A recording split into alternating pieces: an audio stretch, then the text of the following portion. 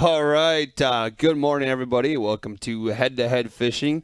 I'm Matt Trott. Standing next to me is Andy, and we're here today to start off day one of Bassin on the Border. I have been waiting for this event because I love watching and participating in fishing the Mississippi River. The Mississippi River is like nothing else, and I cannot wait to have a front row seat as we watch 16 guys go through this event and through all of the changing conditions that the Mississippi River will bring.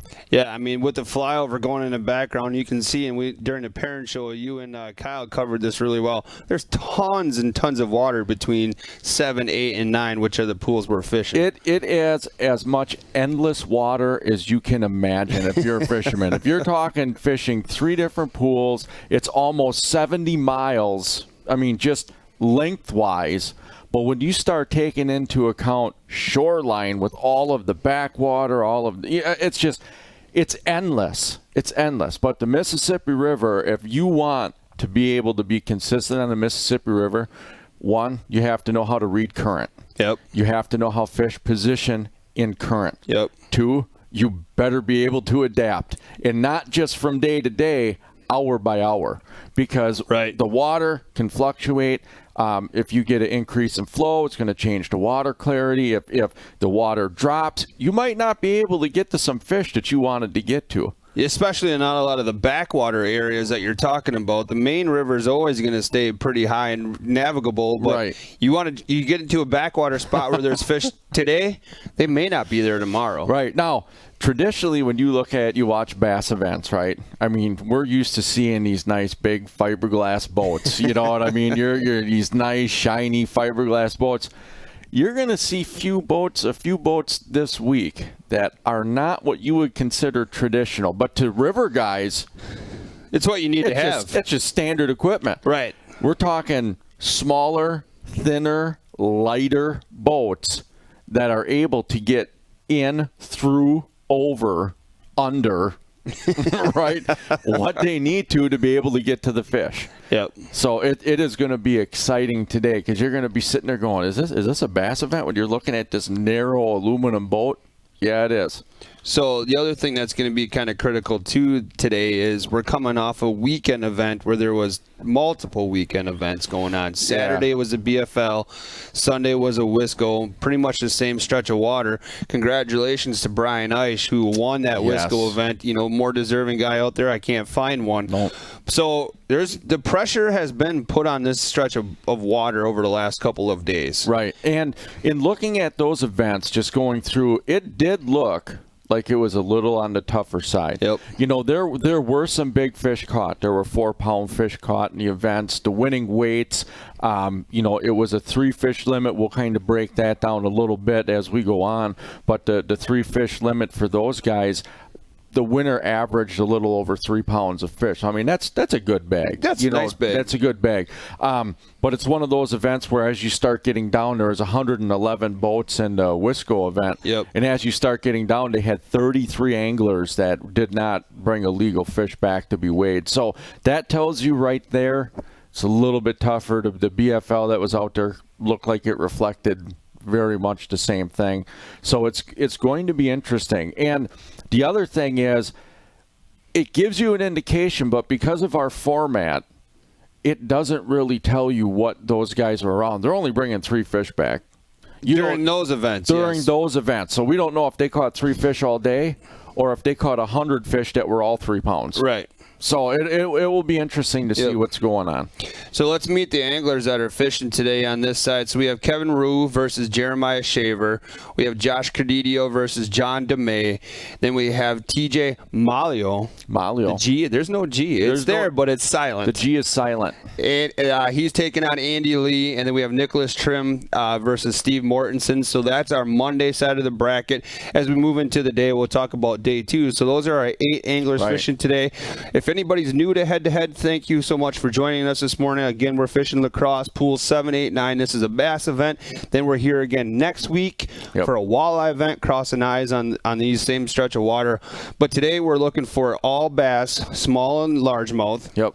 and they got to be above 2 pounds to register for a head-to-head fish. Correct. These fish get weighed in the boat and then released directly to the water. So it's a numbers game. The more fish over 2 pounds you can put in a boat, obviously it's going to increase your chances for moving on. So these guys are fishing today to try to advance till Wednesday. Then we narrow the field from 16 from Monday, Tuesday, down to 8 on Wednesday. Andy and I will be going over the rules as the day progresses. We're getting really close here to heading out to the water, but before we do, I'd like to give a shout out to our sponsors. So this week, again, the Real Shot offers a H2H10 code, which saves you 10% on any purchases. If you're again new, Andy and I do our best to identify tactics, tips, rods, reels, and even these anglers are so nice to reach out to us with a lot of their special gear, right? Rods, reels, what they prefer. So we'll be reading a lot of those kind of things. But head to head is sponsored by The Real Shot, is one of our sponsors, and they offer an H2H10 code that saves you 10%. Again, Sportamotive. Thank you so much to Sportamotive.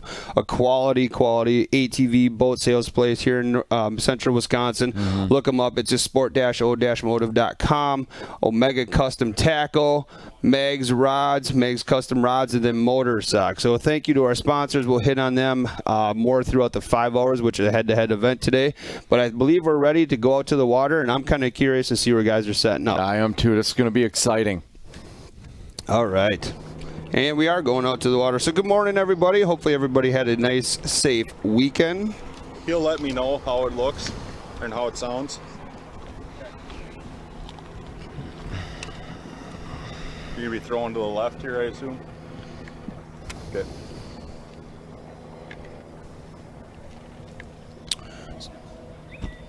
Yeah, so I talked to a lot of these anglers last week, and they were all pre-fishing for the upcoming weekend, plus we're live on you right now, so. Fishing for today as well. Right. So we got TJ Malio on the top left, Andy Lee on the right. Then we go to the bottom left. We have Nicholas Trim and then Steve Mortensen. Steve's kind of found a dam location there. Was that a dam or a lock, would you call it, Andy? That is a dam. That's like a, looks like he's near a spillway. So for those who, again, are new, thank you so much for joining us. There's a number of different ways you can listen and watch head-to-head fishing. You can watch it on Facebook, YouTube. You can also watch it on h2hfishing.com, or you can listen to it on the audio-only version, which is on the website at h2hfishing.com, and just download the Mixler app, and then you can listen to audio only. Andy and I do our best to break down the 5 hours of today's format. There's a good shot of Kevin Ruin and one of those smaller boats like we were talking about. That is a classic river boat right there. Looks like he's rocking a motor sock on that boat bait as well. Yep.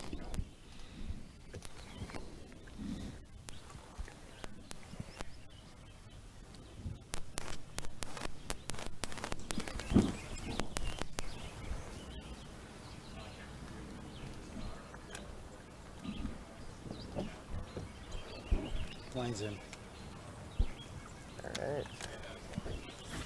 All right, 8 o'clock, lines in. So we fished today, 8-1. Here comes our Way Live scoreboard with right away with a Mega Custom Tackle on top of it. Right now on the screen is Kevin and Jeremiah. And it looks like Kevin, he's throwing a frog right away. Right away, man. Right away. You know, we got to highlight some frog fishing last week. I think we're going to see some exciting stuff this week as well. I actually have a clip from last week that I'll be sharing after today's event. It's the Doug Becker-a-thon. Oh, my God. Is from his 42-pound day on last week on the Madison chain. Do you have it? We have it, yeah. It's a half an hour long. Is it And really? that's edited. That's edited down. It's a half an hour long. It's basically a fish hook set, reel in, and then we skip to the weighing and the releasing, and it's still 30 minutes. Wow. So Gary, good morning. Steve Stark, good morning. Gary says if this week is anything like last week, it's going to be awesome. Agreed, Gary. And that was just from his 42-pound day. That was just from his. That wasn't from his 37-pound day. No. Here we go with TJ Malio and Andy Lee. Now we're splitting the dual screen. Remember, this is Bassin on da border. Lacrosse pools 7, 8, and 9. You're watching head-to-head fishing, H2H, the original head-to-head. All right, looks like TJ, is he throwing a swim jig right away? I got to get a. I was looking at Andy at that second. I got to take a look. Swim jig is a very popular technique on the river. It's so versatile because a swim jig, you can take it, you can swim it over vegetation, through vegetation. You can work it like a traditional jig. You can work it high, and I mean it is one of the most versatile baits for fishing. And it not only is great on river systems, but anywhere, lakes, anywhere. It's just a fantastic tool.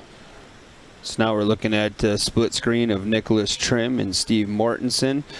To me, I think it's interesting, Andy, right away in the body of water. Look at the different techniques. My guess is if I'm looking at Steve's screen, he's going for smallmouth. And then on the other side, Nicholas is throwing for, I'm guessing, largemouth. Not to say that smallies can't live in these same areas, but right. Two different tactics right away. Right. And it looked like he was using top water. Nothing like the old sound of a baitcaster zinging right away in the morning. I love it. If I wasn't doing it myself, I'm all right listening to it. Doesn't it just look like a peaceful morning out there? It looks great. Well, the weather forecast for this week is upper 70s to, middle 80s consistently. Yeah. Didn't see a whole lot of moisture coming in. And we had talked about the water height. Right. And we're sitting right around, overall, right around that 7 foot. We're down a little bit out of flood stage. And it's going to be progressively dropping as the week progresses as well. Right. They're saying it could potentially drop about a foot. Kevin. Oh! Snap me. It broke off already. Knew that was going to happen about 10 times a day. So Kevin just extreme tiptoe and puckered on one, and right. Either it was a pike or it's not failed or something, but either way, that fish has a frog. A souvenir of the day. A souvenir of the day. Might as well just leave this box out. I'm guessing that it was a pike. Look at that area, though, man. It's mixed vegetation. Looks like some lily pad, some chopped up mat floating around. There's some duckweed here off to the left-hand side of his boat. Yeah.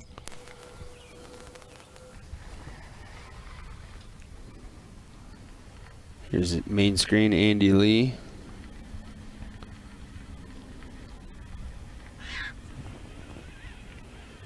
Yeah, this did. There's our first hook set of the day.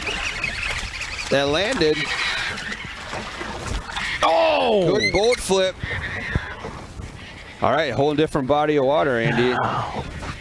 Right, we're going to have to get acclimated to this. To me, it looks like that fish away. Hear the cormorants? Yeah. Hold on to it. Hold on to it. Zeros. So Andy Lee is putting one to the scale.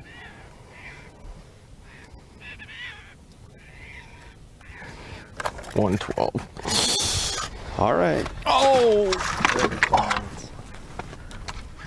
It's got to be below the ground.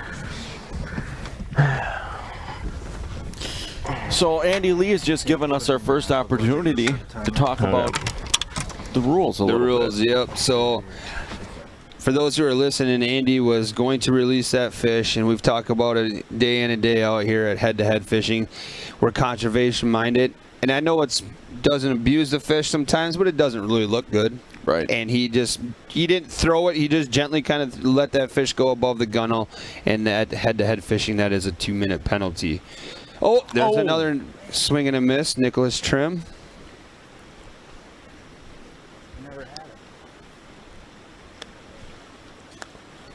So then what he does is he enters it into the Way Live, the app, and the app records a 2-minute penalty for him. All these boats have a camera/official in the boat. The camera operator also is the official making those judgment calls. That one was pretty easy. Yeah.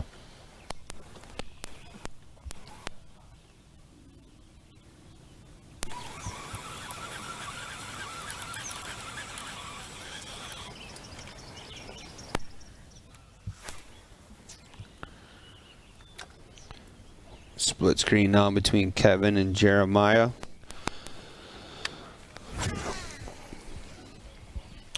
So let us know if you're new to head-to-head, and we can break down the format for you if you're not familiar. Otherwise, you can head over to h2hfishing.com for all the rules, upcoming events, sticker contests. Get yourself a head-to-head sticker at therealshot.com. Use that H2H10 code. And get yourself into that sticker contest for a chance at a $1,000 online gift card to the Real Shop. Mags is all tied up as Andy just took a little sip of his bevy. That was a bigger sip. First one of the day. Here's our look at John DeMay. Now, John, he was our winner at the Southeast SmackDown. Yep, our champion of that event. So we have got a past champion fishing this event. And from that event, he told us because physically he struggled a little bit during that event. It was obviously much colder, but it was pretty physical. And after that event, he said that he went back, hit the gym, and he's down about 25 pounds from that event.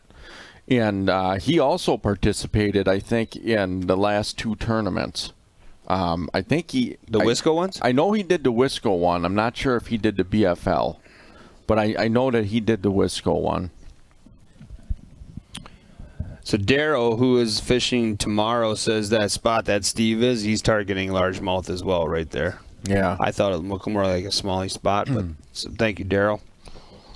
I was corrected early in the week last week on a spot that I thought was smallmouth. Yeah, that's true. So Andy is done with his penalty, and he's back to fishing.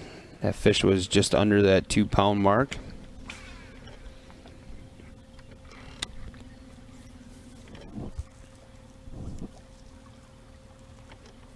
Gosh, it looks beautiful out there. Yeah, and you can see that there is almost no wind to speak of. What happens when you get a bunch of boats running around the river and then water comes up?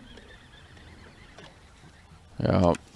And I think what they're talking about is just the kind of the wear the river took over the last couple of days. You have multiple tournaments that each of them have over 100 boats running.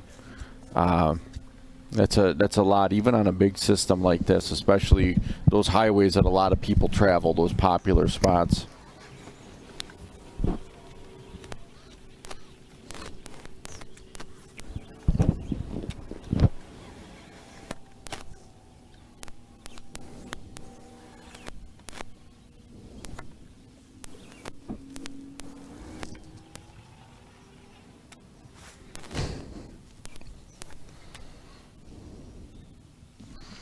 Oh, all right. Captain Robert Klaus is back. Says, good morning, folks. Have not been in a while. Guiding other tournaments have tied up my schedule, so welcome back. Yeah, great to have you this morning. Geez, now even motor socks all tied up. I better. Yeah. Oh, get it in the mic. I got a bubbly, sparkling water.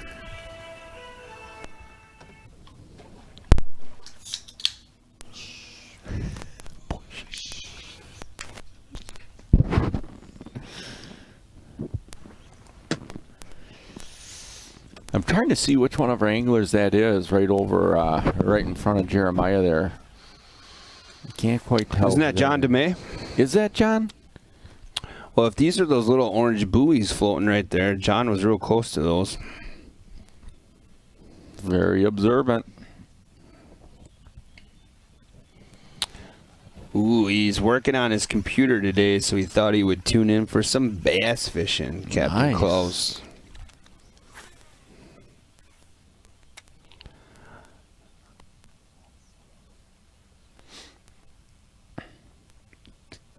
I was at a social function this weekend and got a lot of compliments about head-to-head fishing. And, the number one question that I got was, what is it like to sit next to Matt Trotz. I was wondering where you were going to go with that. You know, it was the number one. It's like, what is it like to sit next to the aura, to the legend, to that energy? and I said it's quite a ride. It is, man. Hey, I'm curious now that the Capital Clash is over with, is talking to Tyson Hansen back at work this week. Yeah. See how his Tinder profiles are rocking. Okay, so I stopped in the store yesterday to do some shopping and got to talk with Tyson a little bit, and he informed me that we don't know how it works. Oh. That we just don't get it. And how it works is you basically set up like a radius around where you're at. And it's only people in that area that can just stumble across. You can't search for people. It's just people pop up in a certain... He said he has his set for 30 miles. From where, though? Himself. So wherever he goes, So he's within 30 miles of a swipe right or a swipe left. So he was traveling. He's a traveling bachelor, is what he is. He is. Yeah. Okay. So Right. I don't think we're that far off, right? I mean, the only thing that sounds like they can't search for him. No, but you can certainly go, well, look at that tall drink of water on that boat. Weird. Looks like he's a celebrity. He's on down in head-to-head. Madison. I got to get myself in that area Right. and start going through these profiles. Yeah. I don't know. That's convenient, I guess, for certain things. Yeah, it is. So Omega's tied up now. Jeez. Gonna have to take quite a few. I don't know what you got going on here, but it says, ask Matt what it's like to sit next to an angel for 5 hours. Are you paying that person? If not, I'm going to have to start.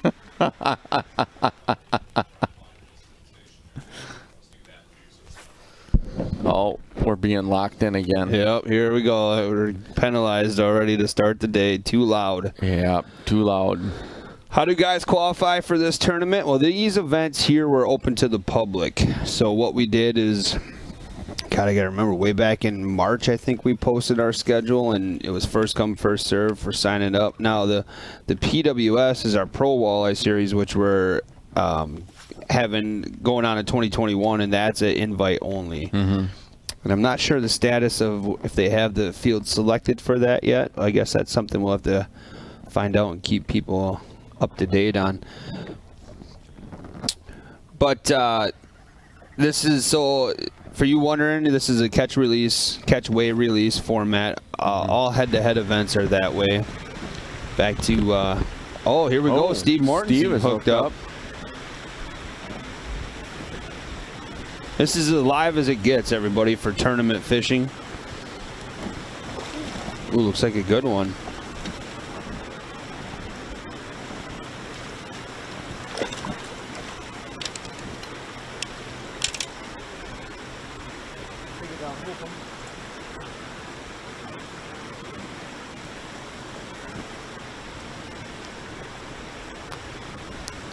Steve's dealing with a bass in the net now. Gonna make it. Measure just decent.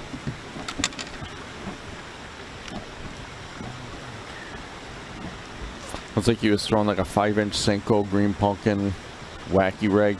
It almost looked like he had a Zero? like a jig in the middle of that. Pretty close, man.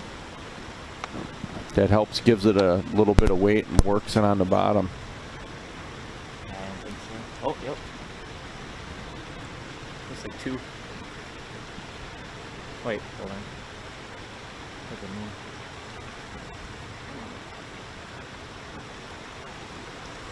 I got 2. I think. It's like 2.7. 2.7. Oh, there we go. Wow. Yeah, baby.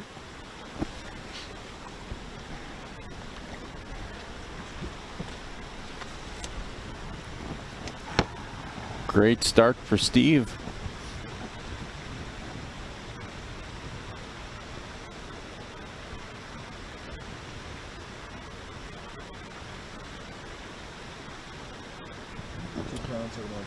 All right, so Steve is our first angler to get on the board. Showing, you know, it's showing weight on there. 11.3, 11.3. Is that right? I'm not sure. That's supposed to be refreshed to. So Steve Morrison's the first angler on the board here at Head-to-Head Fishing. This is Bassin on the border. That fish was over 2 pounds, 2 pounds 7 ounces.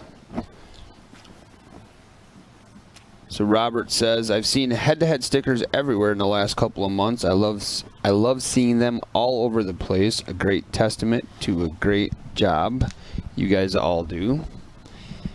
Then he also says, I wanted to see how many walleye these bass guys get in the backwaters this week.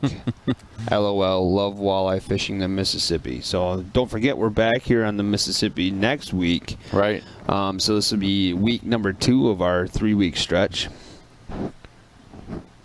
You know, the dynamic part about the Mississippi River is when you think of that backwater, you think of shallow backwater areas, but there's spots in there that are deep. Really? There's spots that are deep. There's holes that are back there, and it's pretty interesting because you think about, okay, going backwater fishing for walleyes. You know, typically you think they're more of a main system, deeper water, but yeah, there's current, there's deep water, and there's food. Yep. There'll be predators back there. So Stephen Goatslayer says head-to-head makes Mondays bearable. How did your sheepheads tournament go, Stephen? Oh, yeah. What was biggest weight for that?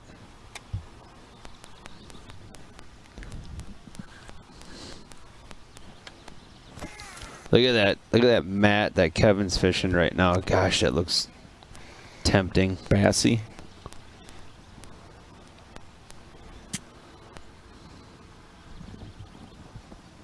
I'm waiting to hear another blow up like we did for Tyson last week. There was a lot of blow-ups last week.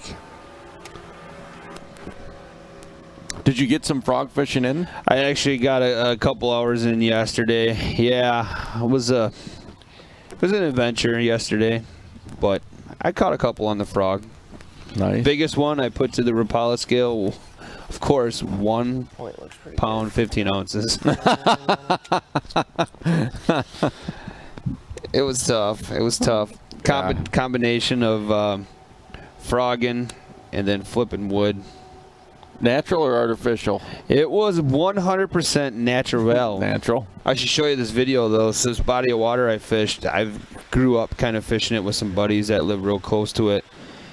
And the water is so high in those areas, like it's overtaking the road. Wow. Yeah, it's nuts. Wow. Absolutely nuts. Yeah, I went out on Lake Winnebago for a while yesterday, and that wind was bad. It kept the bugs down. Yeah, I was very appreciative of that, and I did not get hot yesterday. Did you get any fish? You know, I wish I would have thought about the sheephead contest, and if it was yesterday, I caught a couple of nice sheephead that were pretty good screamers. The bass that we caught, all pretty small. Oh, were you smallies? Yeah, we're trying to go after smallies, and it was just small. It was a combination of we weren't all that motivated, and it was windy. Yeah, it was really windy. That was the reason it made even I have a little boat, obviously, and that really makes it tough. I got to get tight to shore. Right. Here we're getting a look at Nicholas throwing a buzzbait. Could be an Omega Alpha Shad. It's an awesome looking buzzbait.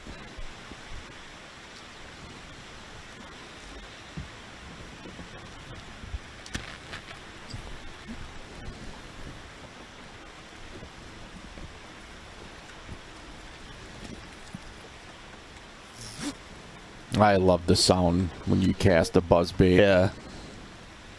It's almost therapeutic.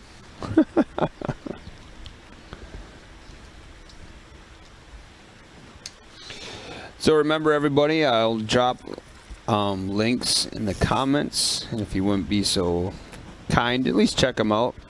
They take you right to thereelshot.com. usually directly right to certain products or, you know, the category of those products. To give this frog thing a little time. Go do something else for a little bit.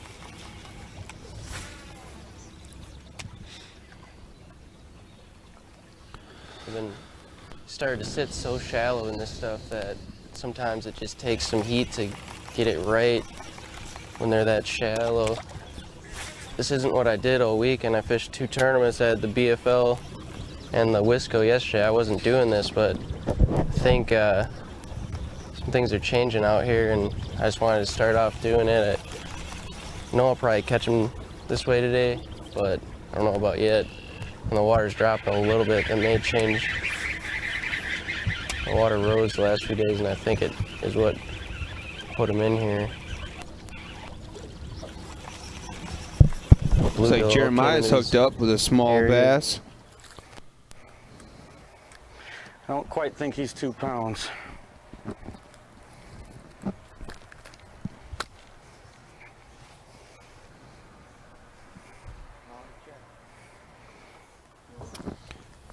So I'll let Jeremiah weigh this fish. But him and John are doing Zeros.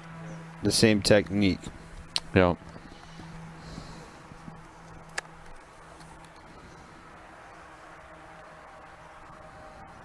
Yeah, not even close.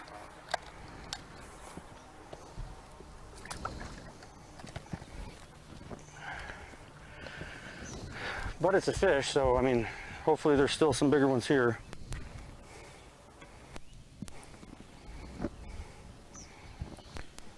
So I think that Jeremiah Shaver and John DeMay are both Carolina rigging.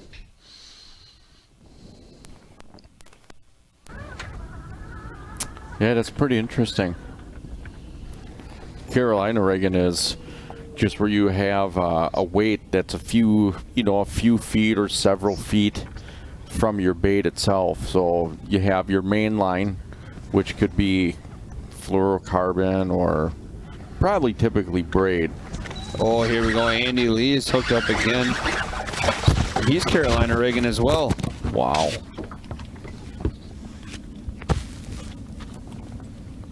I think we're starting to see one of the secrets to the river.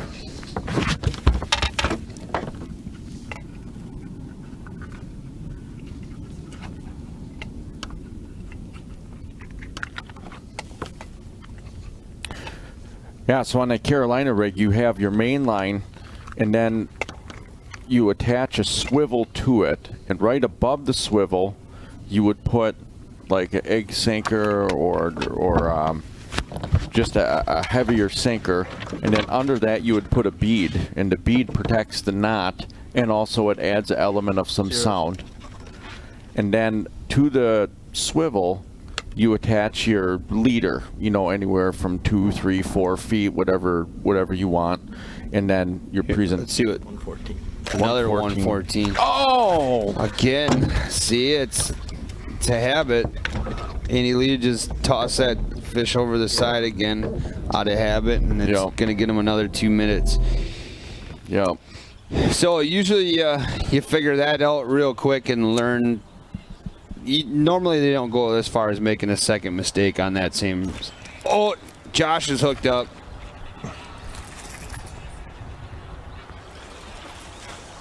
Wow. See him swim that Yeah. fish over the tree? Yep. Look at that. How is that thing in there? How is he in there? Oh, it's a pike. Did he?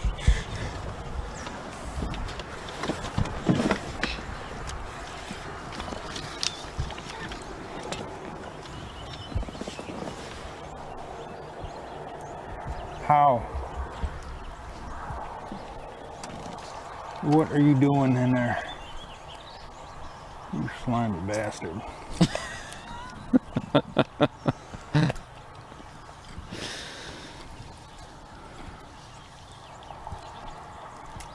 He can have my bait.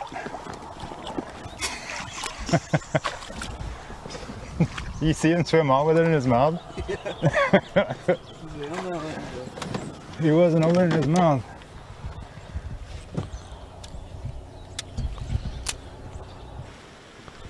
So let's get into something here real quick before the action picks up. This side of the bracket is very heavy on Bear fans this week. Yes. What is going on with that, Andy? Oh, Here we go. Steve Mortensen.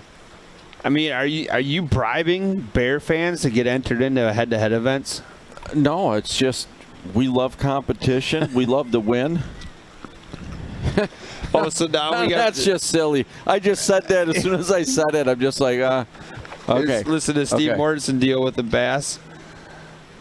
I was gonna say, ooh, that fish looks good.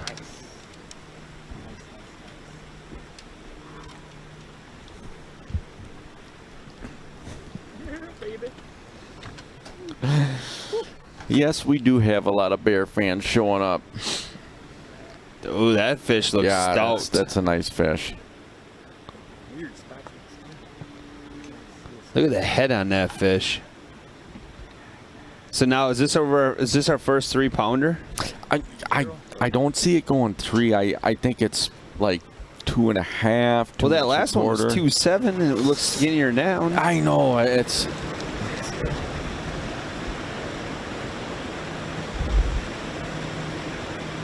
Bigger than the other one. 2-3. What we got? 2-3 looks like? 2-3. All right.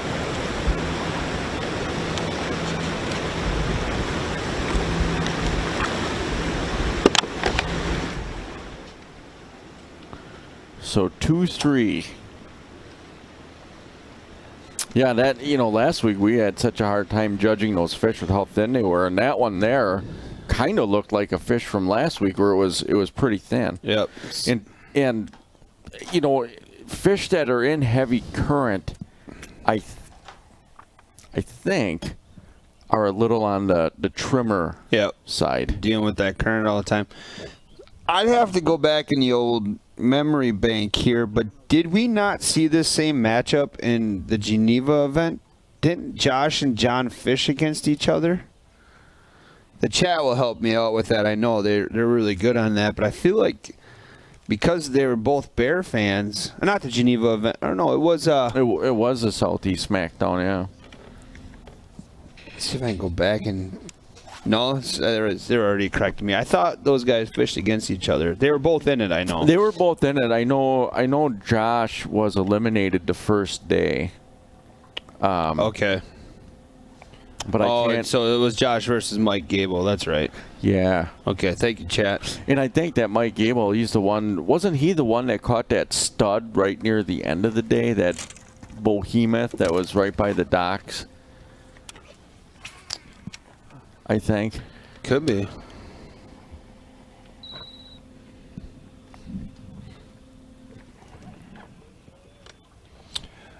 Oh, so we got a...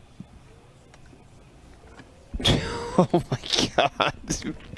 Belly rubbers. You're out of control, man. Watertown, New York. Well, I haven't had to rub the belly just yet. So Steve in the Goat Slayer says in that sheephead tournament. Oh, there's a big hook set from Kevin. It's gonna be a 2-pounder. Swimming right at him. Oh, maybe not. Oh, he might be.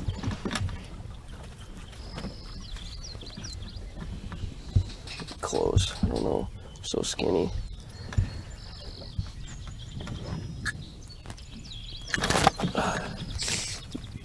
Oh, he's wow. Man, that fish looks Got like it right in the bottom lip.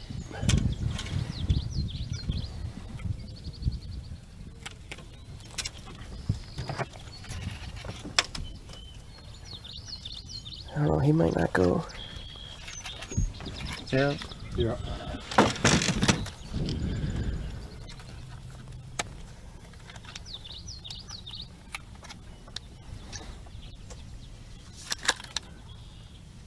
112. Not gonna go. I like that. Idle us back up. So I don't need to put my life jacket on, right? No, not at all. I like that technique that a lot of anglers do is they'll leave that fish right on the Skinny gripper smallmouth. and drop it below the That's what gun. they are right now. Yep.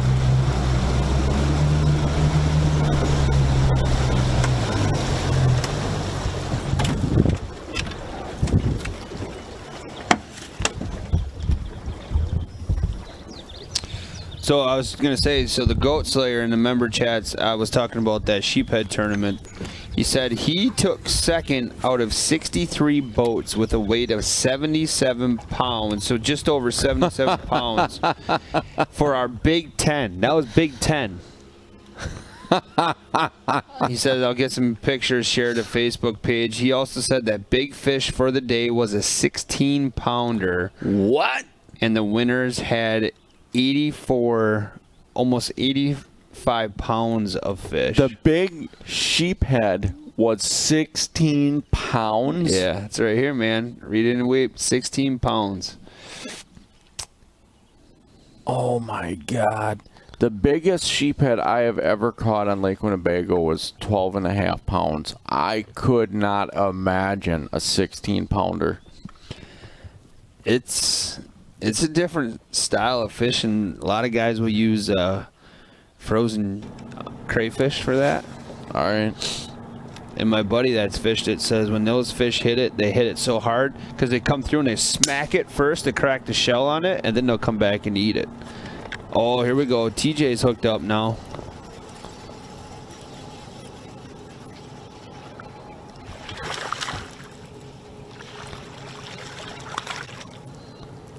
Yeah, it does look like a white swim jig, doesn't it?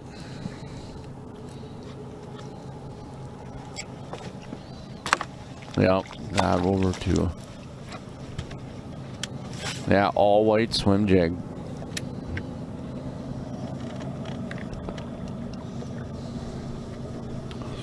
There are so many different styles of swim jigs that they're Blew that shad up. real shot carries. I'm just going to share the whole entire link for those who are looking to expand. I mean, obviously, check out the Omega line. Right. Fantastic swim jig.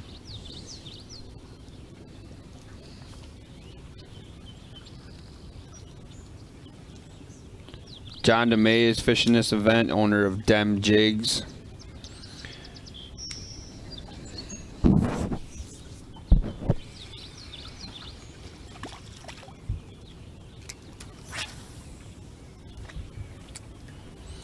Remember that H2H10 code is active. Also, we're going to ask periodically throughout the 5 hours of each day for you to do us a favor and like and share and comment and tag and subscribe to all that kind of stuff just to help spread the word of head-to-head fishing. It's a huge favor. The other thing that helps too is by shopping with therealshot.com. That allows head-to-head to stay ad-free. Right. If you don't like commercials, well, use that H2H10 code, save yourself 10%, and we'll stay ad-free as long as people shop at therealshot.com. Support companies like Meg's Custom Rods, who's all tied up on there. You can get the Meg's rods on therealshot.com. You can get a Mega Custom Tackle just by clicking on that link I just shared. See, came into Motor Sock over the course of the week, or Sportamotive. They're really pumping boats out of there. Their use page is getting slim. Yeah, they're doing pretty good. So let's see here. Here's a 2014 Crestliner 1650 fish hawk. It usually takes me a day or two to figure out how to speak again. Yeah, it's a long. I try weekend. to take the weekends off and hardly talk at all. Huh. Anybody interested in a snowmobile, you can check out a 2003 Polaris 600 Pro X. Wow, that's a great price if that price is right. I think looking at Steve, I think that is like I think they call it the French Island Spillway. Yeah, somebody had mentioned that. Which, just on the other side, what you're looking at is actually in Pool 7 on Lake Onalaska.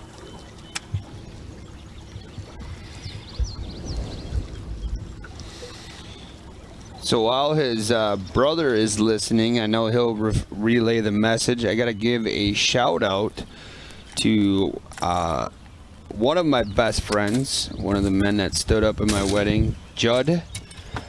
Hodgen had his newborn son this weekend. Nice. Congratulations. Marshall was born, I believe, on Saturday. I love the name. Oh, here we go. Jeremiah. Oh, just got one off. He wasn't.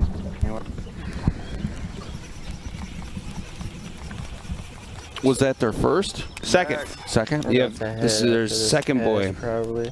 Marshall, Ira, Martin, Hodgen. Congratulations, Judd and Julia. And my other best friend Nathan is just waiting to have his on the 27th. So my brother had his second kid, Judd just had his, and now my buddy Nathan's about to have their second kid. So Are you expanding the tribe at all? my wife would like to. We're gonna sit comfortably at 3 right now. She'll punch me in the face.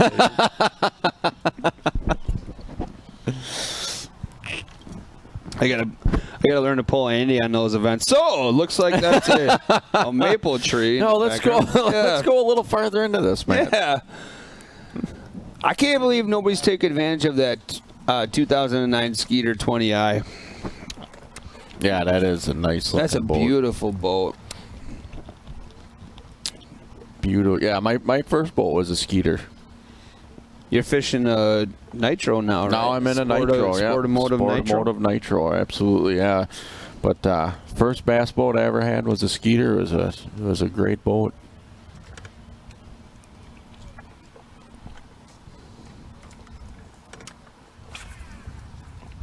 Yeah, boy, that thing looks like it's pretty much ready just to be dropped in the water and go have some fun. Includes a 36-volt Minn Kota Fortrex bow mount Hummingbird. It's got a Hummingbird 1198C on the bow and 1197C on the console. Pro Series power pole on the transom. It's a beautiful boat.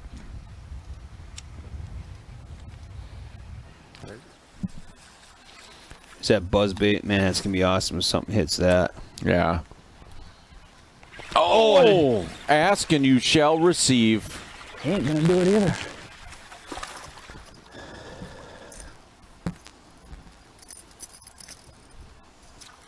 So that's Nicholas. It's just hooked up. Nice release. No dog, new tricks.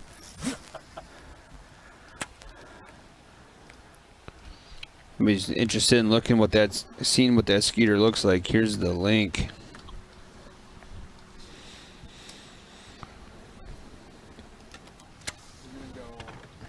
We're not leaving, but he's on back from the start and drag something on the bottom. That doesn't work. You gonna idle or just troll motor down? No, I'm gonna let the current do the work for it. Okay. And while I'm waiting to do that, let me see if I can get. See if you can get some caplicious. There's fish chasing, but That sound like a DC. not usually. You're like, it should be. Other than right, it's really weird. But when they're tucked up underneath a clump of weeds, it's kind of difficult. Listen to Nicholas Trim. God, that area looks awesome. It does. Oh! Way back in there on the end of a cast. Keep them up. Keep them up. That one right now looks like it would weigh. That one, I don't know if he's gonna go either. We're gonna try him. Oh, no, we're not. Yeah, it does look a little. My eyes are big on a Monday morning. Yeah, it is. Kyle Carpenter is filming today.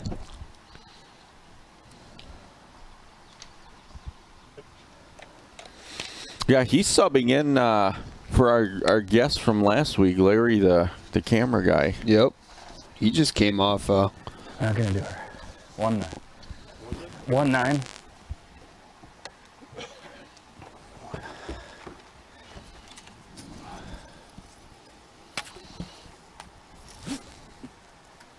Yeah, him and Captain Keller, they just fished a tournament this past weekend, I think in Ocano, didn't they? Yeah. Any word on how they did on that? Yes, they took 5th. Nice. We took 5th in the team of the year for Bagel Walleye Club with 65 teams. Just took 7th yesterday out of 88 teams in the AIM Akanto. Missed by 4 pounds with a winner getting off a 5. So he lost a 4-pounder that basically got off 5 foot from the net. Wow. So that's awesome. Congratulations, Captain Keller. Yeah. And actually, Bo just sent me a... Ooh, John is hooked up. Oh, so the...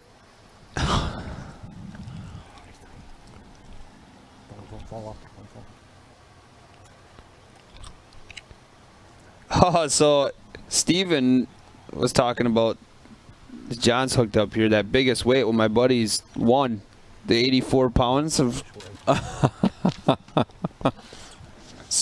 Hodgins. Bo and his son Colton. Congratulations, 84 pounds of sheephead. That is unreal. And it's Big Ten. That is unreal. And I think in that tournament, they don't release any of the fish. They keep them, and then you just pull your Big Ten out of the pile. Yep. See how much they weigh. You got to get your eyes adjusted first thing in the morning. 1.4. 1.4. Come on, buddy. Hold on. You ain't going nowhere.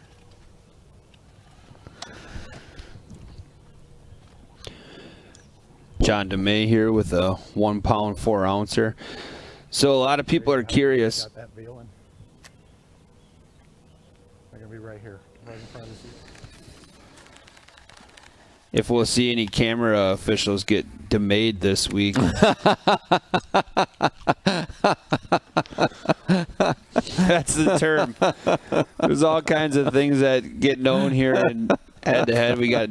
Are you having a Doug Becker style a day, and you don't agree with somebody, you just get demayed. Oh, there's Nicholas Trim with the monster hook set again. That buzzbait's bringing those fish to the top, burning it in hand. None of Smalley? these are gonna do any good.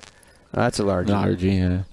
I tell you, that look that he did give his camera official that day, it would stop anyone in their tracks. Yeah. Especially now he's trimmed up. He's 25 pounds lighter. Looks like he looks like he could step into the ring. yeah, I'm telling you, man. Those boys from Illinois are bringing it. Whoa. Did you see the size of Josh? Yeah, I know. Looks like he's a linebacker. I wouldn't want to give him penalties. No, he's a nice guy, but I wouldn't want him demanding me on anything. That would be A bunch of 1.4s. You wouldn't want him to Doug Becker you either. No. Be a long day. Back over to John DeMay here. Oh, there's the hook set. Or 4. Maybe not a 1.4. Don't fall off. If you're gonna do it over the side. Just don't hit the boat. Oh no. I was unhooking them. It's not a penalty? No, it is. Come on. Just give an old guy a break. Just That throwing little us. dang thing. So Hey, I was unhooking them. You said if it dropped. Unhooking them. All right. So John was throwing a small swim bait. It looked like a quarter Make sure we ounce don't blow into the shore. jig head and probably like a That's 3.5 just my inch, like a Kitech style bait. Yep. And I know that the Real Shot has got a ton of those. So John's mom is on. Good morning, Rose. She's a big supporter of Head to Head. She was on quite a bit last week as well. Yep. We were mentioning about, John's form and how fit he looks. And she said he got that from his dad. Nice. Actually, she said he got that from his daddy. So.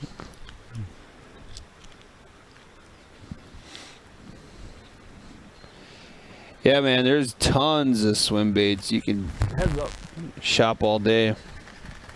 Good Lord. The old frog is not. Oh.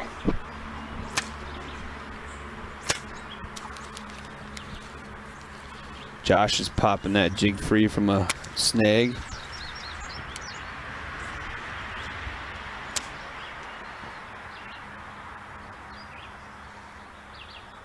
Think we'll see any broken rods this week? I mean, look at the size of some of these guys. I'd feel bad if I was a fishing pole if Josh Credidio was holding on the other end. Oh! That was a good hook set.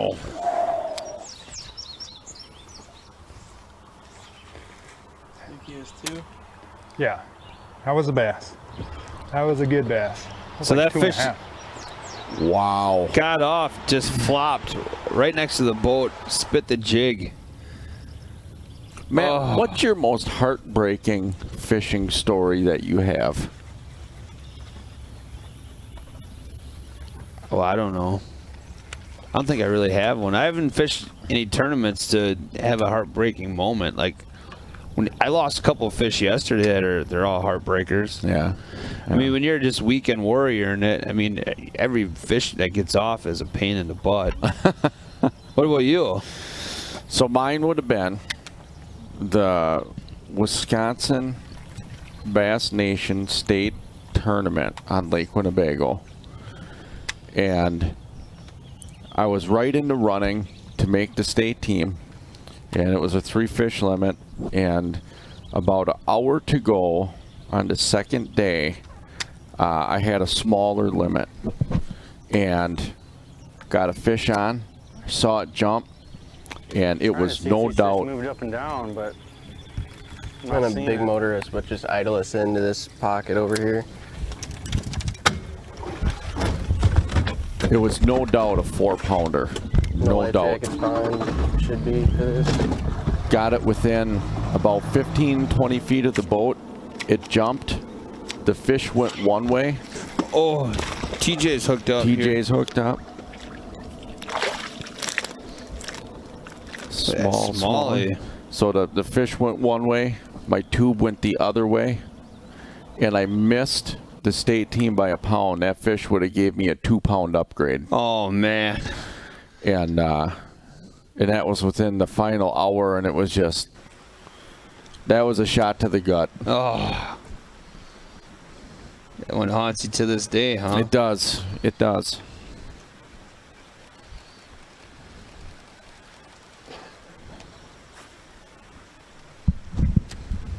I just don't know why they wouldn't be eating this frog. I mean, no reason not to be. They seem to eat that buzzbait really good when you get it in front of them.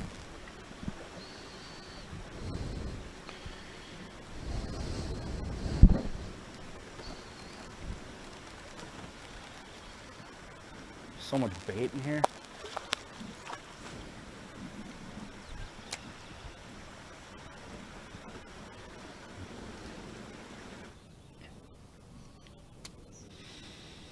Back with Josh and John. Now these guys they're pretty good buddies. There was some smack talk going on during the pairing show. Yep.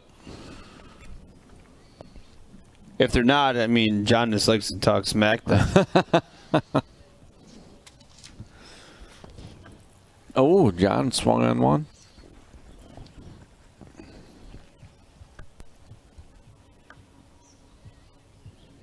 Oh my gosh, I have an absolute monster perch.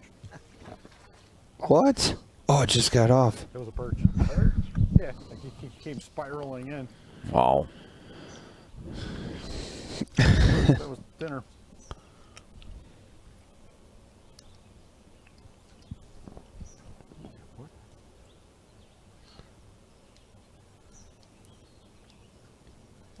I like this comment here. Last week convinced me to buy a frog. What's it going to be this week, boys?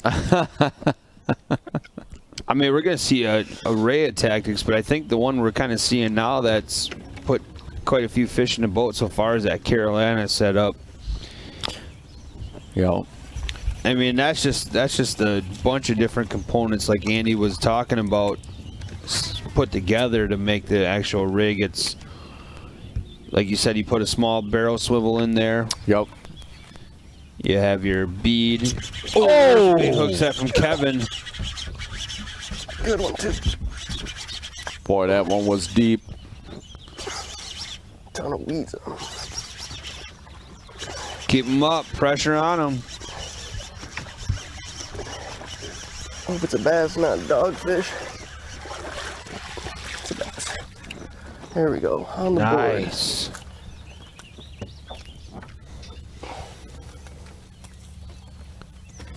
Kevin Rue with a potentially scoreable Maybe they won't eat a bass. frog this morning.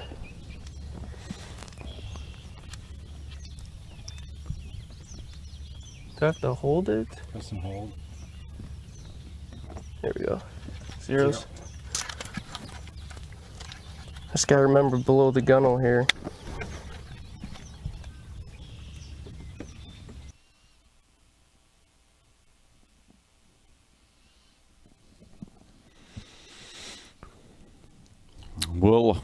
We'll get a weight on that fish shortly. Some of these guys, you know, with the Mississippi River, the cell coverage is a little spotty. Yeah, they're going to go way back in some of these backwaters, sloughs and such like that.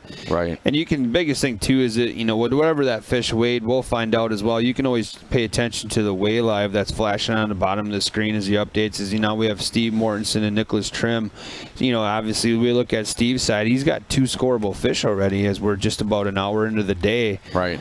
For 4 pounds, 10 ounces already, where Nicholas is still looking for that first 2-pounder. He's caught quite a few fish already throwing that buzz bait, but they've just been short of that 2-pound minimum for the head-to-head event. So as you pay attention to the scoreboard on the bottom, we can kind of recap some of our matchups right now. We don't need to flip through them, so we'll just say we'll stay with so Nicholas and Steve, we just hit on that one. Kevin and Jeremiah are both at zeros right now. We had seen them battle between Josh and John. Again, zeros, still looking for that first 2-pounder. TJ is at zeros. Andy's at zeros. It's a slow day. It's a slow start to the day. Well, it's a deceiving start to the day because there's a lot of fish being caught. They're just not 2 pounds. Right. And what these guys are doing is every time that they're catching a fish, whether it's scoreable or not, they're noting that they're catching a fish, correct? Yes. Yep. In case we were to go into our tiebreaker, or what we call Dink Fest here at the head-to-head fishing. I almost said the real shot. But yeah, so the officials are keeping track of all fish that are under that 2-pound mark as well. It looks like that fish that was it Kevin just had on.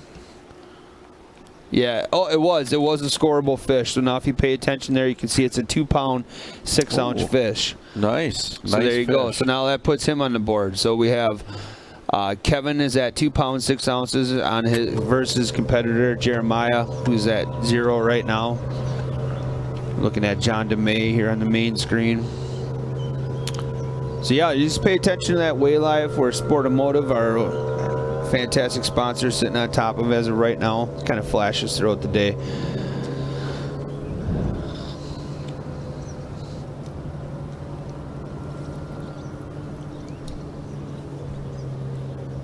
I'm kind of curious in the all the chats. I see Marianne Husky's on. Good morning, Marianne. Out of the 16 anglers for this week on Bassin on the Border, who do people got picked? Yeah, if you filled out a bracket, right when he cast that, oh wow, burning it.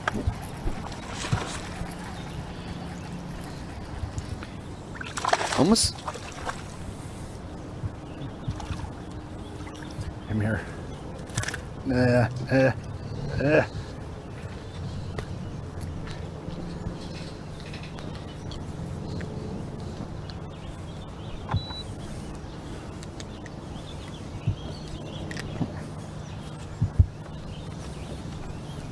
Still throwing that swim bait. It was 100% non-scoreable.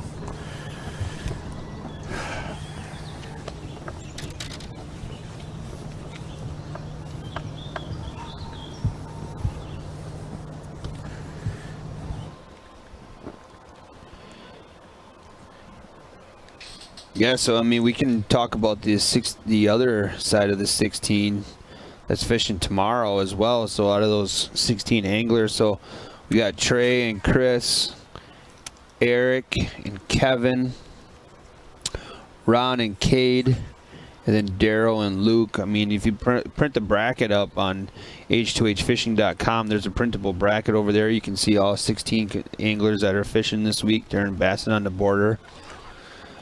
That right-hand side is pretty stout, too. Hopefully there's not near as many Bear fans on that side, though. I tell you what, I'm going to be bold. I think a Bear fan's taking this event. Oh, what? All right, cut the stream. We're out of here. Why am I being motioned to leave? Oh, Andy's hooked up again.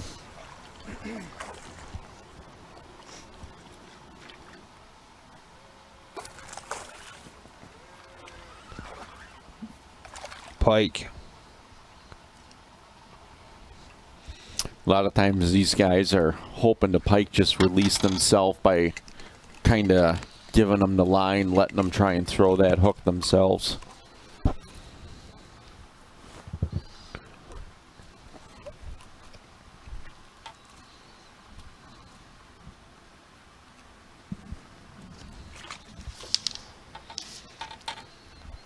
Looks like he's also throwing a swim bait.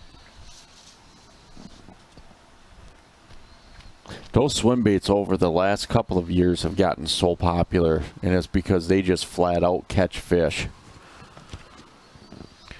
Oh, no, it's a swim jig with a trailer of a swim bait on there. I got a fin fact here of Nicholas, or Nick, as he likes to be called when we bring him back on the screen.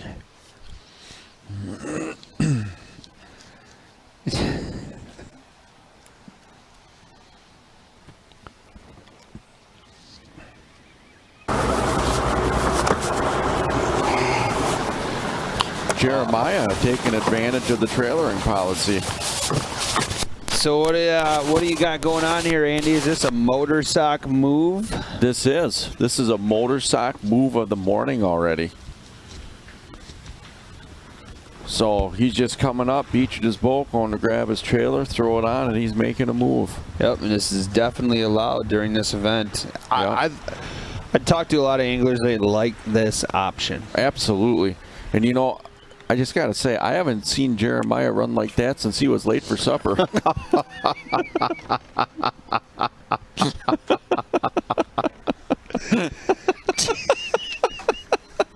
Nice. Jeremiah is a run, Forrest, run. He is very, very active in the chat. Yeah, he is. He is a great fan. He's a great ambassador to the sport of fishing. He's actually the president of the Wisconsin Bass Nation. Oh, okay. So he's very active. He was president of the, I think he still might be, but very involved in the River Road Club as well, out there on the river. But he does do a lot for the sport of fishing. He's a big ambassador. He's a great tournament angler. Just a great guy. So it's a lot of fun to be able to watch him come to his home body and see him. Oh, John DeMays. This guy figures out a pattern and he grinds it out. This is going to be, I got to get out of here. My net is.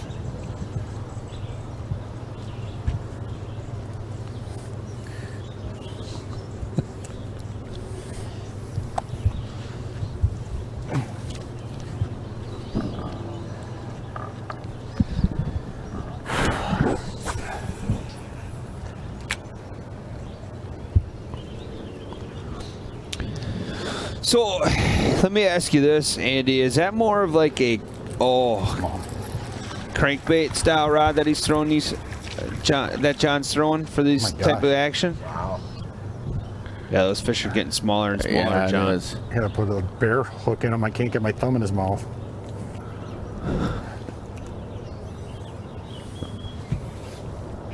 It looks like it could be like a fiberglass rod or a composite graphite fiberglass rod.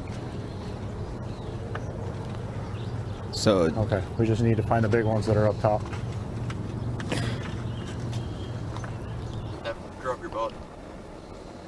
If I had to lock, Yeah. oh, I would have taken 45 minutes. Oh. This is a, you know, give it a take a 5-minute drive, get launched, and then we'll put the hammer down, get to where I want to go.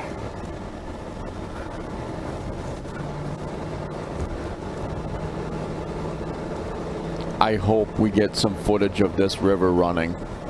Honestly, to see where Jeremiah's, you know, not necessarily to see where he's going, but to see how he runs the river. It is You know, an hindsight's always experience. 20/20, but I don't mind taking a little bit of a gamble here.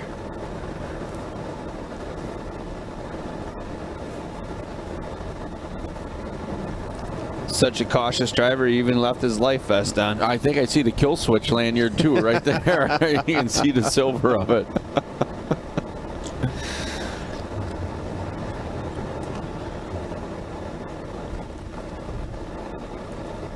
Yeah, this is, you know, he recognized, hey, it's not working right now.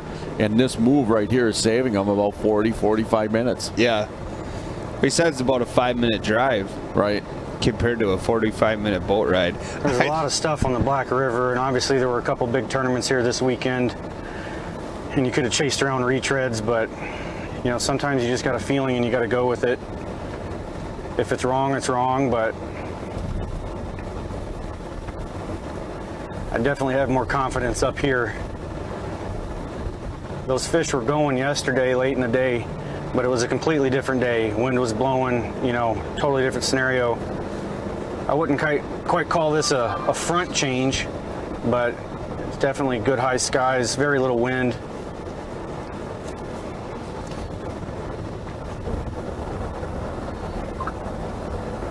So I think the move that he's making is, I think that he launched in the Clinton Street boat landing. Okay. And he, you know, he mentioned the Black River, and that's right where the Clinton Street boat landing is.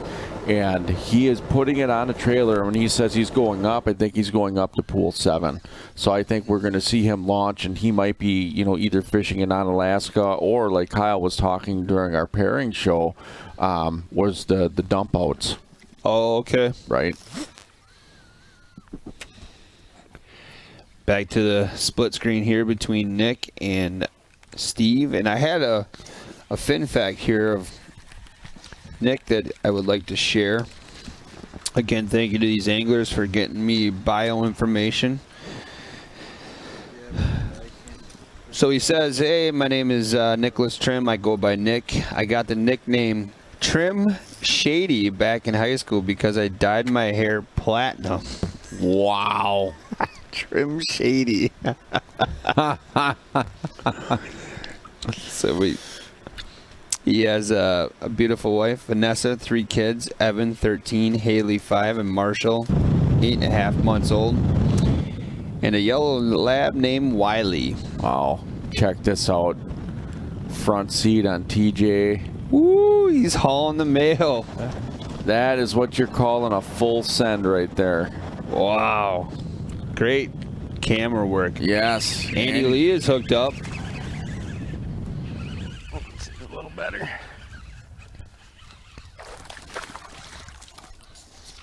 Oh, man, I love watching them boats run like that. It's awesome. Go 2. Great job by the cameraman in there.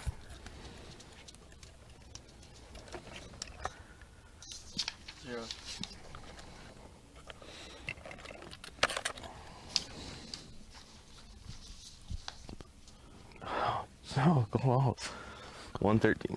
Oh, I think that's his 4th. What was that? Yeah, no kidding.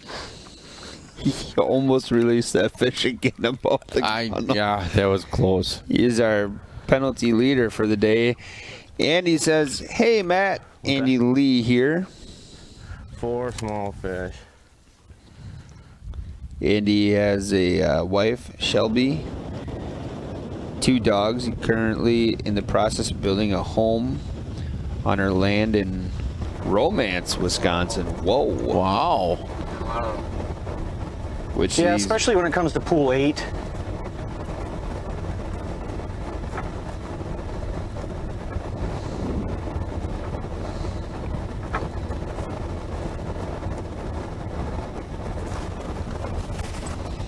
think Jeremiah's got that truck in the wind pretty good as well.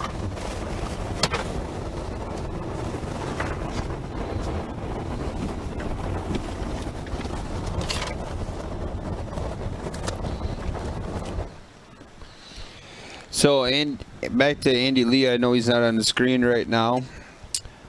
He is a lineman at Dairyland Power. He says, I grew up fishing on the Mississippi River with my grandpa and dad. So Steve dropped a bunch of information too.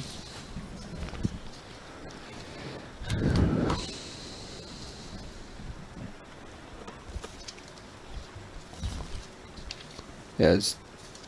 I know I have more from Mortensen as well. Oh, more from Mortensen. More from Mortensen. Says his nickname was Morty.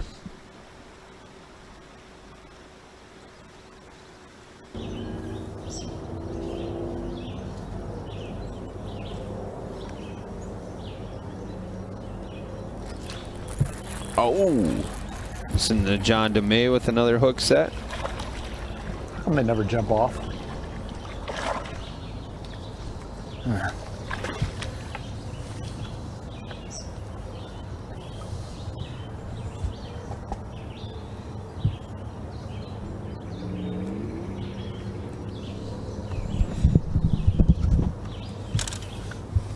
Yeah, you heard Jeremiah on his move talking a little bit about the Tell your pressure big buddies to come over here, fish. from the last couple of tournaments.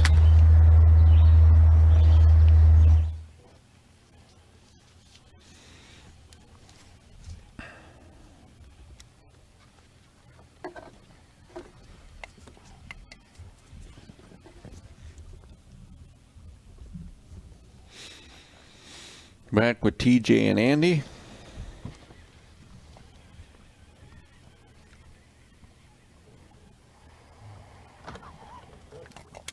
So where's everyone watching us from this morning?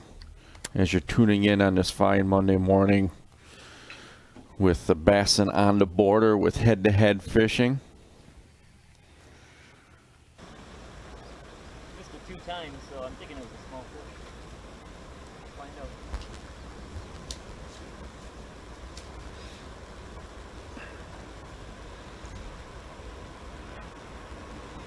Yeah, let us know where you guys are watching us from this morning. Nice. Texas, Green Bay, Michigan, Springfield.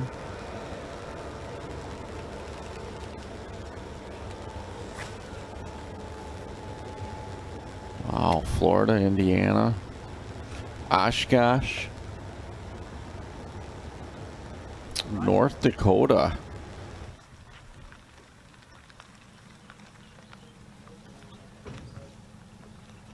Ohio, Canada.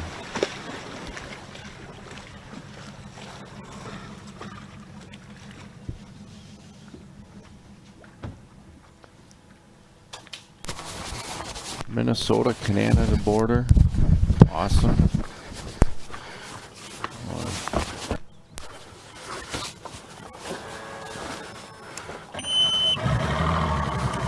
Did you see that? Wow, Utah. Did you see how Jeremiah launched his boat? That was awesome. Backed it down, slid off as it was sliding off. He's out of the truck, ran, jumped in it, fires it up, beaches it, gonna pull out. That's what I mean. These river fishermen, they are just so much fun to watch.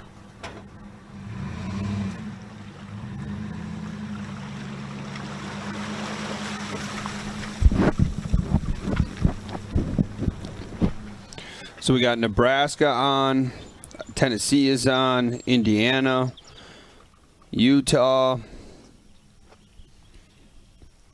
Do you know where, how do you pronounce this one? Do you know where that one is? Ka-ka.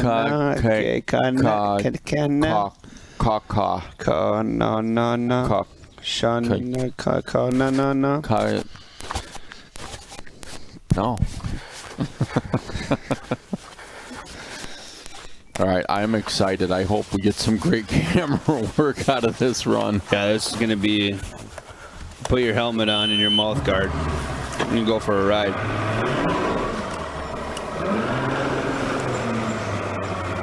Iowa. Idaho. Somebody's watching from Jeremiah's work computer.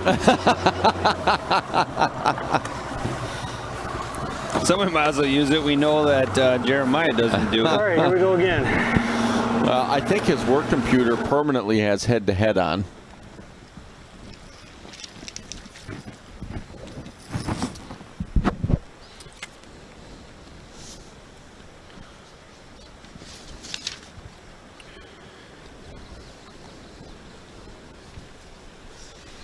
Back over to Nicholas Trim and Steve Mortensen.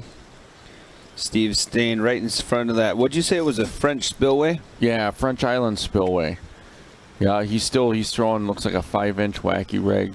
Oh, look what we got going on here. I think he's putting suntan lotion on it so it doesn't burn. It is. He's putting some stinky stuff on there. Liquid mayhem. I actually marinate my baits in this overnight. I think it helps them to hold on, that's for sure. Huh. That's a great tip from Steve.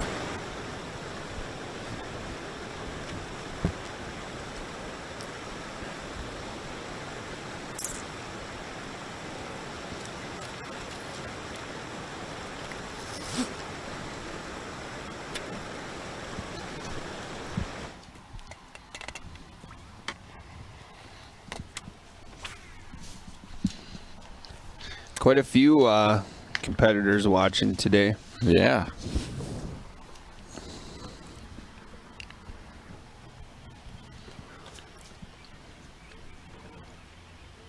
They start at 8 o'clock. All events start for the next 2 weeks at 8 a.m. Central Time. Then they fish. Lines are out at 1 o'clock Central Time. Yeah, unfortunately, last week we got close to it, but we've never had to deal with weather yet. Where we have a delay. A lot of questions get asked as far as why a 5-hour event as opposed to an all day, and it gives us the option, if there is weather, to be a little bit more flexible during an event. Yep, if we have to. I mean, we've done it in the past. We'll go back to back. We'll have the AM, PM portion. And, the biggest thing is all of these competitors, most of them have full-time jobs, and, they take this time off from that work, and they don't have the flexibility if this tournament would to get stretched out an additional day. They don't have that luxury, so being able to have that flexibility within the event is pretty cool. Oh my God, I missed by a mile. Man, look at that area. Oh boy, what a shot here. Oh! Pike. Oh! I didn't think I would assume. Great camera work. Let's see if I can find out. This is awesome. We're in the boat with Nicholas Trim here. Oh, he got it again. Yep. Pike, he called it. Wow.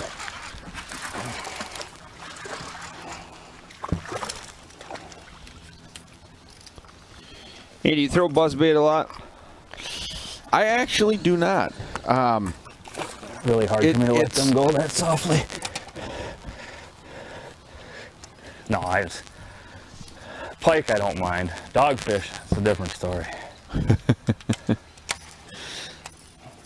I don't throw it a lot, just because I do a lot of fishing for smallmouth offshore.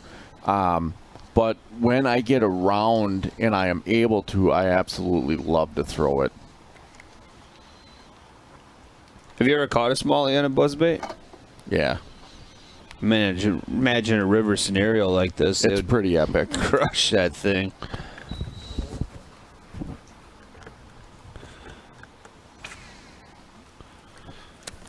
So here's a link to a lot of the swim bait, either jigs or plastics. This isn't all of them either. It's just a good portion. Mm-hmm.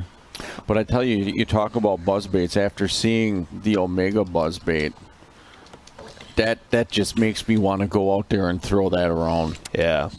That is awesome. I'm sharing the swim bait one, and then I'm going to drop the buzzbait information as well. Remember, you can help keep head-to-head ad-free by shopping with the Real Shop. Here we are with Jeremiah. Look at this.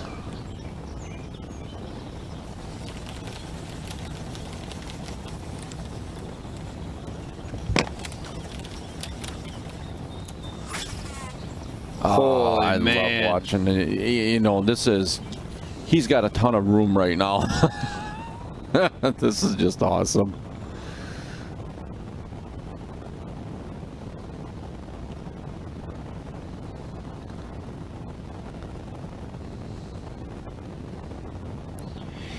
You know, when you're going this fast, Andy, you don't wear a hat. No. Otherwise, you will lose a hat. No. You pretty much, anything that's loose in the boat, you got to strap it down. Yep. Bags, cell phones. Cameramen. Absolutely.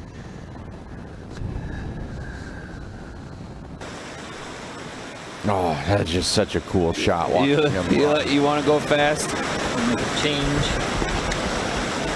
I keep missing bites. Take the weed guards off. There's weed guards on here, and I think I could be causing them. Just break them off. There we go. Just took those little bad boys off right there, man.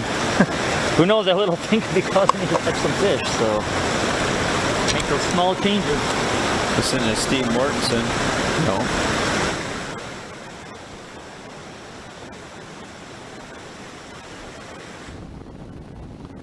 Back in the boat with Jeremiah. Look at that run. He is so focused right now on what he wants to do and where he wants to be.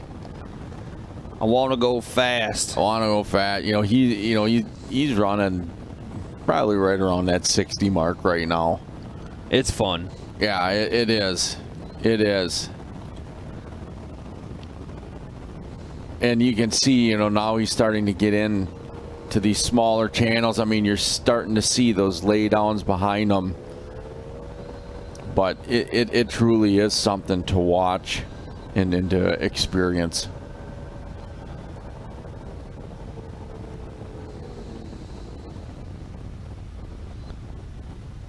Oh, he's slowing down. Yeah.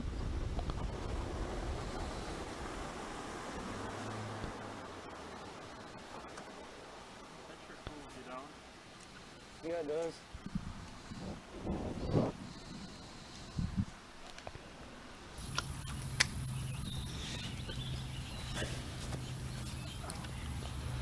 Yeah, that was a cool run right there. Somebody was asking where Kevin is. Here, you're getting a look at Kevin now on the screen.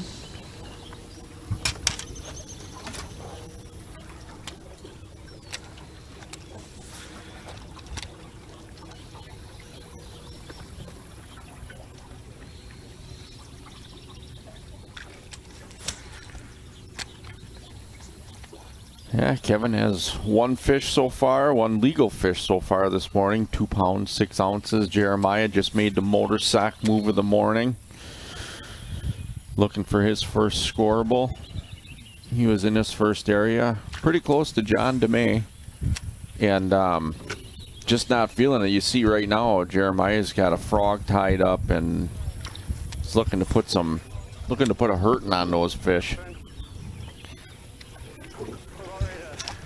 All right, we're gonna head up just about 200 yards.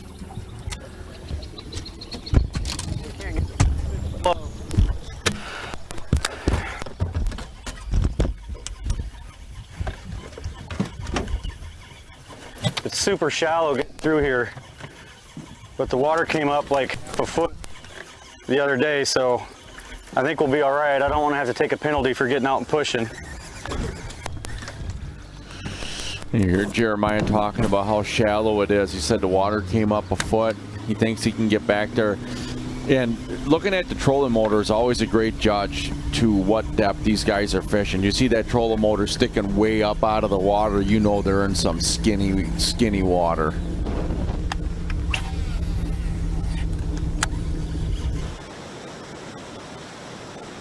Wow, look at where Nicholas is. Yeah.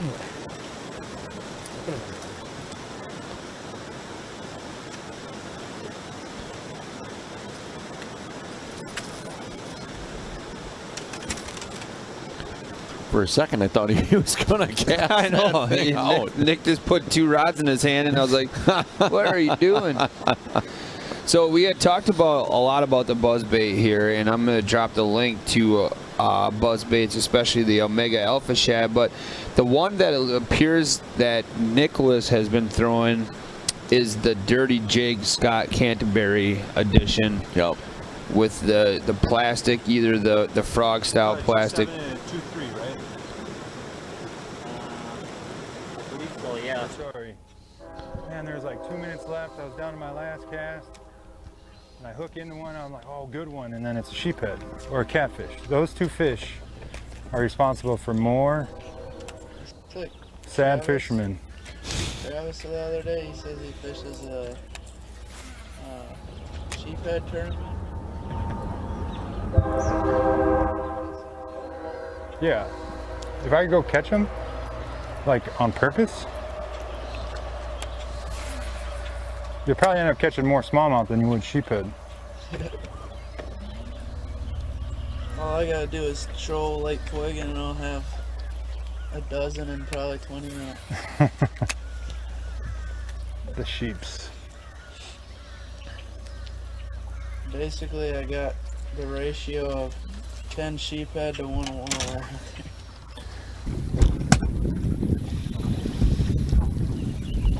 Back with Kevin after he just made a quick move.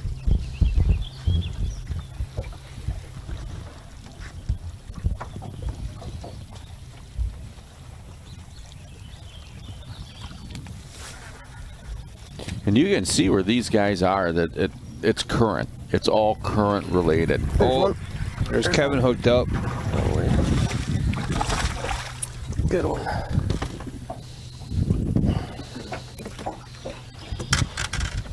I gotta remember which scale I had. That was a good one.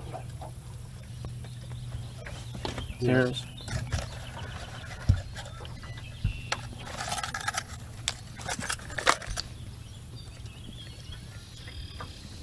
Two nine. Wow, nice fish for Kevin. Action's starting to pick up. Yeah, I like this comment here. I mean, it's just amazing how many fish that if you weren't going to weigh that fish, you'd be like, oh, that's got to be a 2-pound range, right? And the next thing you know, you're like, oh, man, that's only a 1.6, 1.5, or, 1.15, like that fish I caught. Just engulfed a frog. I'm like, it might be 2 pounds. And 1.15. I mean, I even reweighed it, right? I did. I took my second reweigh and I reweighed it, and it's the exact same thing, 1.15. Yeah, it is, and it's amazing because we saw last week those fish. The frames on them were big. Yep. And you see that frame and you get them on the scale and it's shocking, and then you don't trust your scale. Yeah. And then so it does go to show you that. Look at where Steve is at. It's amazing a fish could even stay in there because there's so much current moving water. Right. Well, there'll be little irregularities. Well, they'll sit where they're out of that, waiting for food to come right over them. And the cool thing about a spot like that is they pretty much have to eat, right? Like they don't have time to think about it as much as they do in a. It's reaction. Color. I'm gonna switch it up to a black. That was green pumpkin before, so let's see if that makes a difference.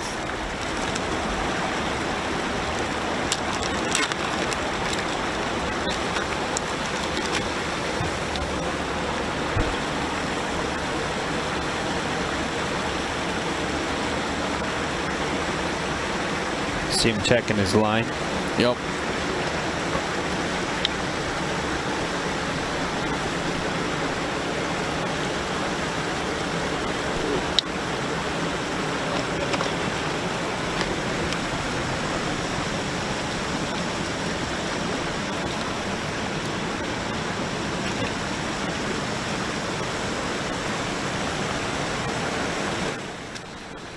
Boy, that area Nicholas is in, just like you said, boy, did that look good. It does look good.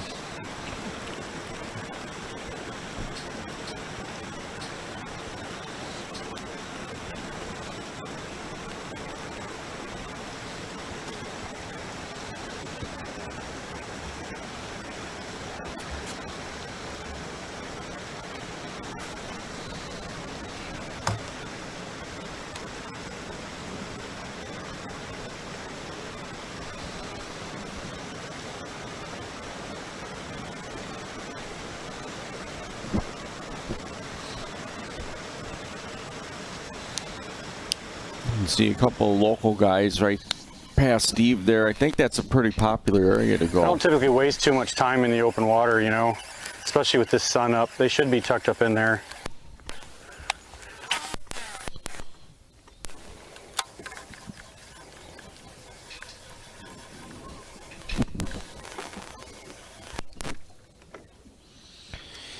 Yeah, a lot of people are commenting. It's super pretty down in that area. I love that southwestern part of the state. Right, with the bluffs and the hills, yeah. It's a cool area.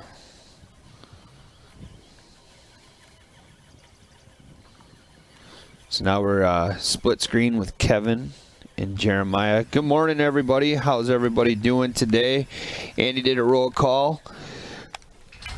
If you're on and you wouldn't mind, share this with people, or we're gaining throughout the course of the morning. I know everybody's back to work and got a lot going on, but we appreciate every little share and tag and subscribe that we can get. It just helps spread the word of head-to-head fishing. Remember, we're here again the rest of the week, and then we're here again next week, I should say, for the Crossing the Eyes Walleye event. So if you're a walleye angler and you've been chomping at the bit for a head-to-head event, you only got to wait a couple more days.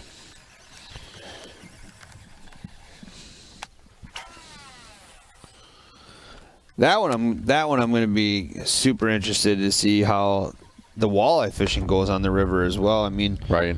Most times I think of a river, I think of a lot of jigging, you know, casting, all that kind of stuff. I'd be interested to see what the strategies are going to pull out for that event. Right, because you know up around here, you know, you look at like the Fox River and De Pere or the Wolf River when the walleyes and all that are running. You look at how they're typically fished for, and yeah, like you said, it's a lot of that.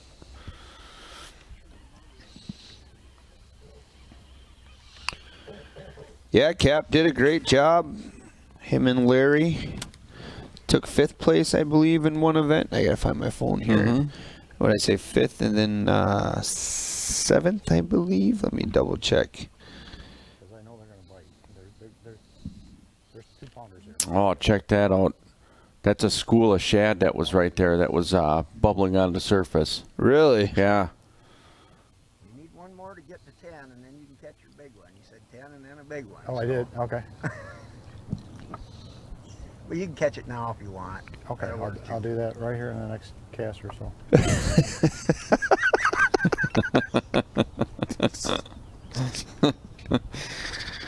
You know, John is always an accommodating guy. he's a no BS kind of person. Yeah. Yeah, whatever you want. I'll just catch one now.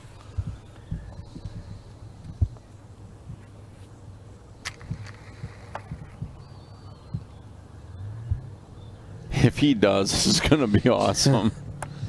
Yeah, so it was 5th in Team of the Year for Bago Walleye Club, and then 7th yesterday out of 88 on the Amo Kanto.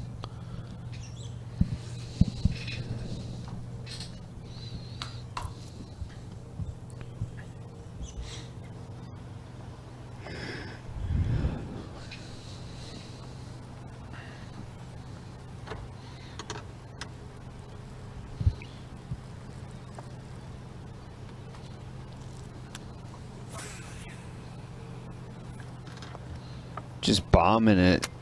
John's just bombing that swim bait. We're on Kevin here. Fishing, I believe it looks like a undercut bank. There's a good one. Oh, nice hook set. Whoa! Oh, big smallie. Big smallie. Come here, buddy. Come here. Oh boy. This net don't work good. Oh my God, it's a toad small. Oh. Broke my rod. Oops. Oh. About a 4-pounder. Three, close to 3.5. Oh, look at that. God, I've done that so many times in this boat, broke a rod just because I've hit it with my foot like that. Zeros. Zero.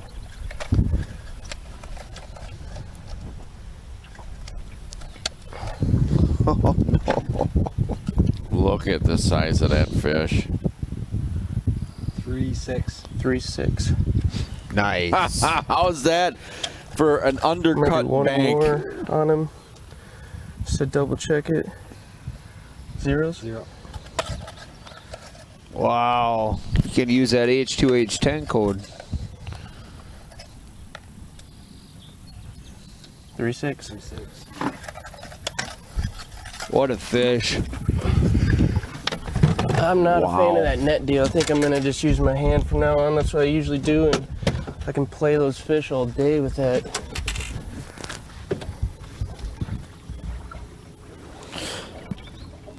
On our pairing That's the difference between boat pressure out here and no boat pressure.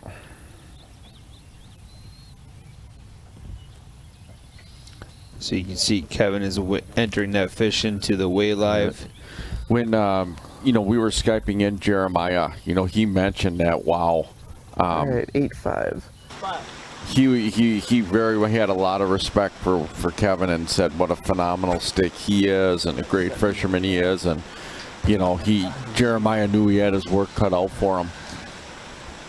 That was an awesome fish. Yeah, it's beautiful smallmouth. Like you said, hanging right underneath that bank there. Right, and they're there because of current. Yep. Those smallmouth would not be there if it was still Black worm. backwater. I wonder if that's going to be a big difference. Going from green pumpkin to black.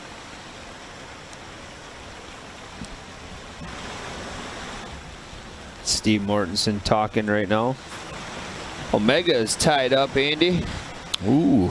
Take a sip of a blue blade water here, sparkling raspberry. I'm gonna take a sip of the mystery concoction in my my mug here.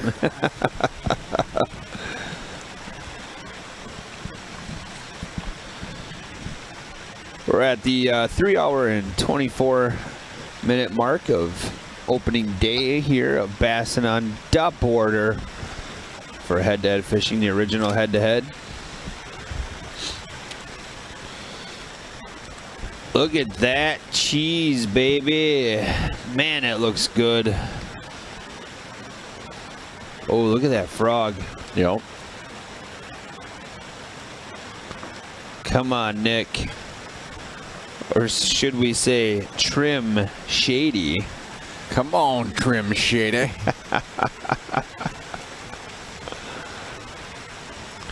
We got Trim Shady versus Morty right now. I wonder if there's a picture somewhere of Trim.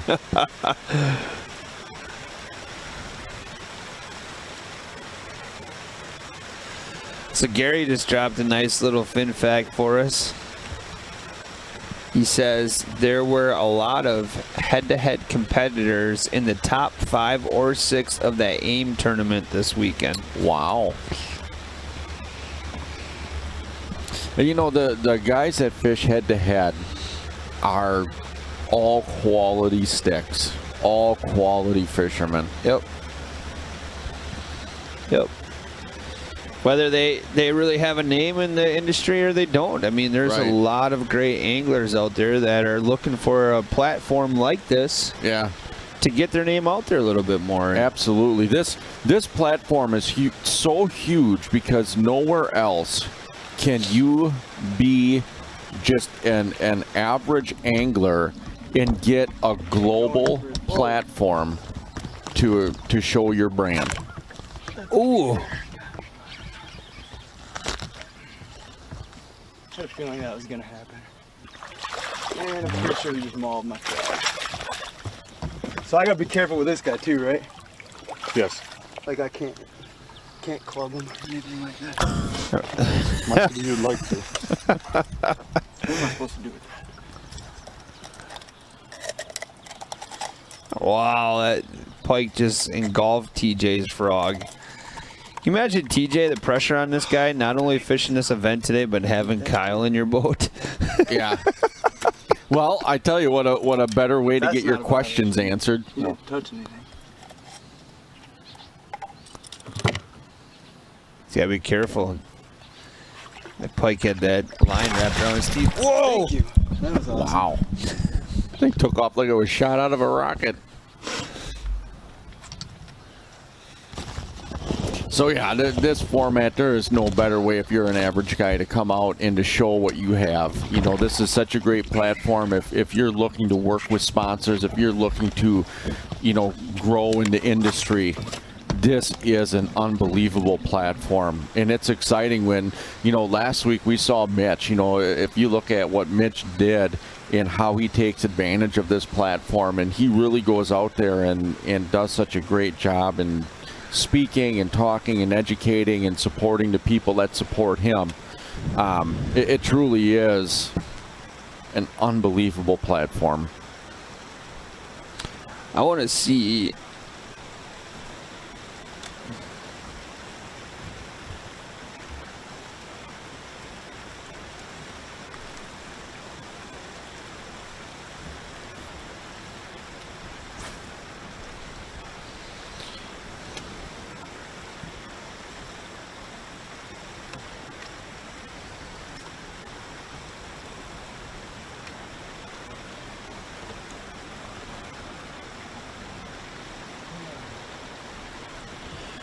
So Steve Mortensen finished 72nd yesterday in the Wisco Bass, and Mitch Vander finished 66th.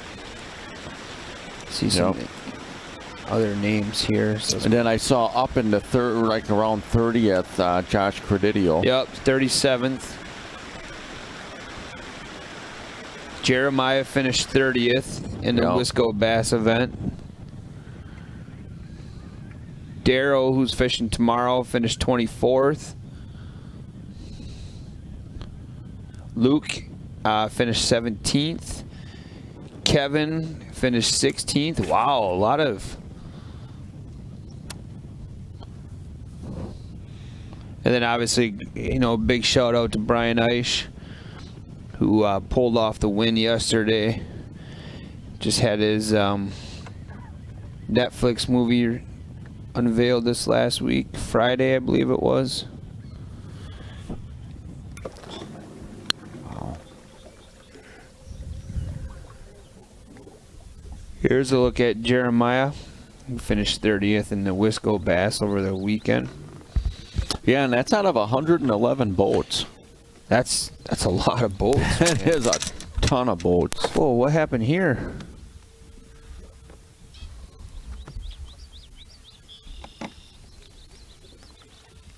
Still on there.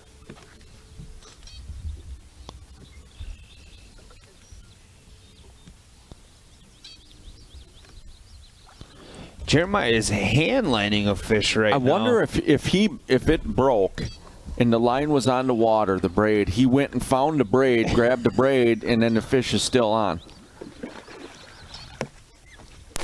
It's going to be a weighable fish.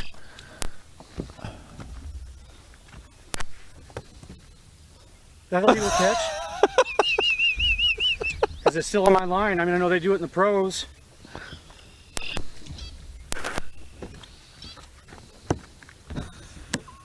He's all wrapped up.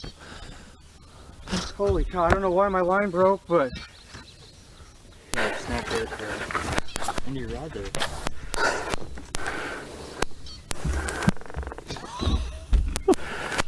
Zeros.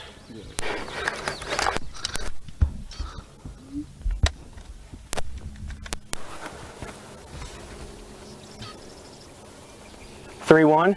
Oh, look at that. 3-1. What a nice fish. That's what we're here to get, but man, I don't know what just happened.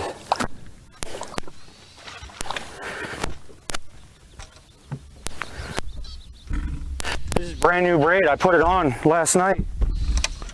Oh, don't forget to enter that fish in. Enter the fish in. How heavy a line was that? 65 Enter. Oh. I hope I didn't spook this whole area. This was kind of one of my key little pockets.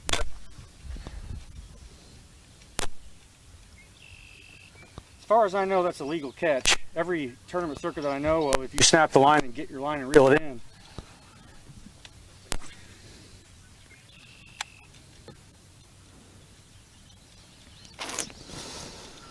I don't know if you need to check with the guys in the office.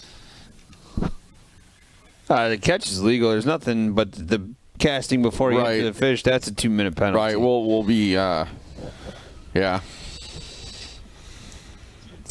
So yeah, everything with the catch was just fine. Right. But the 2-minute penalty for not entering the fish before the next cast is not fine. No. I wonder if we're able to, are we able to get a replay of his last fish catch from the beginning to see how his line broke or like his hook set? Awesome. We got the guys that are going to work on getting that replay up. Oh, here's Andy Lee with another big hook set. Yeah, baby. Oh, look at the size of that boat! Oh my God! 2 minutes for that fish. Yep, I'll take 2 minutes for that. Look at that thing! I thought that thing was like a dogfish when he first brought it up. It's a big smallie. It choked that bait too, man. Andy Lee right now has, I'm guessing, all of a 4-pound smallie on. Oh my God! I just hammered it too. What are you throwing? Just straight king swim jig. Yeah, look how long that fish is. Look at the size of that thing. Yeah. Can I start it right now? I'd wait till after you weigh the fish. Okay. You can start it and then weigh it. Zeros.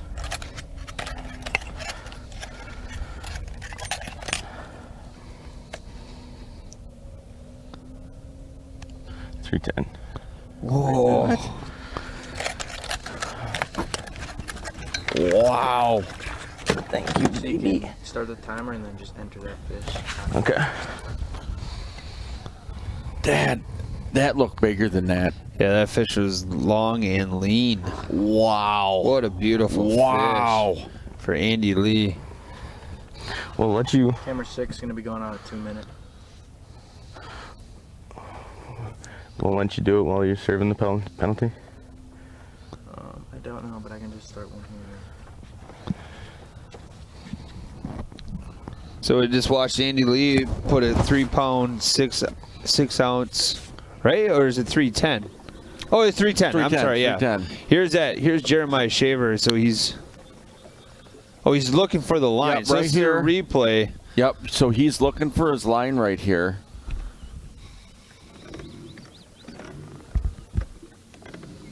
Oh, there he sees the line. Yep. Grabbed it. Nice move.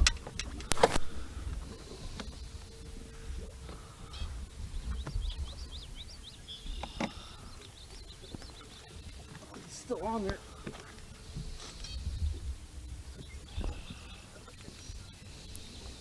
What a fantastic job. Just to have the presence of mind to go look for it. That braided line floats. You know, if it breaks like that, it'll lay on the surface. And that fish wasn't even moving. Like, I mean, I'm saying that fish, from depending on how far back it was when he hooked up, like it was just sitting there. Yeah, it kind of went right back to where probably where it was sitting in its cover.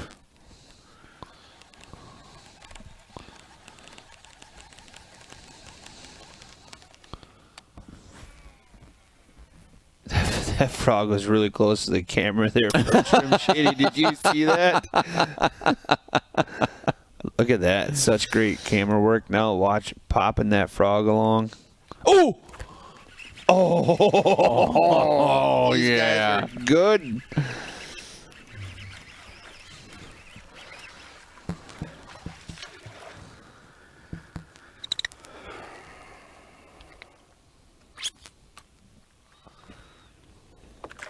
Not a scoreable fish. No. Oh, man.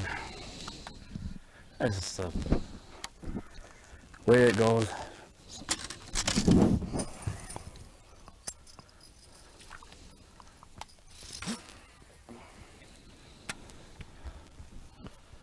I went back to the buzzbait here. Yeah. So Jeremiah recovered from what would you even call it? It wasn't a train wreck. He got the fish, but Yeah. it was Does that, man? You know, he pops up. just hits the ball. chaos. You know, he hasn't gone far. Sounds like Jeremiah's working on a fish right there. He said it popped up, hit the frog, and I think he's just going back trying to get that fish.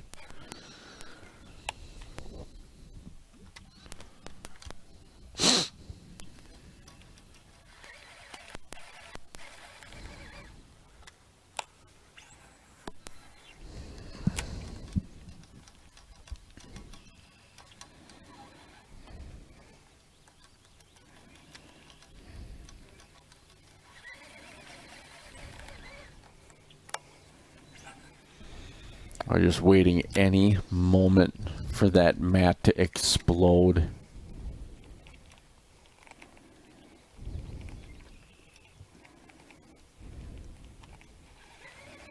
Now this is a great learning right now to go, how many times did you cast at a fish, right? Where Jeremiah had one blow up. One, he knows that there's a fish there. And so he is making repeated casts to try and get this fish to go. Yep.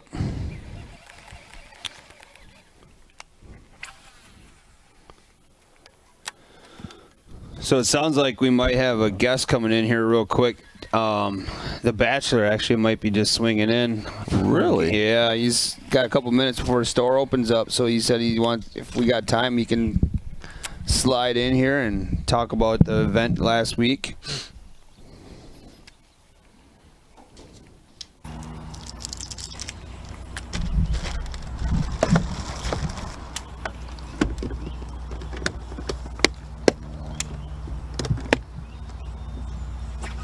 Oh, Josh with a big hook set.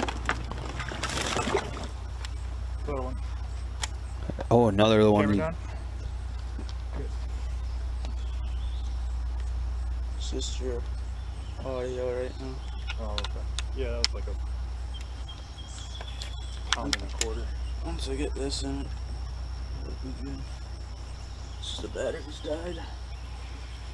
These batteries suck. It's all good, man. Interstate batteries. Blinking. Oh, it's on. No. Still be good? That's on.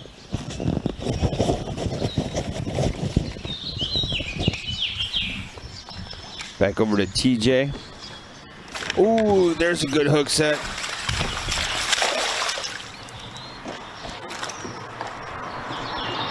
Secured.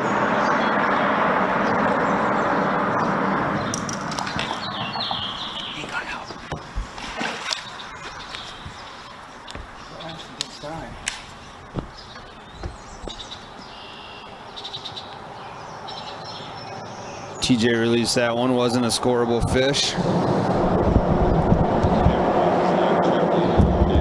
Receiver is on. I can see it on my screen.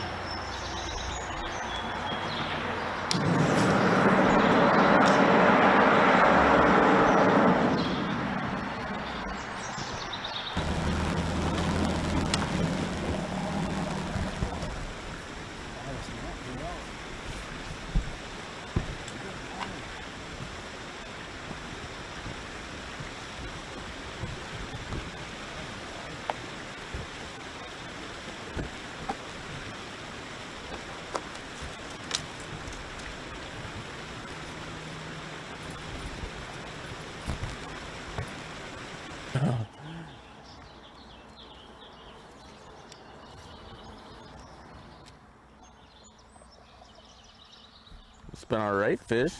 Straighten hook a little bit.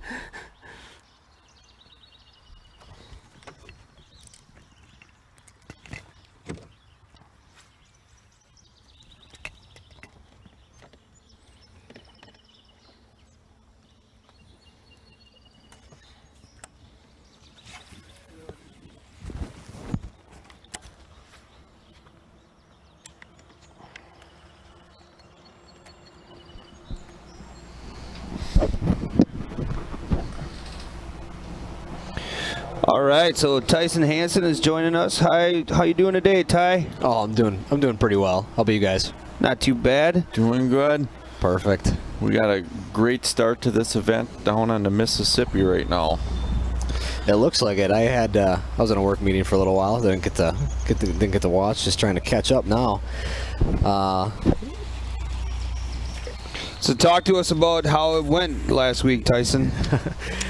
Last week was awesome. I can tell you guys, if you guys are on the fence about fishing one of these events, it's an incredible experience, and I would highly recommend at least doing it once. When Kyle called me to say that there was an open spot, I didn't even ask where it was, when it was. It was just like, yep, put me in. I'm good to go. And when he told me it was the Madison chain, I know that's a system that a lot of people are familiar with, and I definitely wasn't, but I was super excited to fish the format in general, and it turned out really good. I had a blast. I'm not gonna I ran into the wrong person at the wrong time, but you know, it is what it is, and I'll definitely be looking forward to getting back in them. Oh, Pike. wow. Nick, the pike.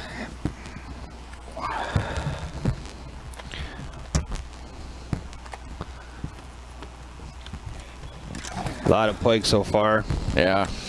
So, Tyson, your fan club is growing, as we see in the comments here. You were talking to Andy about your Tinder profile. We were advocating wrong for you on there. You didn't get any dates out of these. So, come on, we were trying we were doing our part. You know, so about that, the whole Tinder thing, I did that, you know, to make it humorous. You know, I wanted to make it exciting. That was the whole goal, was to make it interesting and exciting for everybody viewing. And the whole backstory behind that is I was literally at dinner with my mom and my grandmother But he, on the other hand, on Monday night, because I completely forgot to fill out an Angler profile. Just busy with moving and stuff like that. A chump like me. And yeah, so there I clicked on the Tinder button, you know, just swiping through, and I was like, oh, you know what would be really funny is if I sent this to Matt as my angler profile. Yep. You know, I'm pretty young. I don't have a whole lot of like larger tournament wins, so I wanted to make it interesting, and obviously it was received really well, and I think everybody got a good laugh out of it. But no, I mean, you didn't get a date, is what you're trying to say. Did you get a date out of it? No, I did not.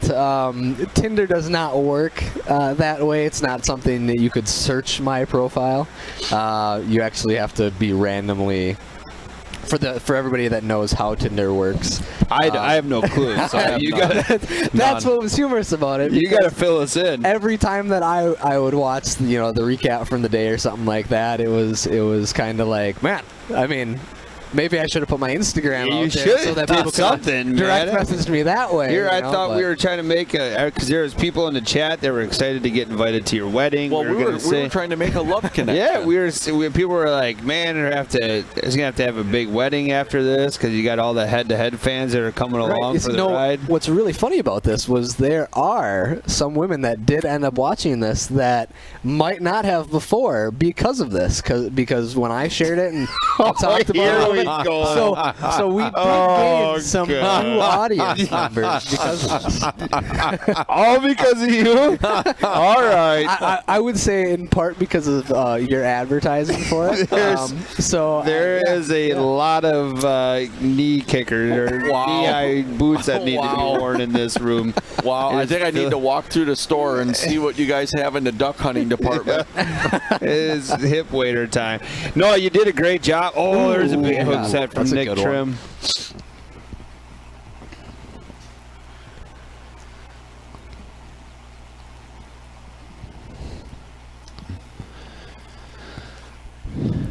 It looks like a decent fish. He's gonna be close.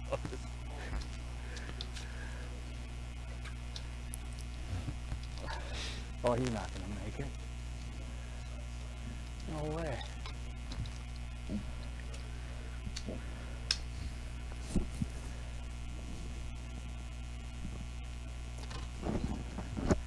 That's going to be close. What do you guys think? Is that getting away? I think that's he's going to be be 1-8. Yep, I was thinking 110. Just a little short. Might as well check it though. Yeah.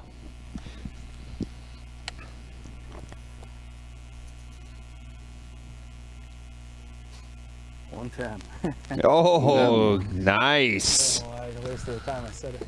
I knew it right away. Yep, you got to check though. When you're in that situation, I can tell you it's completely different than watching on screen. I mean, I had a couple go 115 that I thought were for sure were like 2-2, and then the shortest fish that I had. Wow! Missed it. That looked like a pike. Yeah, it did. But man, that thing was just like a missile. Was it a pike or they're seeing a lot of dogfish in that area too? No, I think it was a pike. That looked definitely pike-ish. Yeah, a dogfish is like I don't know what you call a cross between like a carp and a Oh yeah, catfish and I know what a dogfish looks like. That didn't look like a pike. I didn't think. I've never had a dogfish blow up that extreme on a frog. I mean, they normally are the ones that suck it down that make you think you've got a 5 or 6 pound largemouth on. Yep. That was pretty cool, no matter what it was. Yeah.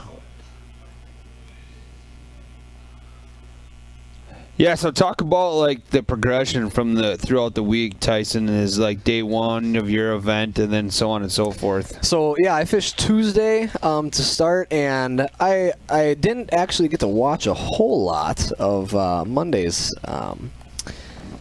fishing, but I did plan on going right away for smallmouth. I had a really large group of them. Ooh, Andy Lee hooked up. No, it's going to be a little short. I did have a very large concentration of smallmouth out of Mendota that I had marked in practice, and they just didn't go in the morning. So basically it was a scramble mode at that point, and I just went around and wanted to hit a bunch of spots on Mendota that I had marked that looked good, and luckily one of them had that 214 smallmouth there right away that pushed me into Wednesday. But the bite was super tough out there, and I don't really know what caused that. Because those fish are a little skinnier, they should be eating, especially actively in the morning and in the evenings, but I just couldn't get them to go. So I literally scrapped everything that I had planned. I went to brand new water I've never been on. I went to Kegonsa just to give everybody a change of scenery, and I love running the river, so I went down below that lock there, and that's where I stayed the next 3 days. I just couldn't keep pace with Doug on that incredible frog bite that he started going on Wednesday. Like, that was insane to watch. That was, yeah. So when you were fishing the river, were you fishing the river just past Wabisa, or were you fishing just past Kegonsa? So I was south of Kegonsa, okay, and into the very lower section of the river there, and that's about as far down as you can go. The river narrows down a little ways where you saw me and Adam kind of end on Friday was where it necks down and it gets a little bit faster current. So that's about as far down as you can go in the Madison system. And obviously it paid off. Oh, Jeremiah.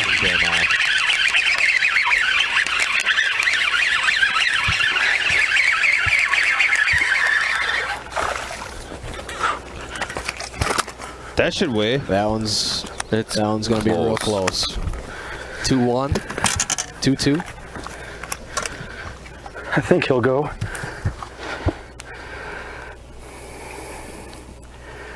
Zeros.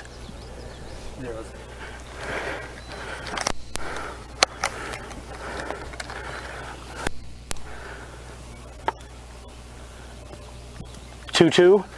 Wow. Nice. Nice job.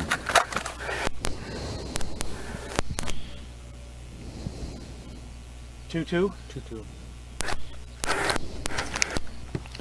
He's making that battle against Kevin interesting now, as he's only 3 pounds 2 ounces back. Right.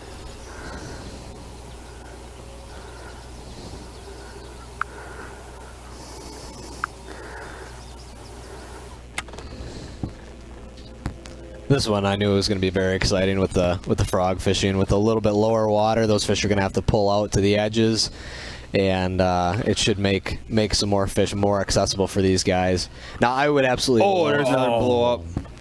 I would absolutely love to have fished this event with my little boat, because I know I would have been able to get in some of the, ooh, wow, Another 2 in 1 cast, nice.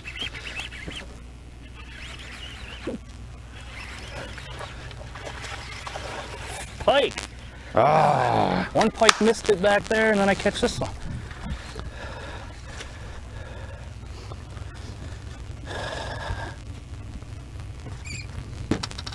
Now, I know they said that the water started to come back up for the Wisco event. It came back up about, what, 5-6 inches on Sunday, but it's still below what normal pool is right now, I believe. Yep. And so, like I said, those fish should pull back out kind of toward the edges, because they're not going to be able to be way up into that stuff like they are when the water's high.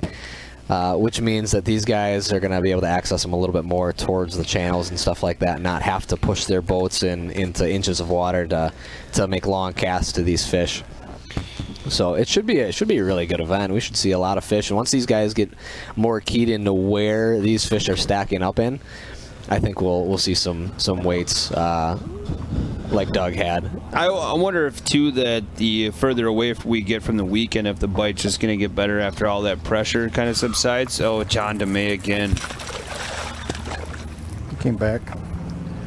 I don't think it's 2. No, he's dragging something. Is he dragging a jig or a Carolina rig? Carolina rig, sure. yep. He has caught a lot of small fish. I don't want to stick myself. Now, is that the airport behind him? Is he up on pool 7? I'm fine.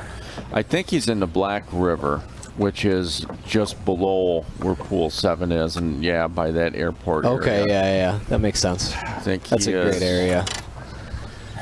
I ain't doing anything anyway, so. No, Is this the one? hang on. That's it the doesn't spare. matter, whichever one. That's the one you ordered. Okay, that makes sense. Yep. Yeah, this is one of the. I want to.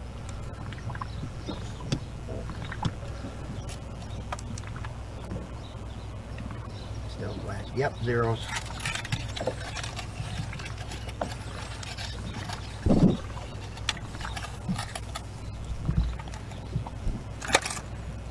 $4 pounds. 1/6. 1/6. That is my 10th though. Yes, it is. So Here we go. So here comes a big one. Yep. That was your prediction. That 10 little, smalls for every big. So. but that little bait change. That little bait change. He's dragging around a Missile Baits Destroyer, looks like. It's a great bait for dragging around in a Carolina rig. Very soft, a lot of action to it.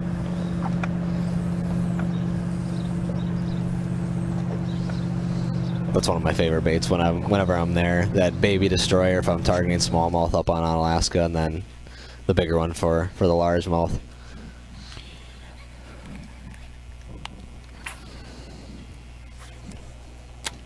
You were throwing some of John's baits, weren't you? I was actually, so I was going to comment on that.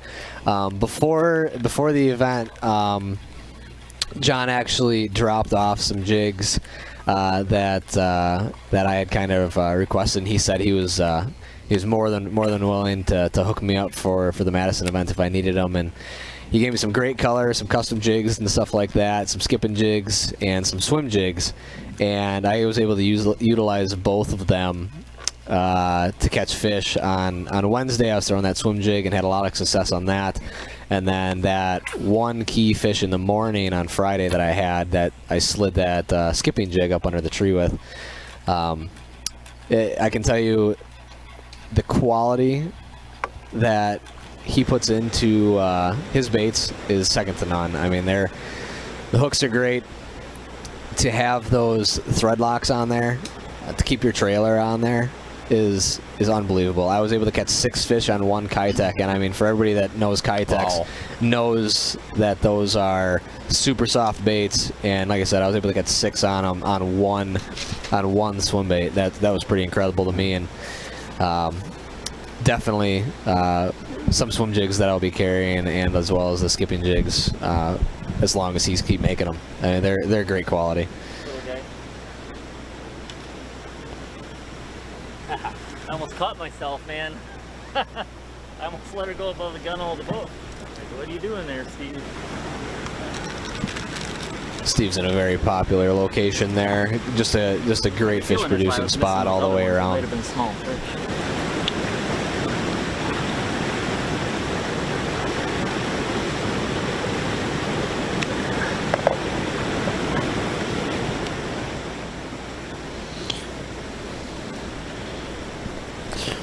I mean, with the way Steve's fishing right now, he's just targeting a lot of fish, and the average is, going to play out how many of those fish are going to be above that 2 pounds. He's in an area that concentrates a lot of fish, though. There's a lot of that moving water pulls bait into that area. It's aerated, so there's a lot of oxygen flow in there. I think we'll see him catch quite a few fish today, and that's not just a large concentration of fish, but there can be some really big fish in there as well. So do you think that he'll stay with that wacky rig presentation, or do you think he'll try something like a swim jig or a different style of bait, maybe targeting a little bigger fish? So because of the currents kind of steady in there, that there's not a whole lot of vegetation that stays in there. I don't think it's something you need to go weedless in. I think the way he's presenting a bait with that weighted wacky style, he's targeting every fish that lives in there and not just the bigger fish. I think he's going to go off of the more bites he can get, the more fish that you're going to be able to get over that 2 pound range, instead of just actively targeting the larger fish in there. It's a great presentation all the way around, and definitely puts fish in the boat.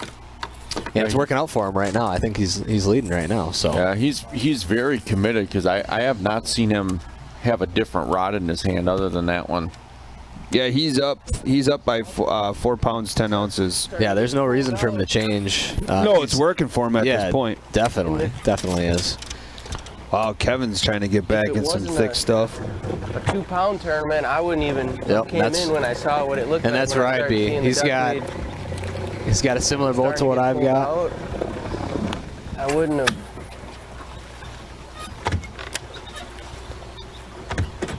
Probably wouldn't have fished it.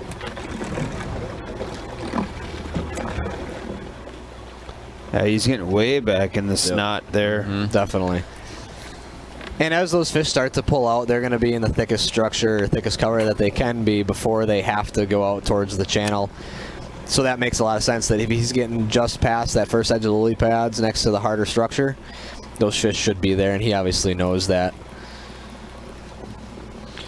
So you found success too on a big wake bait. Talk about that process. Yeah, so that bait I had for about 4 to 5 years, if I can remember correctly. I threw it one other time, I believe on Whitewater Lake, and did really well on it, but it was a very short window. And it only works for some reason at very key points, and I think I threw it at the exact right time that I threw it on Thursday with. Those fish, because it rained on Wednesday afternoon, those fish were pulled out of the cover and out on the edges, and they were able to actively target those bluegill to where I could put that bait. So, and you could see on Friday when I had to start skipping that frog up underneath the Oh! Wow. Kevin with a big swing and a miss. He's going to get right back in there. Wow. That was...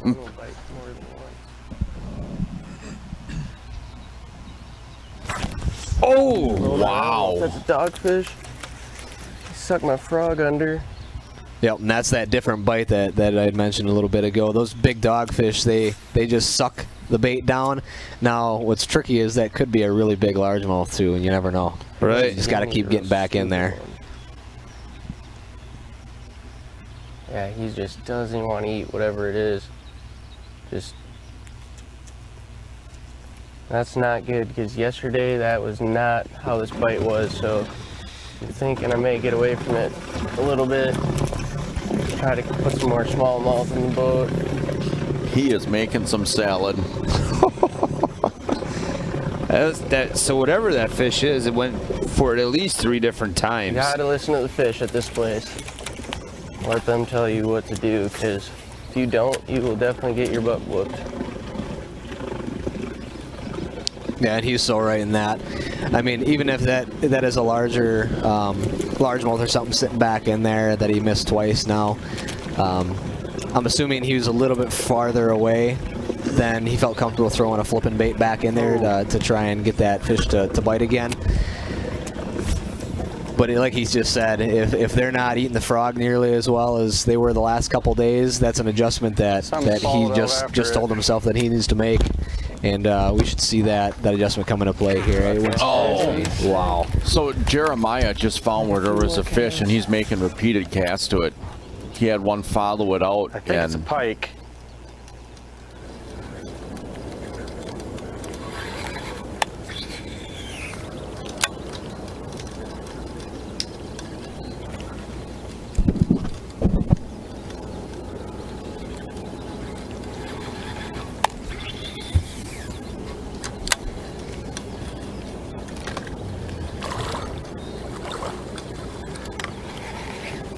And that's the aggravating part about fishing this kind of cover, is you just don't know on a lot of those bites what that fish was for sure. So you've always gotta have a lot of extra frogs when you go to Lacrosse, just because you don't know if you're on a big school largemouth or if that fish was definitely a pike, or in a tournament situation. You've got to check though.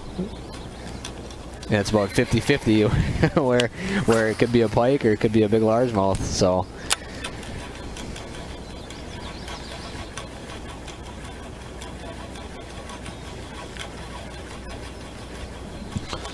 Listen to him working that frog. Listen to Jeremiah Shaver here. Now, what's interesting is you see how he's working it with the rod tip way up, as opposed to last week, where Doug Becker, a lot of guys are working it with that rod tip down. I think that has to do with a lot of how thick that cover is. It could also be with his timing on the hook set as well. I know a lot of guys hold their rod tip up just to give themselves a little bit more of a gap between when that fish blows up and when they actually swing. It's more of a process than if you have the rod tip down. You can swing on those fish a little bit quicker. So it could be a confidence thing as far as getting more of a hooks in those fish, a higher percentage of landing them. Or it could be that it's a little bit thinner cover. Think of something to flip real quick. That you don't need to really make an indent into that mat. It looks like he's fishing a lot of duckweed, so a little bit thinner cover, and you don't need to press it into the mat nearly as much. So it could be a little bit of both as well.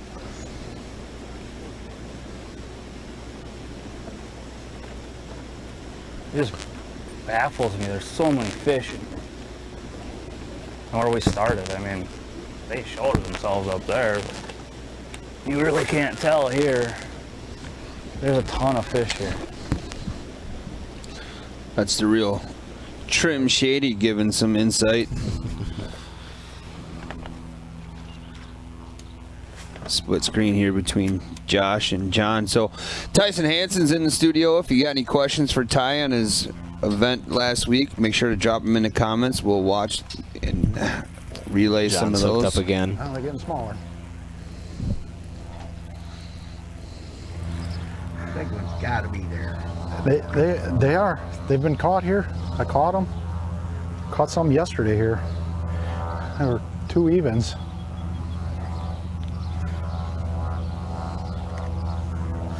Still dragging that Carolina rig around. And that's something that you can do all day in the channels like that. It's a great presentation. Break. Give me a good one. Especially when everything's been pressured.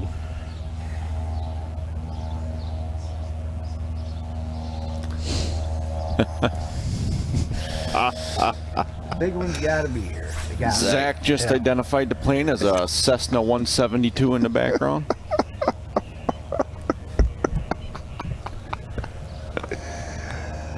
I'm gonna make a waypoint because they're definitely stacked right there.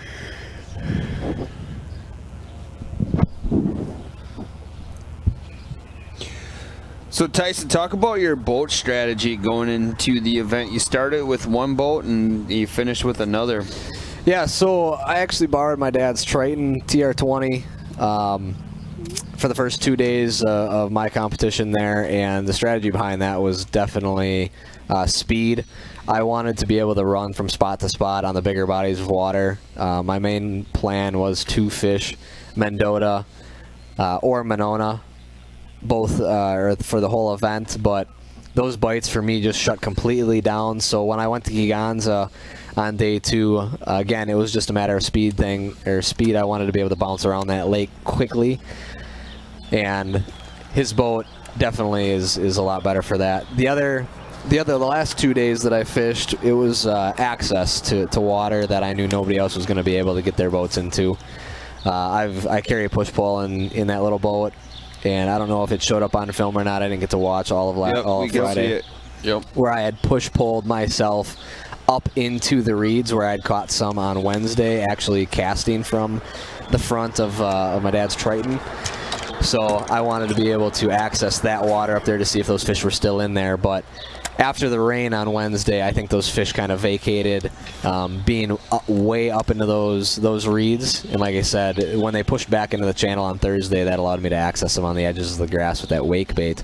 So I didn't need to get on need to go up in there on Thursday. But Friday, I caught some of them in that slop, and I've got that boat set up perfectly for river fishing in shallow water with the Ultrex on the front and the little micro power pole on the back. So that was the process behind the boat choice as far as what I was doing there.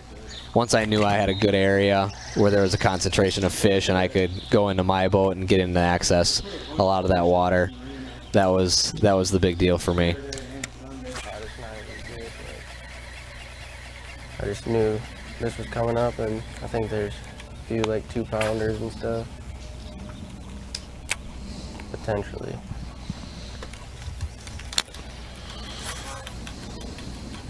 I need to stop missing these frogfish, so my buddies are probably like, what the hell? It's Kevin talking. And you can see Kevin's boat is very similar to the boat that I was in the last 2 days of competition, and that's an access thing for him. If he has to go in there and he gets a fish wrapped up in those pads, he can go in there and get that fish out of there in inches of water with that boat.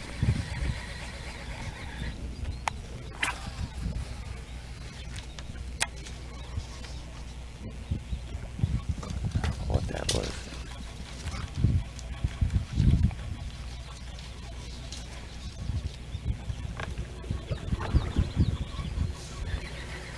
Thing I noticed in practice when I was fishing for the BFO, I did weigh some frogfish. The ones that were dinks that I didn't think would go 2 pounds, they would go 2 pounds, the frogfish, just because, you know, they're feeding on bluegill and perch and stuff, so they always weigh about 1/4 to a 1/2 pound bigger. I know a guy told me one time, he said, you know, frogfish can keep you in the game. Like you only get 5 bites all day. If you have nothing going, they'll be on average a little bit, you know, bigger. And pretty true, but I mean, that was back when I'd say 12.5 was like a good bag on this place. Now a lot of times, I mean, that'll get you beat pretty bad.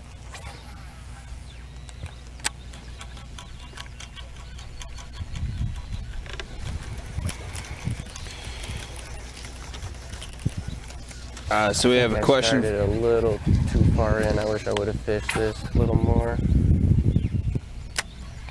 And that kind of goes back to right where he just said there that he thinks maybe those fish are pulled off the edge just a little bit, and he went a little bit too far in, a little bit further than he should have. I think we'll see that a lot if the water level stays really relatively the same, is those fish will be in that exterior structure, kind of like that lily pads that he's right next to right now, versus being pressed way back there in inches of water. So somebody had asked if what did you think of Vinny's shorts in person? Aren't they impressive? So I've known Vince for a while now.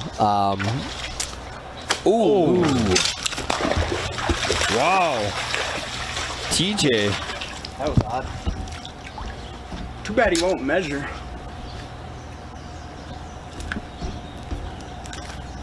I wonder if that fish came up and blew up on that bait as soon as it hit the water. That's what it sounded like. Ooh.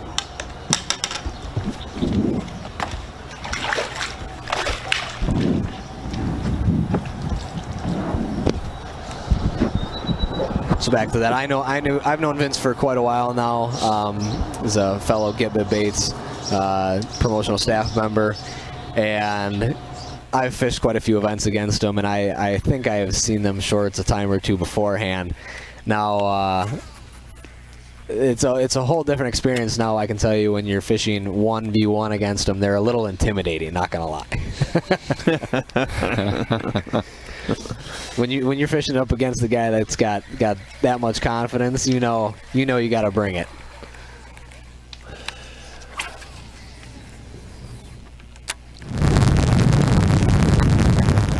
All right, to the quad screen. That means our sponsors are up on the board here. The Real Shot, where that H2H10 code is active. I've been dropping links to some of the baits that Tyson's been speaking about. I just dropped him Shimano DC reels. That sounds like what Andy is throwing. So thank you to the Real Shot, H2H10.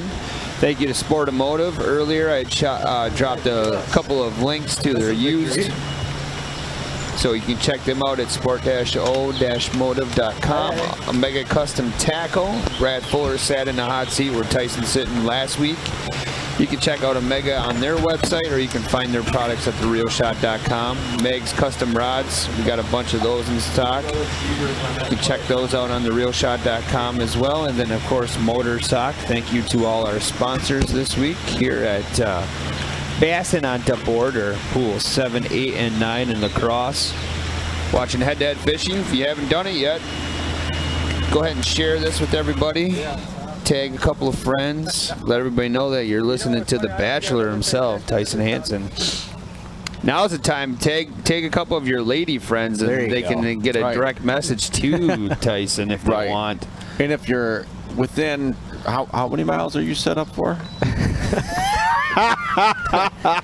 If you're within, I think so. So 30. My actual Tinder profile, yes, I do actually have one, is set up, I believe, for 30 or 40 miles right now. Or something well, like it's that. weird that he doesn't quite remember that. Right. Well, if I'm not on there too much. Come on now. Okay. If you're within 30 miles of head-to-head world headquarters, go ahead and just start hammering through profiles. Yeah, because you can't search them, so you just got to swipe a lot. Yeah. You probably want to swipe. You want to swipe left. If they continuously swipe left, will you not come up then?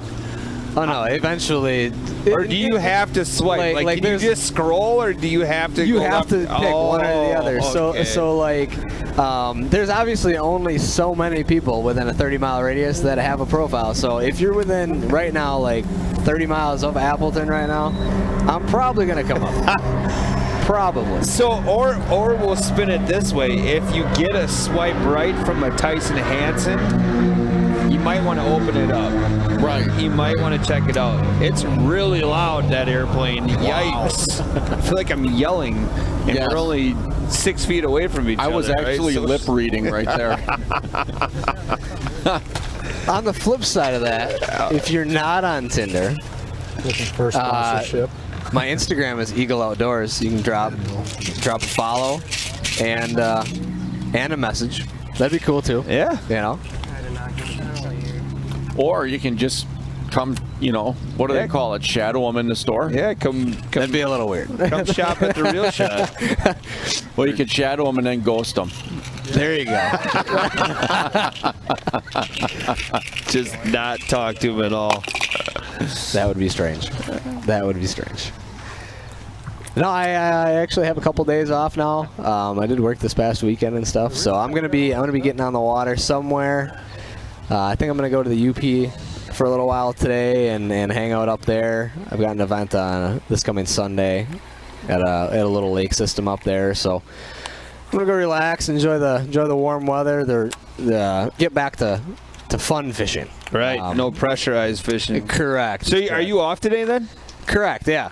Yeah. Well, we had, like I said, we had a staff meeting and stuff like that, just to make sure everybody's on the same page as far as the fishing department goes, and basically just keeping everything smooth for all of our customers and stuff like that. So I know there's some small changes that are coming up a little bit as far as the staffing that I think is going to definitely help the progression of the store. And I say, John's right next to the airport. Those planes are loud.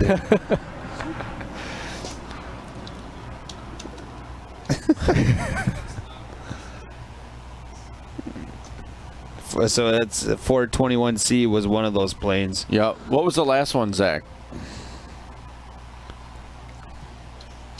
I stumped Zach. So can you see it? See how it undercuts? It's not good here. Like when the grass, see how the grass is in the water? That's when it's really good. But that's kind of the idea. So what Josh just hit on there was. Get it up underneath. Yeah, that's the problem when the grass is like this. It's hard to, because you have to get it. You have to basically bring it off that ledge. So what Josh is basically mentioning there was something that you guys saw, You gotta get it in there. like Adam really dialing into last week, getting that bait right next to where there's undercut bank there. So he's fishing a section where there's current that has hollowed out a section underneath that shoreline, and he's presenting that bait perfectly underneath that grass, right where there's a little bit of overhanging cover. Those fish are going to be right snug to that bank in this situation. Especially if there's a foot of water like a underneath there, that's perfect. With like a stout hook, like a Hack Attack swim jig, you know, because they got beefy hooks on them.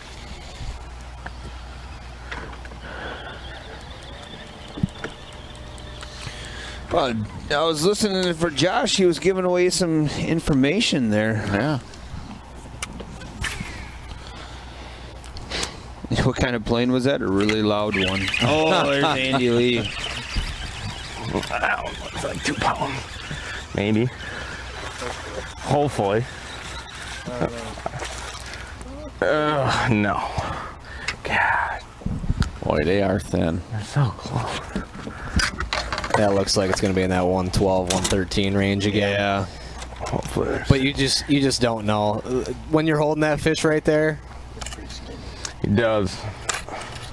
Oops. The time that it takes to measure that fish, especially if it's questionable, is well worth it.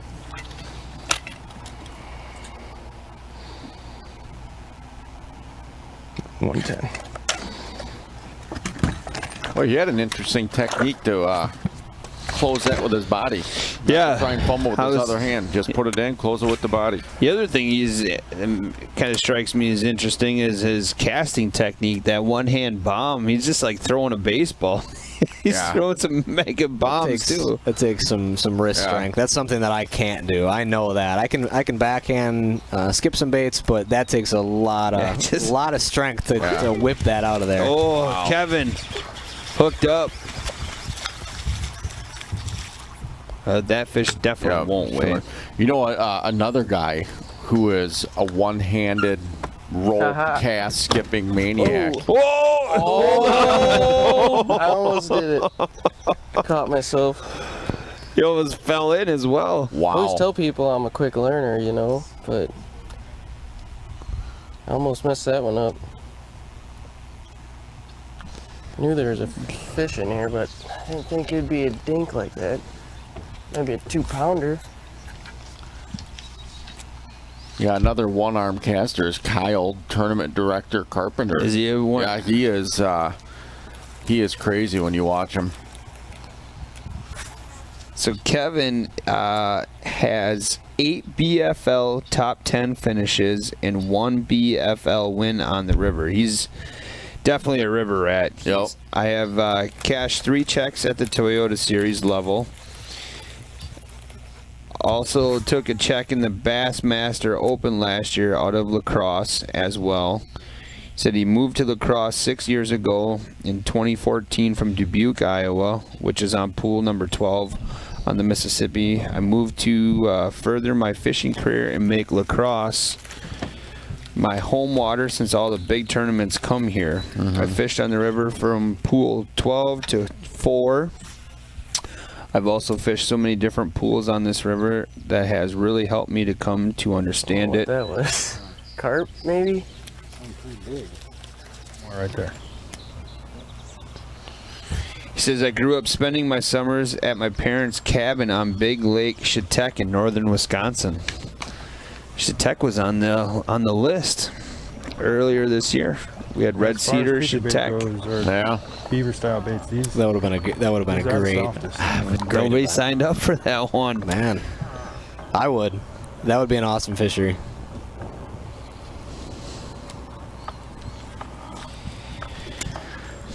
Then again, right now, I don't think it really matters for me. I'll sign up for any of them, just because the format's amazing. For the open, I really enjoyed the experience that I had fishing head to head, and like I said, I'm definitely looking forward to next year, because right now they're completely full.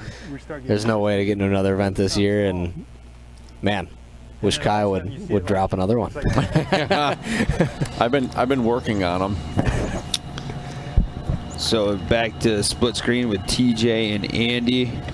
So we kind of recap some of these battles here, starting with this one.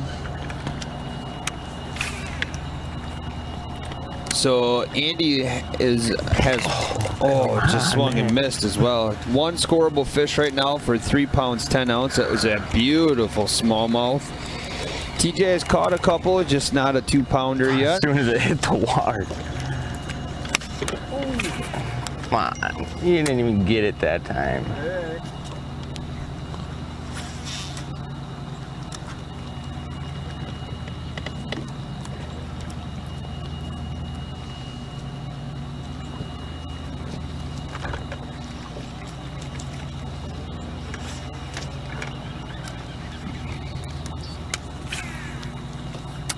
It's a great view of that red motor sock that TJ's got on the front of his boat there, keeping everything nice and neat and organized. He's throwing that frog. So we have John DeMay on the camera now. Him and Josh are still looking for a scoreable head-to-head fish here. Again, John's pounding a bunch of fish. They're just not quite 2 pounds yet. Yeah, we know he's at least at 10 non-scoreable fish. Oh, missed that one. Came back and ate it again.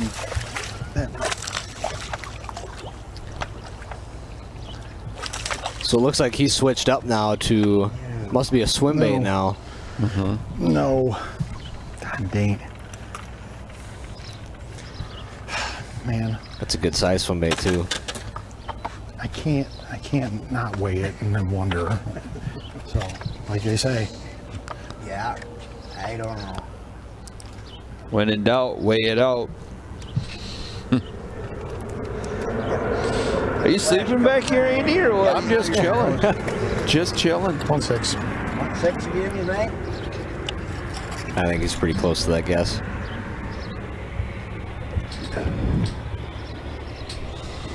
Ah, 1.7 at flash. Well, I don't want him coming for Dinkfest. It's all about strategy. Set it up for Dinkfest. But little I know, Josh probably has 6 fish, and I'm sitting here thinking there's something happening.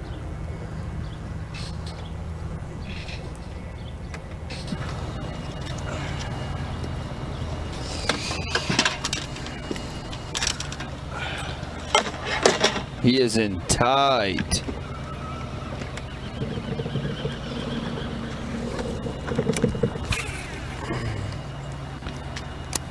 That one-handed cast is impressive. Isn't it? Yeah. That is impressive. He's referred to Andy Lee. Best tree on the bank, Kyle.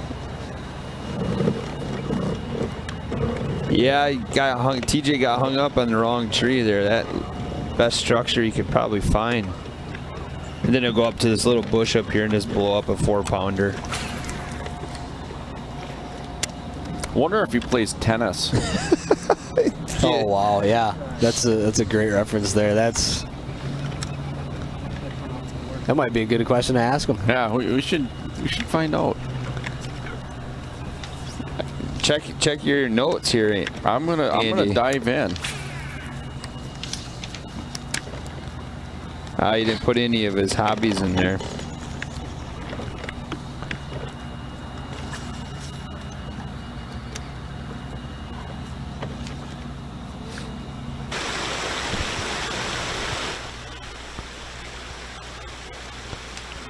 There's a fish right there. New bueno. Oh, I gotta find something to do besides frog. That's Nick Trim talking. Steve Mortenson's on the other side of the split screen. Why do you think he's feeling that way? Just because he's not getting the hits he wants? I think so. I think that's accurate there. That's in this entire Black River to bite right now.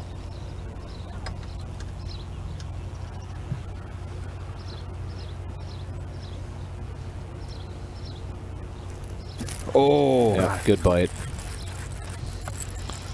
John's hooked up again.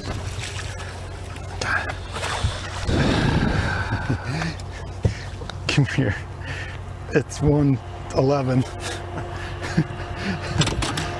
I thought that was it. These are progressively getting bigger. 111. A scale didn't even go off.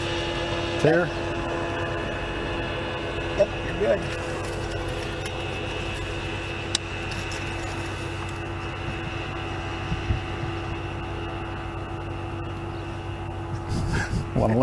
Oh my God. You called it. He's getting dialed in. Yeah. So Real dialed in. earlier, All right, Jeremiah I get it. I just got it. I figured it out. I'm gonna win. Jeremiah wasn't too far from John, and he got out That's of there. crazy stuff. Because Jeremiah also caught a couple of the small fish, and you know, since then he made that move. I think he went up to pool 7, and he put a couple of nice fish on the These board. are the big fish are down there. How long? They were right under my boat. I was throwing to the ledge, the little one ledge. How long would you give it before you took off out of there? That's really tough to say. He's obviously got a lot of confidence in that area, and he's around a lot of fish. That's going to be it's a hard judgment call to make, because at any time those bigger fish could turn on, and obviously he knows that they're there. Now, personally for me, I might run out of there for a half hour, go check something that's close. Some structure, you know, throw a swim jig around, throw a frog around any structure that's just kind of close to that area, and then come back, make a few more casts in there, see if I can get a bigger bite, see if they get more active as the day goes on. I'd rather drive around and catch some, you know, the dumb fish or the active fish that are feeding at that time than burn down on one spot. But then again, he's catching them, so it's really tough to leave fish that are biting.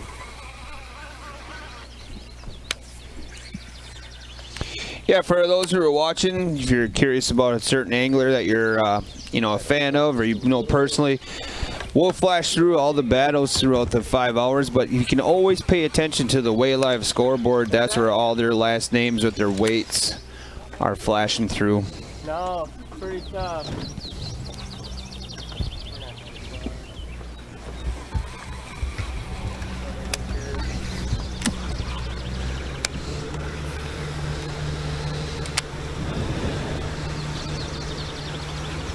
Kevin looks to be making another move. Jeremiah now picked up the flipping stick. Are you guys fishing out here or in the grass? In the grass. All right. I thought they were like walleye fishing or something. Is Kevin running a jet?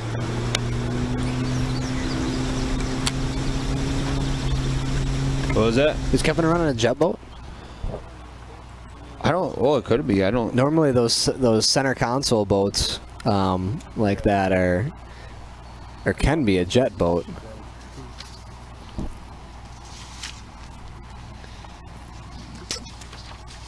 Oh, I have to also mention not only Josh and John are bear fans, but so is Kevin. Through the steep stuff. I like these guys. We should advance them all. He says I run a To try the Carolina rig over there. a G3 tunnel haul flat bottom with a 70 horse Yamaha. Okay. For practice on the river, and I have a Phoenix 721 with a Mercury 250. That makes sense. So he is running a regular prop or lower unit on his 70, but that tunnel hull allows him to run super shallow. Yeah, he says having a flat bottom is a must in my opinion if you aren't a river rat, unless you have one, because it's the best way to get around and learn what you need to know. I love fishing out of my flat bottom. You may see me use it in head-to-head. Well, we are seeing you use it. If I didn't know there were 2-pounders here, there's 2-pounders here for sure. They're just not biting. I mean, I caught them. Yeah, and he's got access to stuff that, like I said, these other guys in these bigger boats will not be able to access. I don't know how much of a factor that's going to come into play with the low water, but if the water was high and rising and those fish start pushing way back into that cover, that I think that would have played incredibly huge in accessing fish. Well, according to I don't know, the water depth chart, whatever you want to call it, it's supposed to continually drop throughout the course of the week. Mm-hmm. By about a foot, we saw. Yep. Yeah, I don't think so. I think the boat choice, I think that's not going to matter as much, just because, like I said, those fish are going to start to pull out of that real heavy cover, just because the water's not going to be there. So they're going to be able, or be easier to access for a lot of these other guys with these bigger boats, more towards the channels rather than up on, basically up in the trees or up into some of these flats that get flooded when the water is high. So one thing we haven't had to talk about here in a while is our tiebreaker, which we are potentially 15 minutes away for this matchup right here between Josh and John. Mm-hmm. So what that means is both anglers are sitting at 0 fish, right? They haven't caught any 2-pound fish, which is what head-to-head asked for. So if at the 2-hour time point, if neither one of these anglers had caught a 2-pound fish, that means that weight requirement is off. So then any bass caught at that point is a weighable bass. Boy, I tell you, 15 minutes away, John is sitting around a lot of fish that he would be able to start weighing in 15 minutes. If Josh was able to catch a 2-pound fish right now, I think that would be huge. Oh, it put a lot of pressure on. Oh, man. At that point, I think John, he might vacate that area if that were to happen. Yeah. In the next 14 minutes, if his opponent put a 2-pounder in the boat. Right now, he knows he's around a ton of fish, and I don't know if he knows that his opponent's still at 0 right now. But if he does and knows that Dinkfest time is coming up, that might be the reason to stay. Yeah, he said he was kind of setting himself up. Now, I mean, if we're talking, if it would go to the extremes and it's total fish recorded that are, I mean, John's got the event already. He's got, 12 fish that are under that 2-pound point. Yeah, so what I'm doing right now is I'm sharing the tiebreaker, the Dinkfest rules for everybody to read. But basically, the biggest thing you got to think about is if the weights just go off the 2-pound mark. I think it might have been a little pike, actually. And it's only for the anglers that are at 0s, which is at this point. Oh, there's a good hook set from the real trim shady. So it's at this point, it's only the battle that would only go into a tiebreaker or Dinkfest would be Josh and John. Everybody else has at least one scoreable fish caught.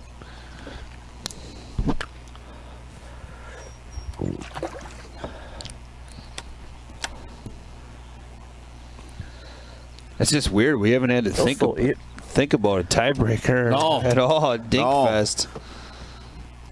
Didn't even get close last week. No.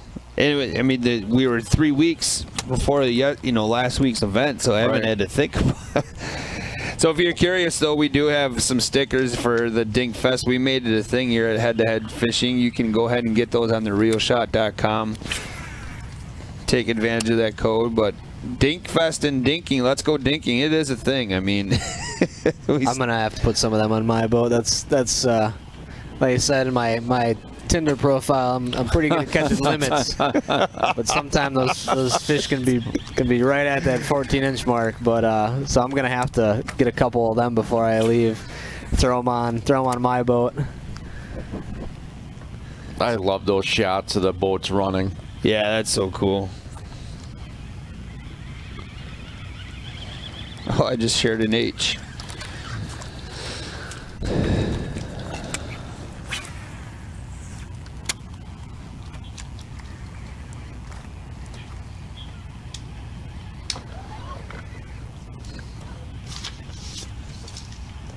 Now, one thing I haven't seen at all so far today is those bigger topwater walking baits that target those schooling fish kind of off of the grass or in the mud lines of Alaska.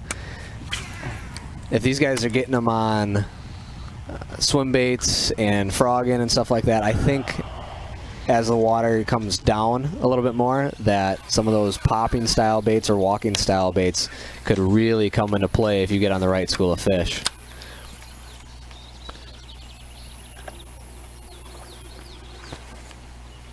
Then again, that could just be my personal opinion on fishing a lot of this stuff.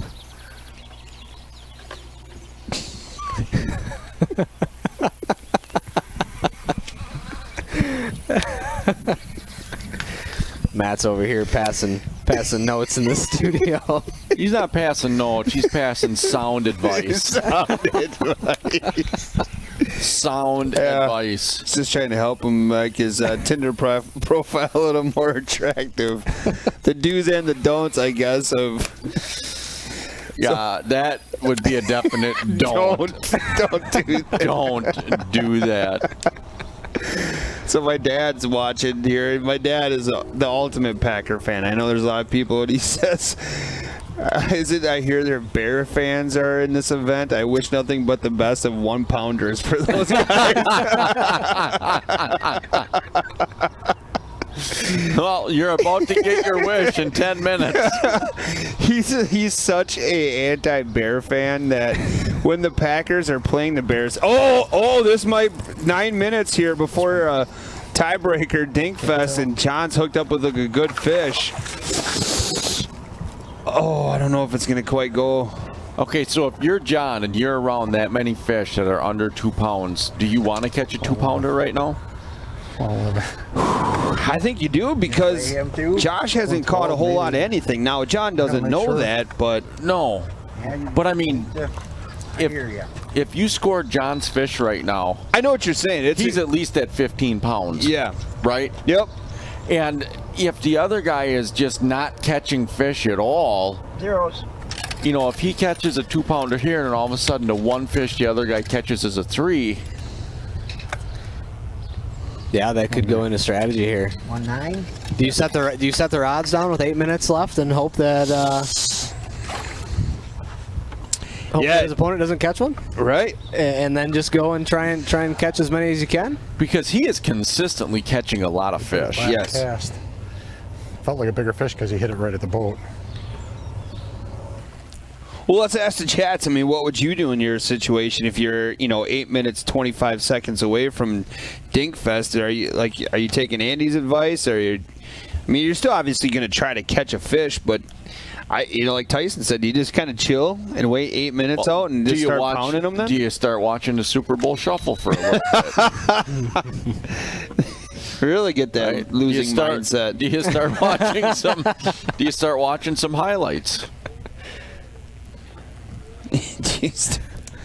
What is it? The 85 Bears? Come on. A lot of people are saying they might have a sandwich. Order a pizza. Prime rib pizza. Is that what you're trying to say? Yeah, I mean, it's a great strategy. It makes a lot of sense. Because he's got to be at, I don't know, Zach could probably give us the official numbers, but he's got to be at 17 total fish so far. He's got to be, and so when you sit and look at what he would have, if that rate continues, I mean, in Dingfest, he could put on 15 to 20 pounds of fish. The other thing too is if he stops fishing, does that school, not fire as much? Well, I'm not sure if he's in a particular spot as he is much as in the area. So he has 16 underweight fish right now. So like you said, though, I mean, and they've all been at least a pound, so that's 16 pounds that he could be up in a matter of 5 minutes, roughly. His average fish is probably 110. Yeah, pound and a half at least. Yep. Right? And so you start looking at that's a lot of weight. Zach asked me how many shorts you had. How does Dinkfest work? Where you start weighing our small fish? Everything gets weighed. I should have just left that area alone. Yeah. You get into Dinkfest, you weigh every fish. Sweet. Now I wonder if he knows I'm in the perfect zone for that. I wonder if he knows if it's 6 minutes away. Oh wow. Yeah, that's. Fish should be like that. You got 7 minutes to catch a 2-pounder to make that not happen. There it is. Just got an answer. Like that and spit it out. I'm going to try and do that.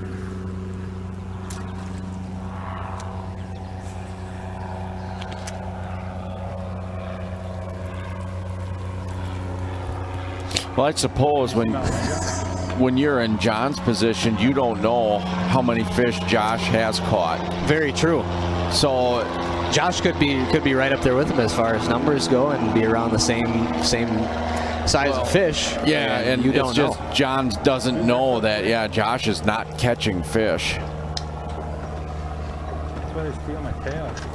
But Josh has 5.5 minutes to catch a 2-pounder, and then what does that do to John? Does John vacate that area and go try and find fish to catch up, or does he stay in that area and just grind it out and hope for a big one? If Josh ends up catching a scoreable fish right now before Dinkfest, and I'm John DeMay, I'm gone. I agree. Yeah, you would think you'd I have am to gone. boycott that area. But I think the best thing that could happen to John right now is neither one of them catch a scoreable fish. Yep. I'd eat a sandwich, wait 5 minutes, see what happens. Just keep refreshing that Weigh Live app, and if a 2-pounder drops on there, you know exactly what you got to do. Yeah. So we have some new people to head-to-head. So what we're speaking about right now is the event is 2 pounds, to start the day. So we're looking for small, largemouth bass that are above 2 pounds. So we're 4 minutes, 35 seconds away from what we call Dinkfest, or our tiebreaker mode. So for the only match that would go into that, if it stays that way right now, would be the match between Josh Credidio and John DeMay, right? They have, at 2-hour point, they have 0 scoreable fish weighed. So then that match with the 2-pound minimum would be taken away. So then, like we heard John saying, any fish at that point is a weighable fish. And then it just helps eliminate ties, right? And then if let's say it's not going to happen, knock on wood, that match would end in zeros, that's why we're also keeping track of their non-scoreable fish, because then it would go to the next level, which would be the most non-scoreable fish caught. Right. So for those who are new, I'll share the tie-breaking rules again. It's listed as tiebreakers. We should just all out change it on the website to Dinkfest, but here are those rules.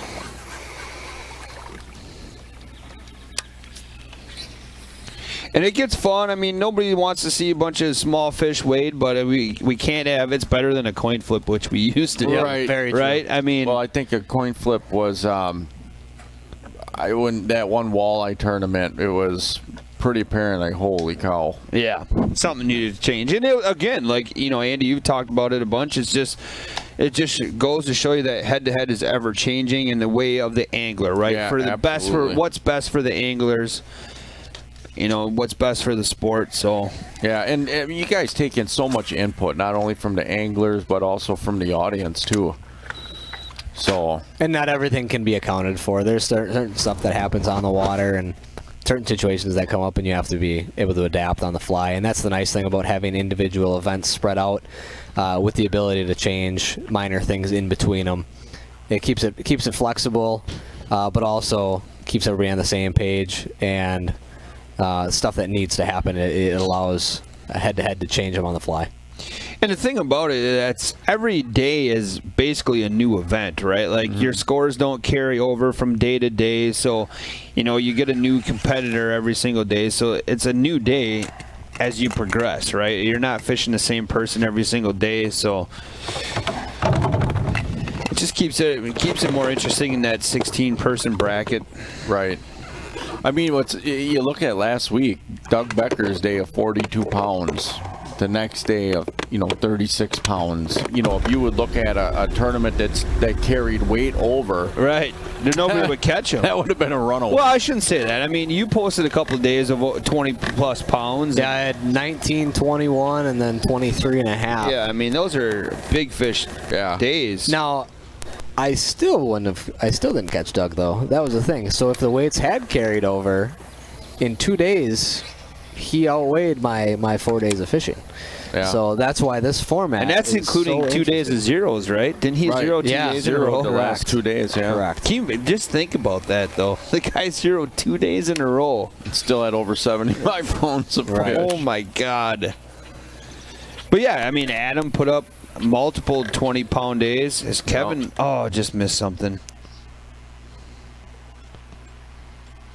The thing about it, too, is how many people thought Mitch was going to break his record, that single-day record, on championship day. Mitch called it out. He thought he was going to as well. I commented on one of Mitch's posts on Thursday night when he was going into the championship, saying I wanted to see 50 pounds on the board there, and but things changed day to day. Those schools just didn't fire like anybody thought they would, really. No.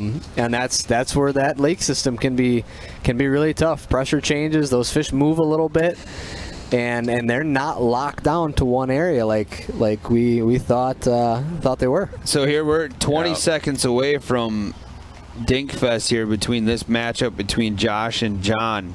So again, for those who are just maybe tuning in, at the 2-hour point for this matchup right here, these anglers do not have a scoreable head-to-head fish, which is a 2-pound point. We're 5 seconds away. The weights go off for just this match only. Every other match is still 2 pounds, and we are in Dinkfest between Josh and John. So now any fish, any bass caught is a weighable fish. Right. And if that's the case, watch out, Josh, because John's got it kind of figured out. He's dialed in on a Dinkfest pattern. You know what would be the best is if him and I go to a coin flip. Unfortunately, Josh has a long way to go to tie that up as far as the quantity of fish. Yeah, they're under there.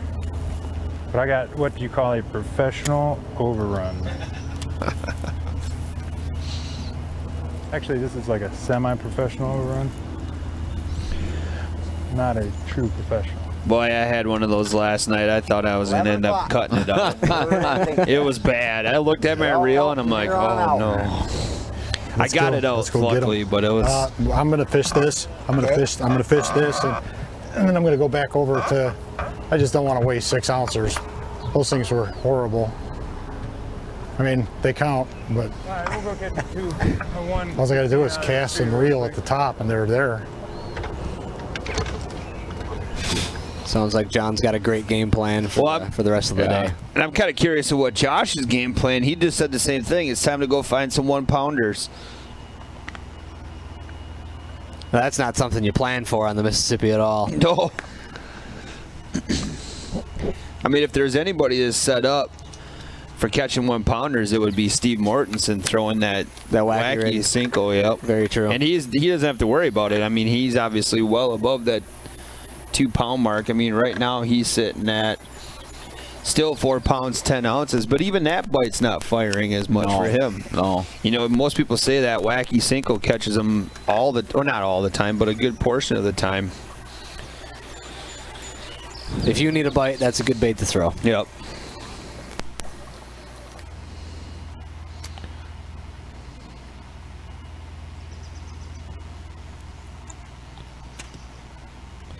The thing about, even though you are in Dinkfest, I mean, you still want to target bigger fish, right?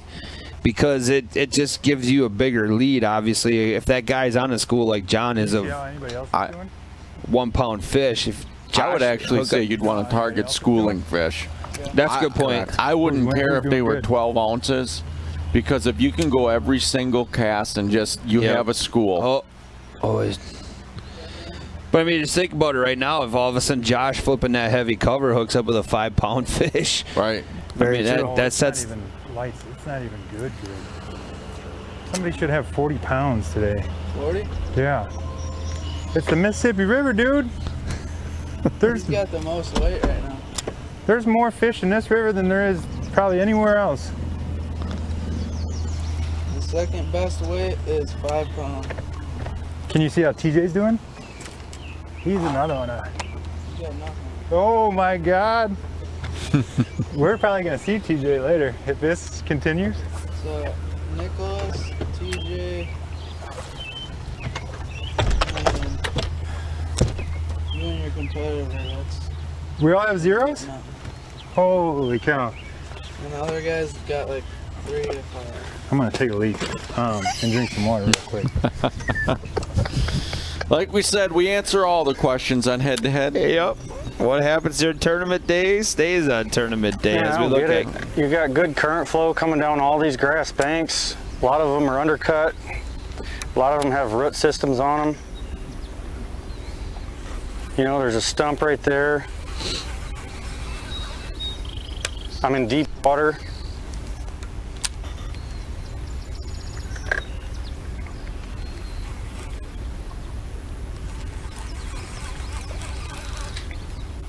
There's a log right there.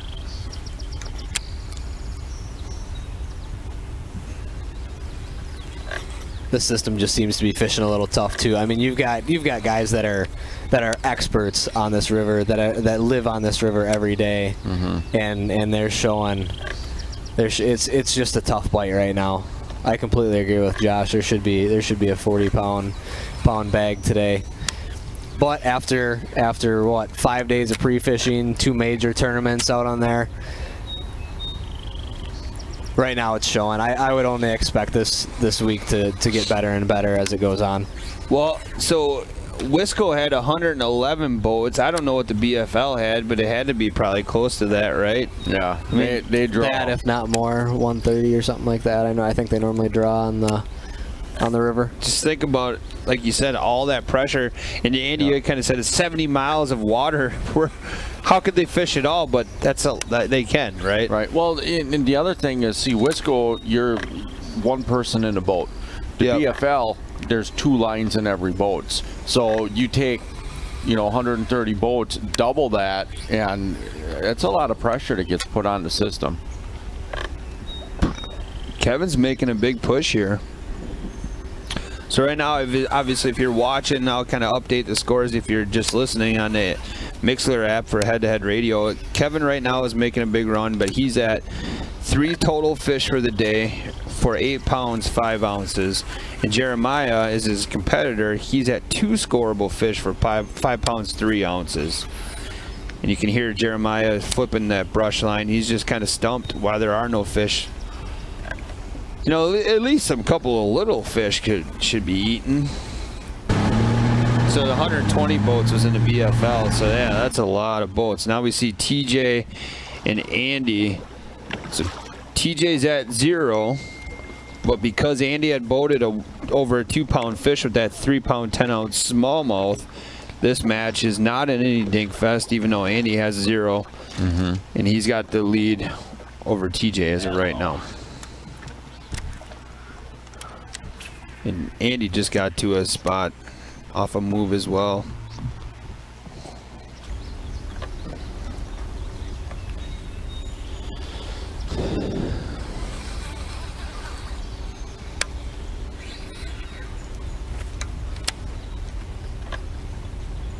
Oh, look at that. That background right now is pretty cool. Is that like sand bluffs or something, or like a quarry? I don't know what that is. It certainly looks like a quarry in there.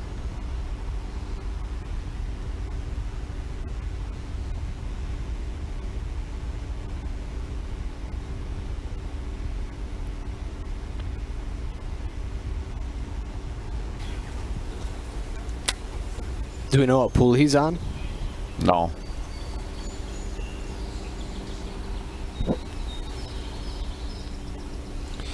Well, I believe Kevin had mentioned earlier that he was debating if he should go back to the smallmouth game. I think that was him that said that. A lot of people are saying that was a sandbar created by dredging near Party Cove.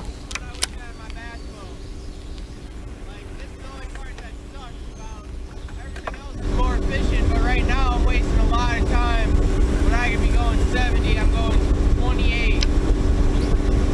That's the downside of the tunnel hull. Just slows you down a little bit. It forces that water up into the motor. We're gonna make a move here in a few minutes. But it definitely slows you down. And that was that big key between my choice of boats too. Like he said, he could be doing 70 in his other. I believe he runs a Phoenix. Yeah. Well, we're about to see Jeremiah make a move. He said he's going to make a move in a few minutes, and I think we'll see him light it up pretty good. Yeah, as far as going fast wise. Yeah. 0 at 11 for bass tournament. That's sad. I mean, it's tough right now. Yeah. You would never said that comment last week. I mean, last week we had 20 pounds at 11 o'clock for a lot of these anglers. It's just a whole different body of water. Right. It's all a new day, man. I mean, a lot changes in the last couple of days. Even the anglers that fished this weekend said it wasn't on fire. No. Guys I talked to end of last week that were pre-fishing this and the BFL and the Wisco and stuff, like said, man, it just got tough all of a sudden. Yeah, anybody that watched last week would have never ever thought of saying that's sad for.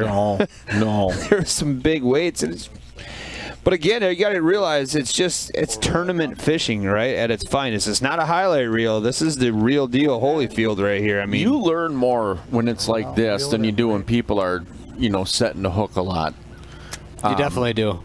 This is part of the education, and I say it so many times. It's people. The biggest misconception is what it actually takes to consistently put fish in the boat.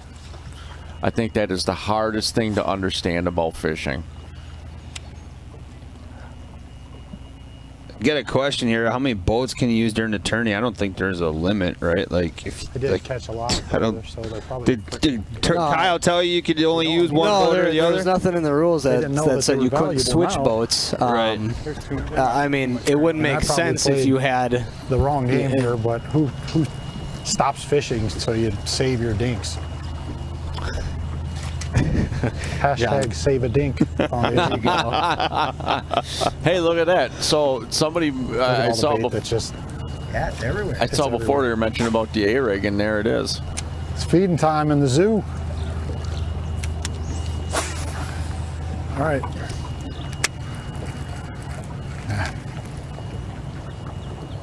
Back to that comment though, I didn't see anything in the rules that said you can't switch boats. Then again, I didn't have my other boat completely set up, parked in the parking lot ready to switch out in the tournament or anything like that. It's, that was something that I had planned on doing if it got real shallow. I promise you, something's up.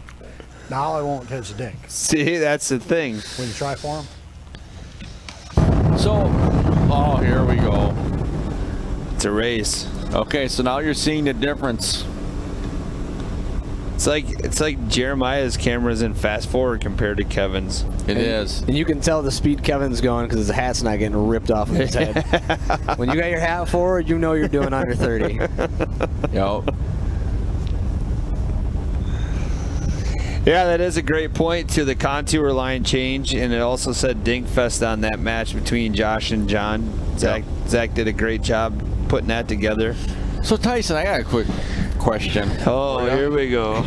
Do you think if you would have fished this Lacrosse event, you had better chances on your Tinder?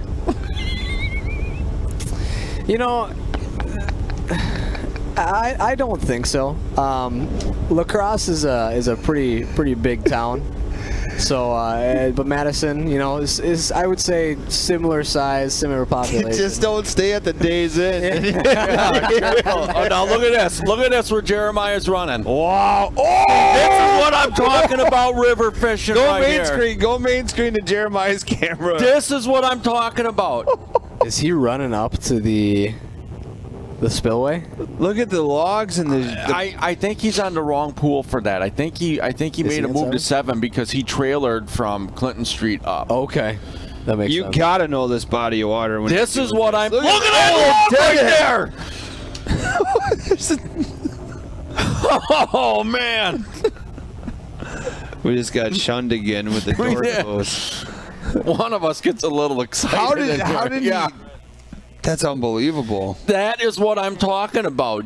These guys that run this system, it is putting Ricky Bobby in a bass boat and they just want to go fast. The scariest part about that is where you set down. Right. He's got to be, that whole channel is probably maybe 2 feet. Right. And he's got one spot in there that he probably can set down on. That's right. Maybe 30-yard stretch that he knows is safe. And to start back up again because you got to run out. You can't idle out. Yep. Even Josh flying. He's in my mind. That screen on Josh's boat is bigger than the TV in my house. Look at that thing. That's why I didn't shut the motor off.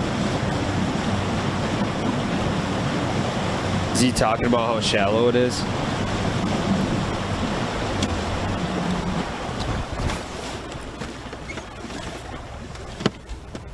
That's crazy. No, it's gonna be quick. I mean, where is he? Because that's obviously a marker.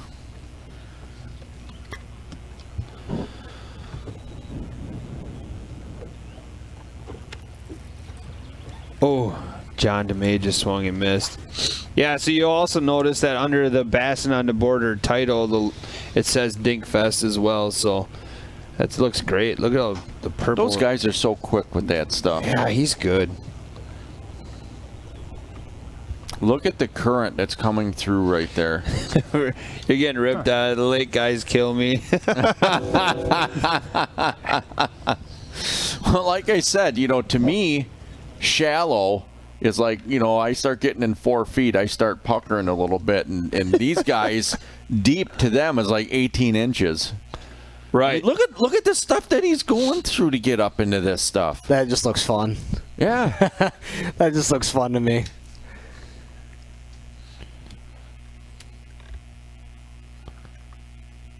I'm surprised he didn't run through that. Jeez. He's got to be going to something very specific back there. Because he's not flipping all that wood. He's got to be going to an area that he knows he's got confidence in. Oh my God. Brushing up against the bank, squeezing through the down trees. I was going to say, I'd be kind of curious to look at that log that's in the water right there. He's really snaking his way back in there.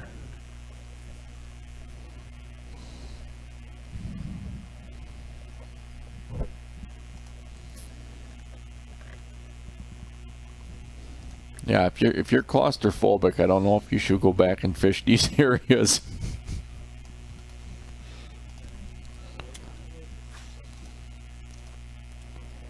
And Jeremiah still hasn't made a cast getting back there yet. No. He's got to be going to specific bushes or specific laydowns back there, a specific section of bank that he's got confidence in. He's been saving just for this.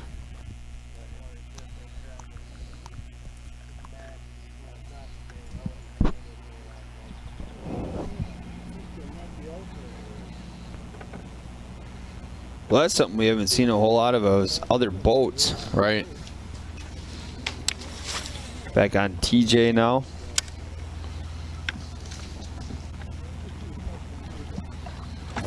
Ooh, that was a good hook set.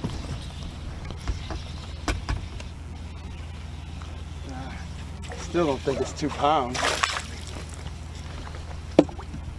It's cured. But I am going to throw this one on the scales just because I haven't yet today. He's throwing his rods and everything.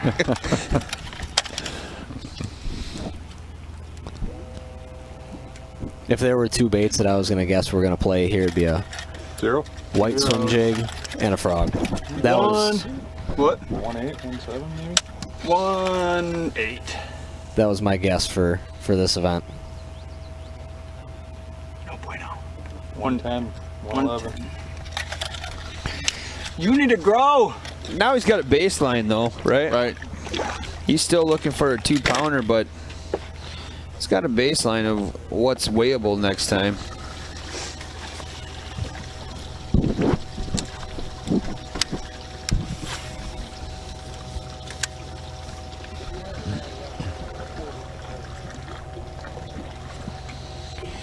Yeah, there's a whole different spin on it now. If you like to go fast and drive crazy, now is the time to share it with your racing friends. Yeah, absolutely. Let everybody know. Look at these guys. I mean, that was pretty awesome. That was.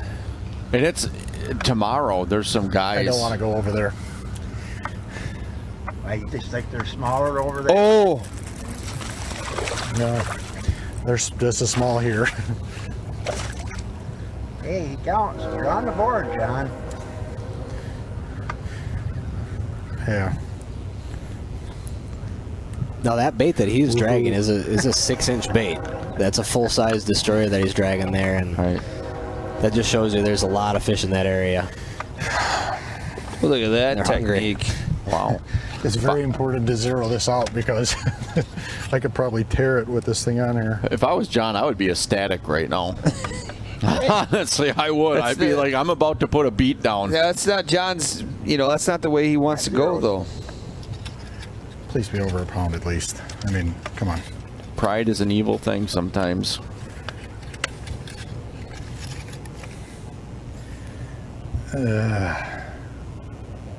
15 ounces. 15 ounces. You see that, Josh? Dagger. Put him in your app. No, I won't. How could I forget to put them in my app? Dagger. Record. Oh, I pressed the pounds by accident. Hey, 15 ounces. we had a walleye. We had a tournament where it was 4 ounces to 0. 4 ounces won. Josh, you're down. Sorry, brother. This is horrible.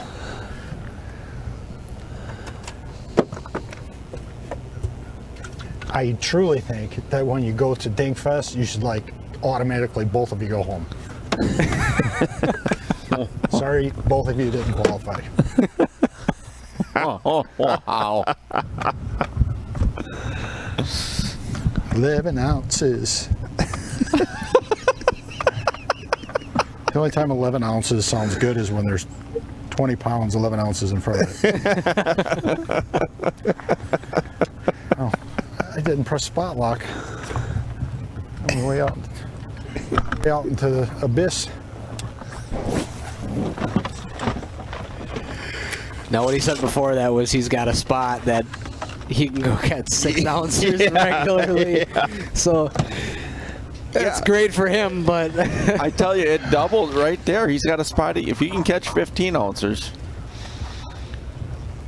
The thing about this is about advancing to tomorrow, Yeah, and it's surviving. To me, I don't care. If I was able to beat the guy I'm against, that's all I care about today, is to beat the guy I'm against. And we heard Brad Fuller say that when he was fishing that, on his days, all I got to do is just get to the next day. That's it. Well, look at Tyson. I mean, what'd you move forward with on your first day? 214 with one fish. And now the funny thing about that is if I did not catch a 2-pounder before Dingfest, I would have lost that. Right. Kevin just missed one. Larry caught some good fish back there that just didn't make that 2-pound mark. Yep. So it's how the format's laid out, and it makes it exciting. Yep. No, if I was him, I would be going into Superman mode right now on those 1-pounders.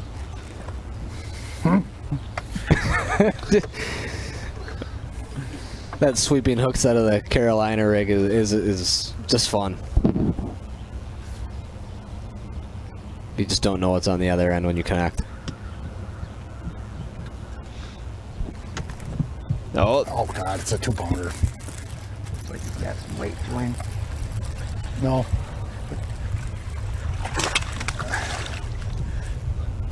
Oh, come here. Come here. That's Don't gonna get me go a with that pound and a half. sticking out of the side of his face. It's a 2-pounder. Go figure. I don't think so. Yeah, I Looks like don't. it's gonna go 113. I'm calling 1.8. Yeah, I'm kind of right there with Tyson. I think I'll go 110.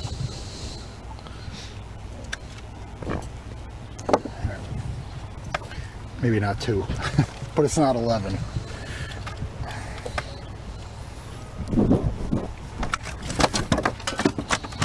Come here, come here, come here, come here, come here, come here. Come here. Don't go back there. He's losing weight. Fish is getting exercise. Every time he jumps. Right. Maybe it is 2. I don't know. It looks bigger on the floor there.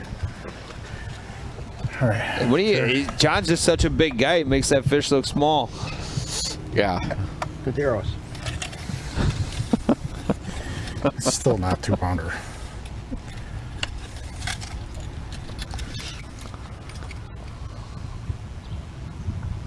$111.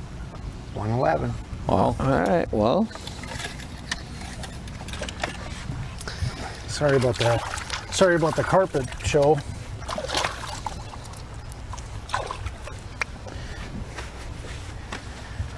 right.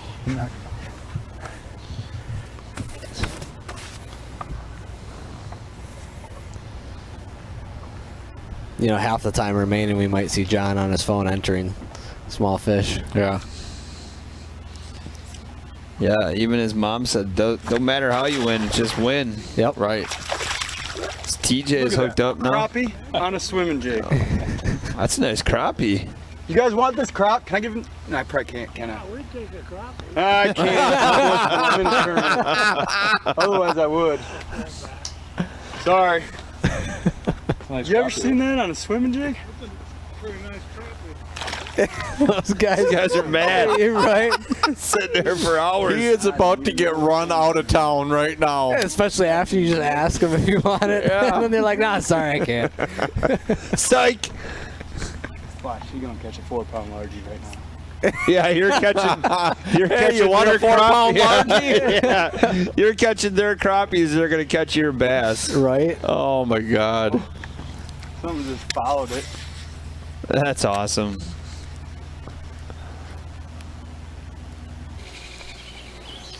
Now we're main screen on Jeremiah Shaver. Oh! Rip that fish out of the water. That'll be close. Smallmouth. Yeah, long, lean one. Way back I in there, don't think too. this is gonna go, but we'll check either way. Little tiny smallmouth. Zeros.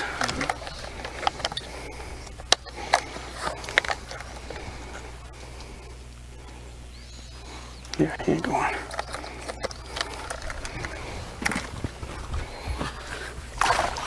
Yeah, good release by Jeremiah.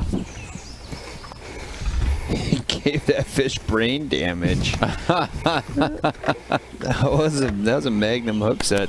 That was a Magnum He hook had that for set. a long time before I even knew. I never felt a thing. That's what it looked like. Well, that was brilliant.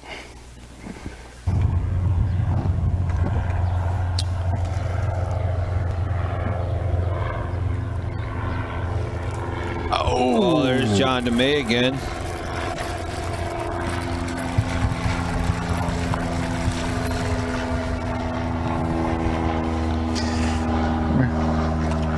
Come here. Big hook sticking out of his face. Yeah, right through his cheek. Yeah, I almost grabbed it. I had to lick.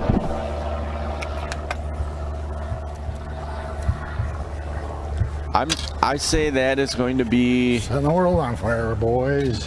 1-2. That's exactly what I was thinking.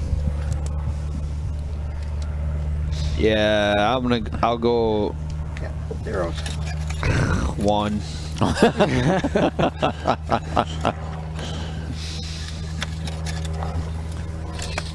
He's not even looking. Probably.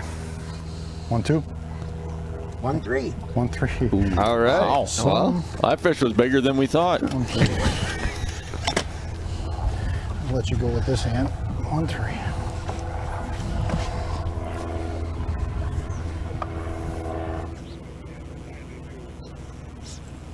Look at those people waiting for another yeah, crappie. crappie. Oh, there it is. TJ. Oh! He's like, that's what you get for not giving me that crappie. He's getting left. Oh, man. That microphone is so good that's on those cameras. It picks up all the noise in the back. Oh my God, it's great. Just that little laugh. We got some hecklers. Wow.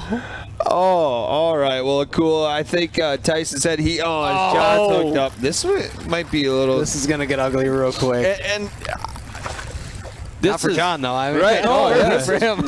Yeah. Don't do it. Don't do it. There you go. There we go. Yeah, if I'm John right now, I'm ecstatic. Yep. You gotta be. You're in a place where you've got a lot of fish. You can put a lot of weight on the board. What would happen if he broke the single-day record in Dinkfest? Oh, man. Can you imagine that? He could, too. We had R.J. Harwood in one of the walleye events move on with a 4-ounce fish, and I think he ended up winning that event. Yeah. I mean, it's just, Relax, you know, okay. and I'm talking championship. He was the champion of that event. Right. And See it's what happens, little guy? That's all it is moving on. You know, just like you said, Tyson, moving on. That's all you have to do.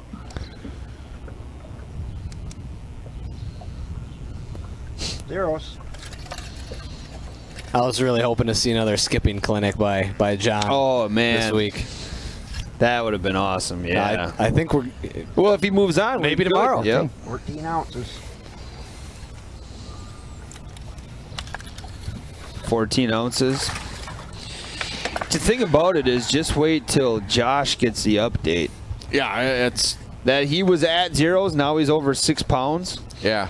Yeah. Think about that. That's like a reality check right there. Right, and the same thing as John's entering those weights in, he's going to see where the other guy's at, so he has to start going, hey, my other guy, he's not around even small fish. Right. Very true.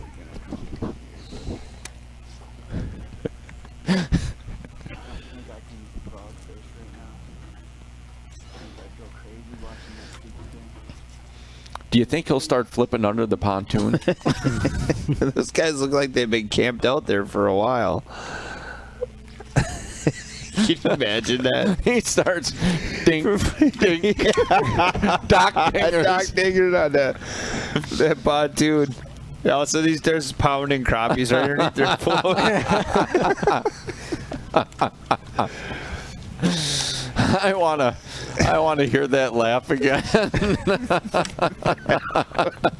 That was great. That's just added insult to injury. That's right there. Tease us with a hand-sized crappie and then throw it back.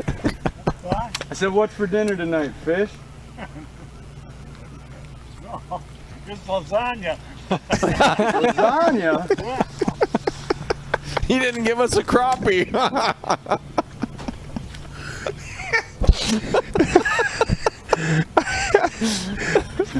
I thought for sure when he said fish, the guy was going to be like, not for you. I really need that one. Oh, man. He's got to move away from these. Well, boys, I'm giving her up. Okay. I'd like to see you catch that one.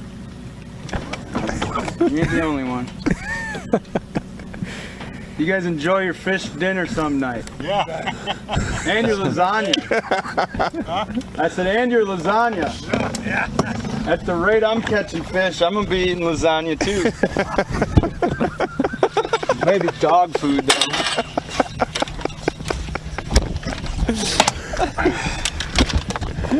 Now, at the other side of this, he's matching the hatch too with that white swim jig. Copies around. Yeah, that's true. You know? Yeah. Yep. Oh, Could man. make something happen. It's gotta be Got enough time. one of the best segments.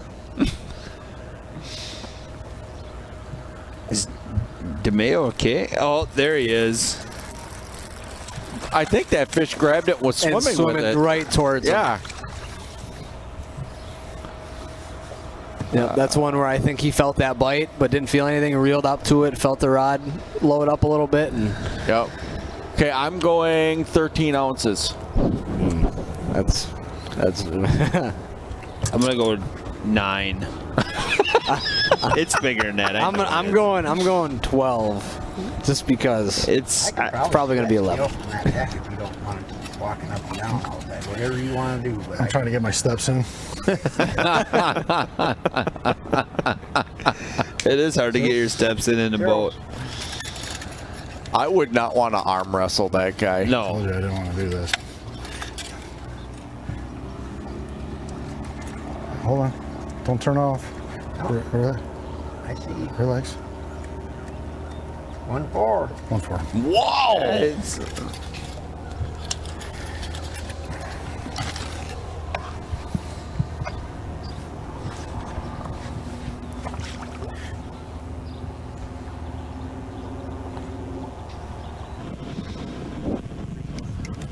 so we saw John.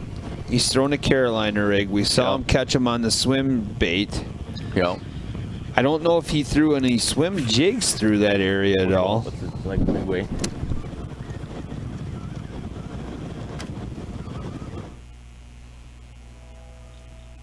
Oh, there's a different view for Steve. So he's kind of moving now as well. So is Nicholas. He was in some of that thick, nasty stuff. Now he's even open water. Mm-hmm. So I think the bait choice for John is the structure that he's around. I think he's fishing a little ledge or some kind of a contour break that swim jig is designed to come through that heavy cover, that grass, that wood.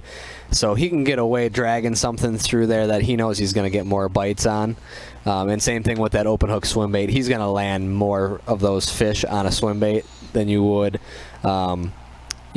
potentially throwing a weedless swim jig. Right.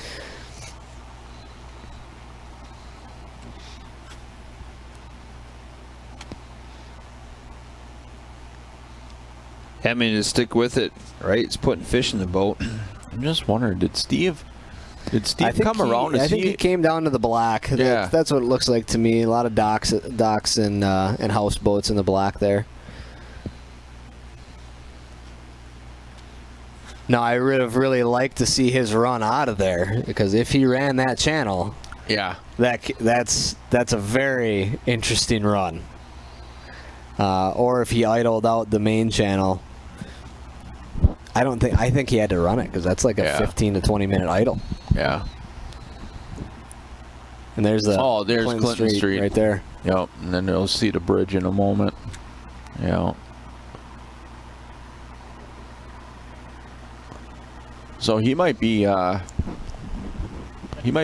into DeMay. Didn't even have to leave the boat launch. You know? I don't know if he's planning on trailing at all. He might just fish that riprap by that bridge. Mm-hmm. And it looks like he's still throwing that weighted wacky rig. Yep. I think in the background over there to the left, that's where John DeMay is. Yeah, up the river. Yeah, there, farther yes. back there. Hey, it's the second time we saw that bridge. God, I love this view. Yeah, this is TJ making a move. We should get a big fan and put in front of us. So when we're So riding you with feel these like- guys, we should turn this fan on. And then have Zach shoot a mister every now and then. That's awesome.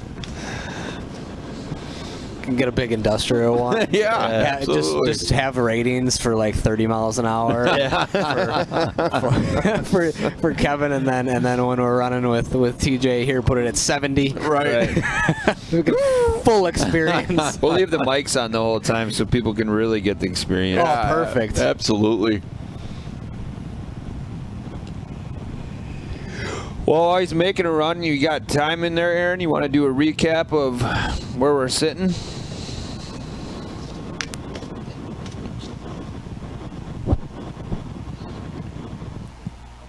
All right, so we'll start here with Kevin and Jeremiah. Right now, Kevin has 3 total fish for 3 pounds 2 ounces, and Jeremiah's at, oh, I'm sorry, I read that wrong. 8 pounds 5 ounces for Kevin, and Jeremiah has 2 fish for 5 pounds 3 ounces. Oh, Andy Lee's hooked up. One arm throwing. Yeah, he bombed that thing out there. Please be a bass. This is where he gave him his leading fish of that 3 pound 10 ounce smallie.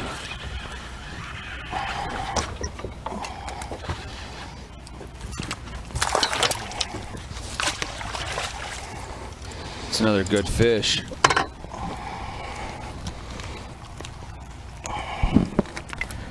Yep, nice largemouth. That'll go through. That'll go too.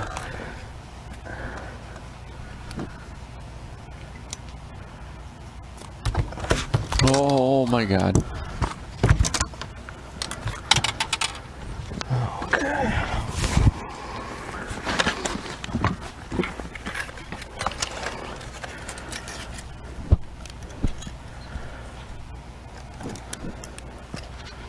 Zeros.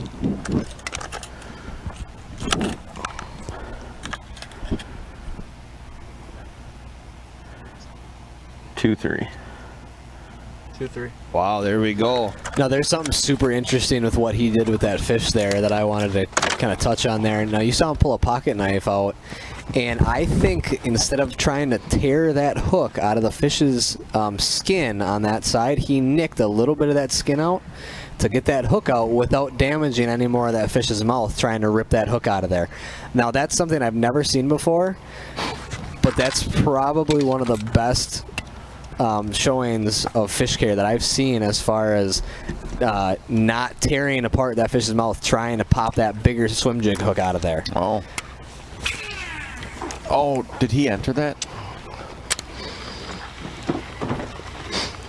I don't think he did. Yeah, I didn't see it if he did. It was his phone really is quick. right behind There's him. his phone right there. Yep.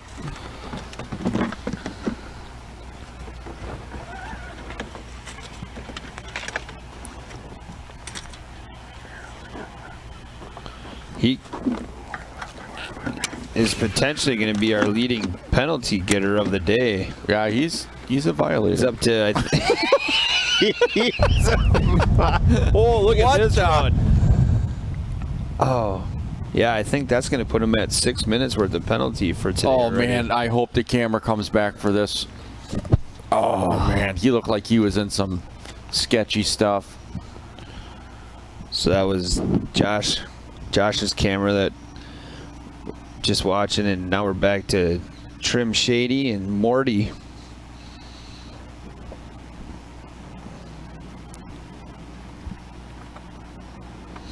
If he doesn't enter the fish, it's a 2-minute penalty. Mm-hmm. So he'll be allowed to enter, and then he has to serve 2 minutes.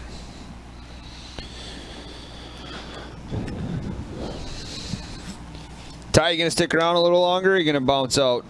I should probably go do some pre-fishing. I was gonna say this is exciting to watch. Like I now understand how you guys can sit here and do this all day. This is extremely exciting. It's completely different being on this side of the screen with the mics on and whatnot. But I appreciate you guys having me in here, and I'm gonna be back in the store on Wednesday, doing what I do best out on the sales floor there. So if you guys have any questions for me or anything like that, feel free to swing in and talk to me on the floor if you guys want to see some of the baits that I was throwing or whatnot on Madison. Are we gonna order that wake bait? I gotta meet with Justin. Yeah, that's one thing that we gotta get in touch with and see if we we can get those in, or if they're even available. That's the hardest part right now is availability. I know that boom boom frog that I was throwing on Friday. We sold out of that thing. That didn't last long. And I have one left. So thanks to everybody that bought them. I tried. I tried to grab one, and a customer beat me to it by like literally 3 minutes. Oh sure, they're awesome. Like I said, I had a buddy show me one. I think he gave it to me like last fall, and I never threw it. And I knew he had them in the store. Wanted a little advertisement for it. I was catching on a frog, and that worked great. So here's Josh's potential first Dinkfest Smallie. Yep. And he just made that move. Yep.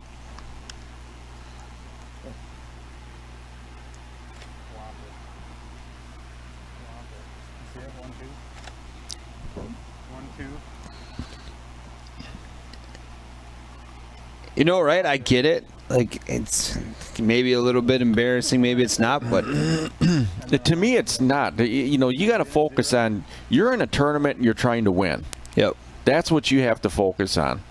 You know, that catching small fish doesn't mean anything other than, well, you're around small fish. But if you can move on and win with it, absolutely. By all means. Because they don't pay you for your pride. They pay you for your results. Yeah, that's a great point. You know, and that's where it's, to me, you're in a competition. So the pride is gone, and I'll do it any way I can. So way back, we were talking about if you would have fished this event, Tyson, in your Tinder, Gary, I don't know if I can read all of it, but would have been Thanks, Gary. That's good to know. It would have been a good tip. Yep. Maybe next year I'll specifically sign up for a lacrosse event. So due to Gary's advice, Tyson's heading to Lacrosse today. Yeah, he's no longer going to the UP. Yeah, he's going back to Lacrosse. Oh, I got to go to the UP today. I don't think I got time to run to Lacrosse today. Also, I don't want to pull any fish away from these guys specifically. Well, it doesn't sound like you need to bring your boat going to Lacrosse. Ooh, that's tempting. But again, guys, thanks for having me. I'm gonna head out, and thanks for the audience for being cool. He said it's a Vikings joke. Oh, I thought he was going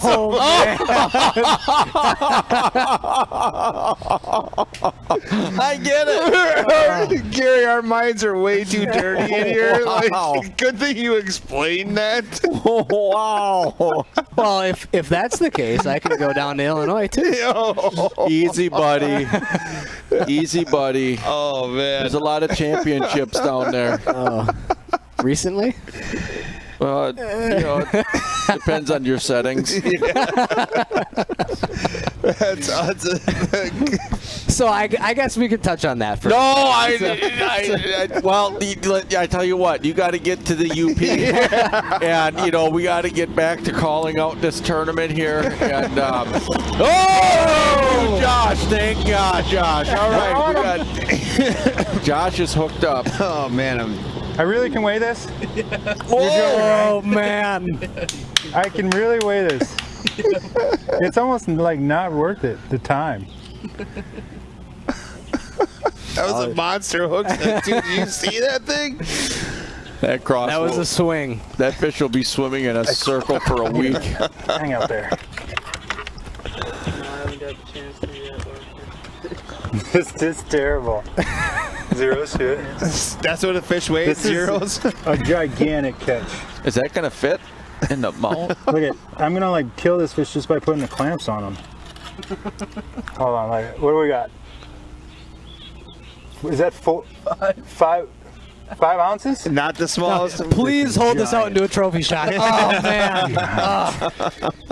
If he moved on, he could have screenshotted that and put that as a new profile picture for his Twitter account. 10 more 5 ounces. That is not the smallest fish, if those are wondering.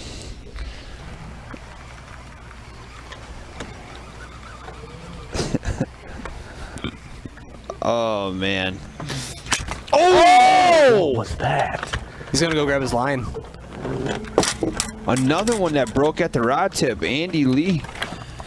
Look at this. Yeah. Oh no. Would that be something? Hand line them in? What the hell? I thought it was your rod. I thought it was too. Hey, saved the bait though. I thought I was going to catch something real awesome by just sitting here for another couple minutes, but Yeah. man, that would have been super, super cool to see that. That's the nice thing about using braid, though. If he's using fluorocarbon there, that line's gone. Yep. That line sinks, so the braid floats. I run off fluorocarbon on my swim jigs personally. I just like how the feel of it is, and it's a personal preference, though. So braid definitely saved the bait there on that one, though. So now, yeah, he's going to retire. Yeah, I think before you came in, Jeremiah had that same thing, and he pulled in a 2-pound fish. Interesting. Yeah. So I didn't hear or anything. Did Andy have to serve a penalty? I didn't check and see. Yeah, I did not see anything. Oh my God, yes. I did not want to weigh another 7-ounce fish. At least Josh is around him now. Yep. That's the important thing. Well, think about this. John's moving. Imagine if you catch like a 5-pound smallie. Well, that's what I'm hoping. John's moving and Josh is catching him now. I mean, the roles have kind of changed. There you go. The weight's still up there for John, obviously. Right. He might be trying to get back on that school of fish that he had before. It looks like he's messing with his graph a little bit there. But on that, guys, I am going to head out. All right, buddy. Thanks for joining us. Yes, definitely. Thanks for having me. And I'm going to be listening to the audio version of this on my way up. So, which is a Mixler. Awesome. Cool, man. Thanks a lot, everybody. Or not everybody. Tyson. Say goodbye, everybody, to Tyson as he's going to roll out and go enjoy the beautiful day. Yep, you guys have been awesome. Thanks so much, guys. Thanks, awesome. man. Have a See good you, one. buddy.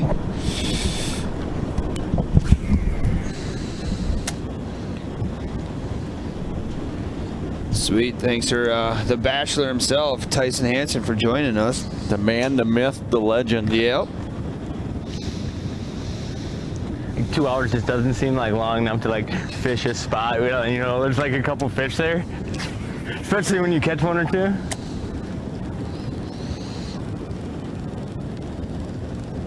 Kind of hard to leave.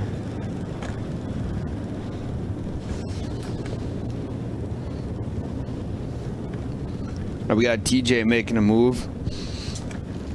And Andy's talking. Still bombing those one-arm casts. That's awesome. How many people are going to go home and practice that now? You know, I... Oh, he's hooked up again. Oh. Come on. I don't know if I'm putting him in there. You put him in the net. Oh, hello. Got off. That was dandy. Get him out of here. After I fished at one time with tournament director Kyle. Wish that was bad. And I saw him one-arming those. I went and tried that. I almost broke my wrist. Well, I'd be scared of letting go of the rod. If you're going to do that, put a floaty on the end of your handle or something, so if you actually toss it in, you can still grab it. I would tether it to my hand. Yeah. All right, let's check. There's other bridge smallmouth. There's not enough current on that side. Listening to Josh going over his plans here, as this is the only match today that's in our Dink Fest. Remember, you can get some Dink Fest stickers at therealshot.com. I'll even make it a step easier for you. Largemouth side. I'll share a sticker link with you. If you haven't done it recently, tag some friends. Let them know that head-to-head fishing is awesome.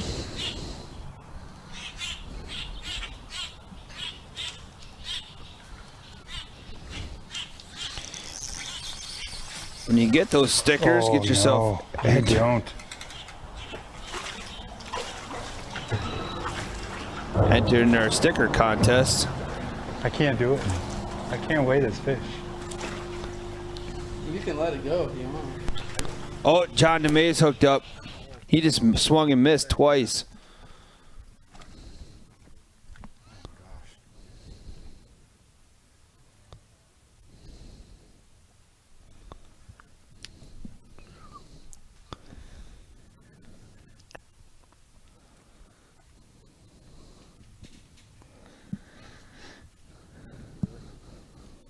could have like a limit.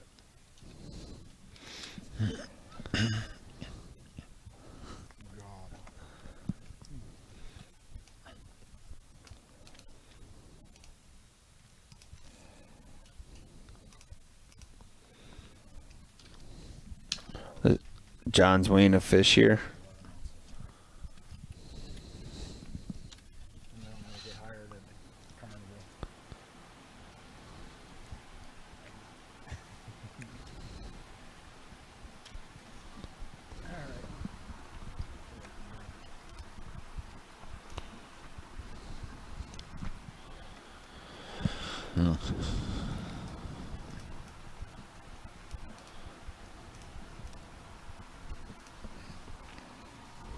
So we're getting a lot of questions on what exactly is the sticker contest that we keep referring to. Well, here's a link to it. Just to summarize it, it's take a picture of any of the head-to-head stickers, send them to the website that's provided here in the rules, get your name in the running for a chance at a $1,000 TRS online gift card.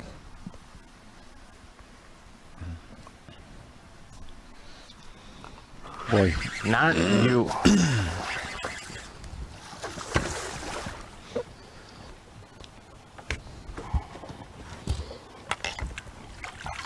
Another pike.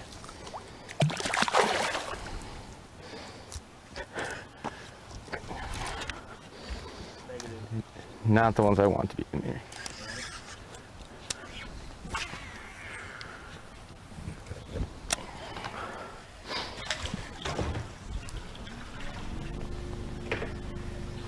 So did Josh weigh that last fish? I don't think spot lock works under bridges. Oh, he's about to here. Oh my God, I'm gonna hurt this little fella.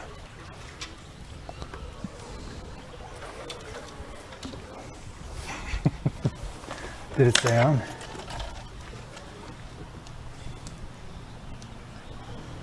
Just for fun, we'll weigh it.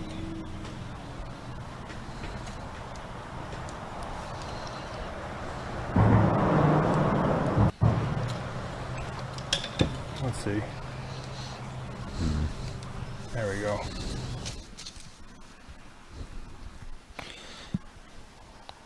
So he's a little tougher spot right there. Right underneath a bridge. But yeah, there it is. Here we go. You'll never guess. Never guess. It's bigger than that other one. It's a giant. Giant.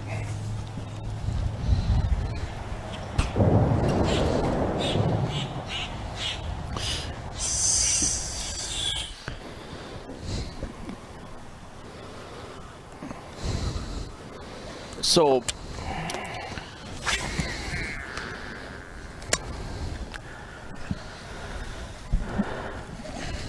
oh, Andy again. Whoa.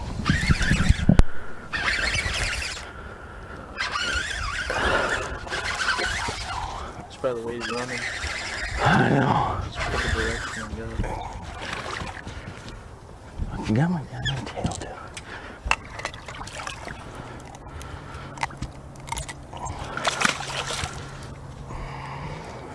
I don't like that.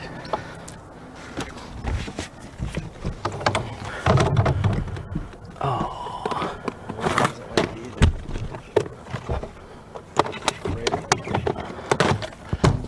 Clean some of them out. There's got to be a couple bass in here, huh?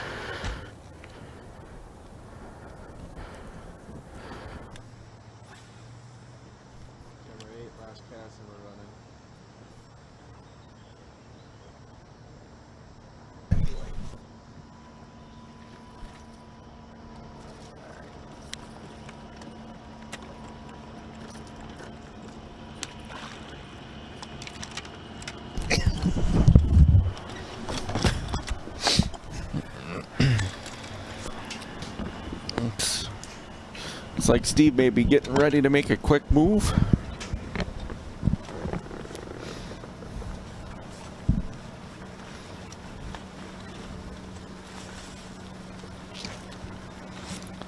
This will be interesting. I wonder if Steve will be going back up by that spillway.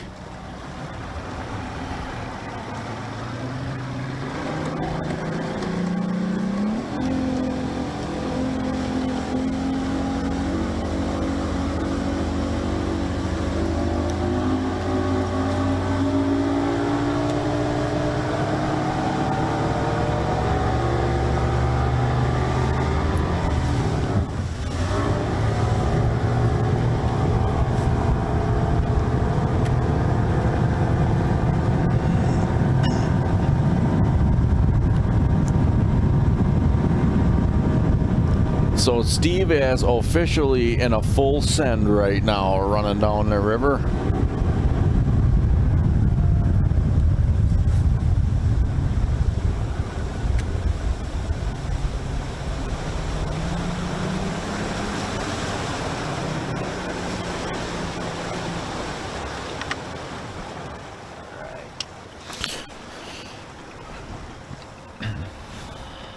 Yeah, so not too far of a move for Steve. Well, thank you everybody for tuning in today. This has been a good matchup today. We've been seeing a lot of good fish. We've been seeing a lot of fish catches. So where did everyone spend their weekend? Where was everyone out fishing this past weekend? Or what did you do? Or get together with the family, go fishing, have a cookout?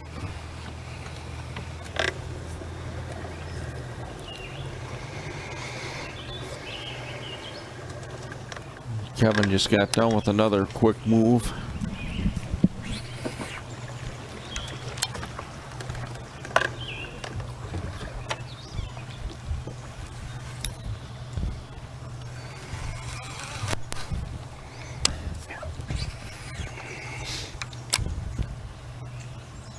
Yeah, I got some big green Winnebago. I actually was telling you guys before, I was out on Winnebago a little bit yesterday. Kind of hurt my feelings a little bit.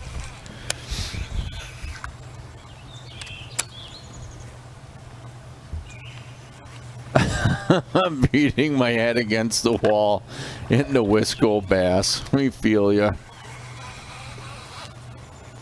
Walleye fishing. Oh, on the Columbia River.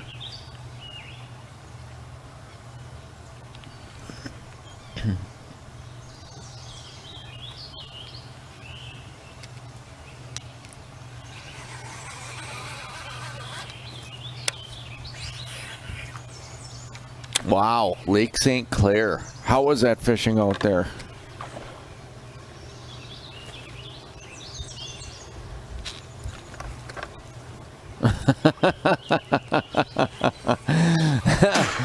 Winnebago's used to hurting our feelings. My mom didn't raise no quitter. I love it.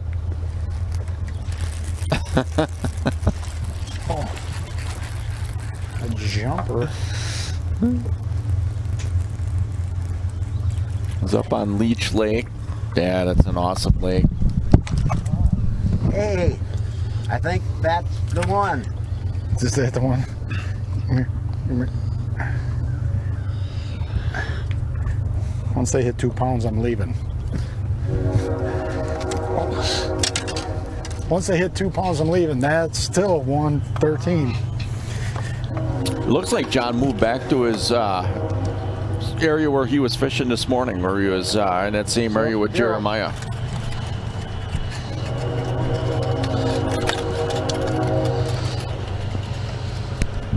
Turn off.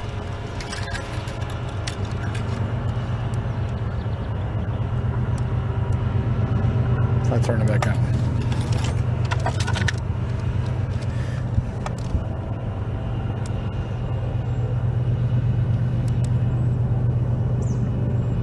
Zeros. 113. 111.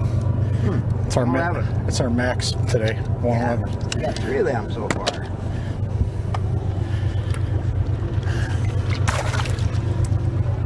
I mean, those are keepers in any other tournament, you know.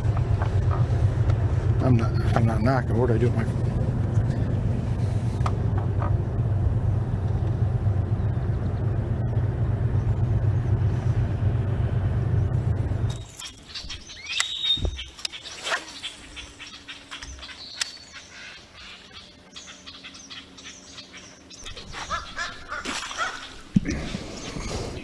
TJ's hooked up. Be a penalty, guaranteed. 10-inch smallmouth. Hooked in the side of the face. Like, this is just like every head-to-head fisherman's nightmare. You know what?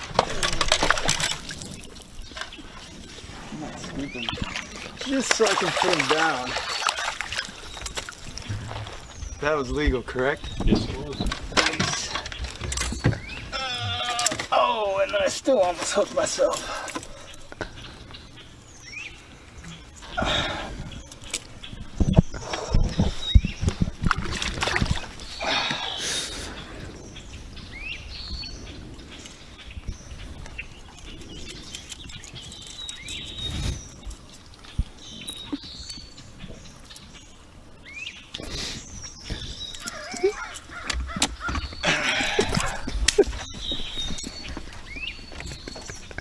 This is the downside of using that. Now I got this.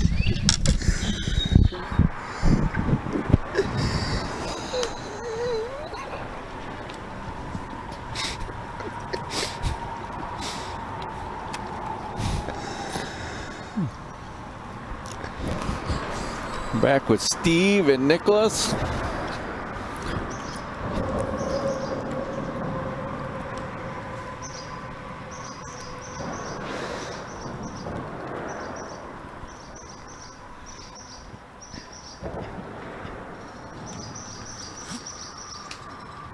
Sounds like Nicholas has that buzzbait out working again.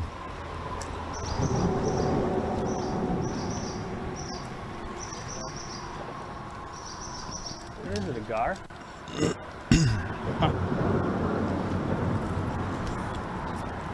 Big long cigar, huh?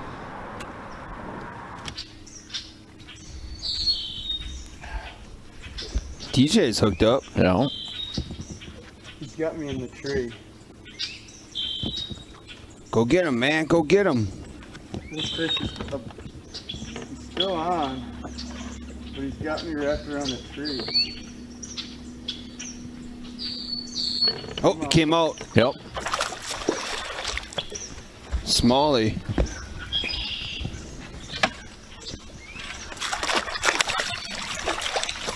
Oh, look at that, boys. Yeah, that looks like a nice fish. And he came off in the Nice. net.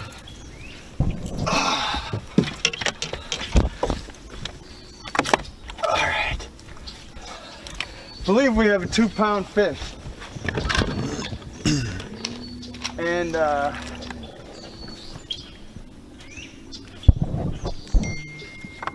right.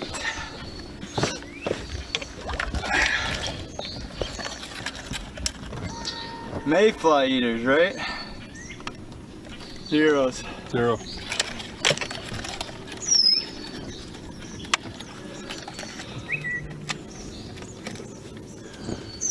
Uh, 211. Nice. Wow, nice What? fish. 211. 211. I'll take it. All right, let's do this. I'll remember to enter it in your app as Yep. well. Swim away, little blubber. All right. Well, I'm not blanked. Kyle, give me some sugar. Good catch. Good patience getting out of the tree. That sucker had me hemmed, man. Hemmed. All right, maybe these mayfly fish are gonna go for me. What do we got? Hour? Barely. TJ was up by the bank before he slapped a tree, and there was just thousands of mayflies. Really? Yeah. So that's what he's talking about. Somebody had mentioned that it looks like the mayfly hatch had started again. Yeah, we'll have to ask Kyle if he was prepared to get bombarded, because I mean they went right at Oh, you. Yeah, really? Wow. It was pretty funny. So now with that fish for TJ, it only puts him 3 pounds 2 ounces back, Andy. I mean, that's with 52 minutes remaining. That's doable for sure. Yeah, absolutely. So I've been seeing a lot of people mention that they've been sharing this, and with a lot of people, we truly, truly appreciate it. Thank you so much. Yep. Continue to do so. I mean, you don't have to do it just once. You can do it as many times as you like.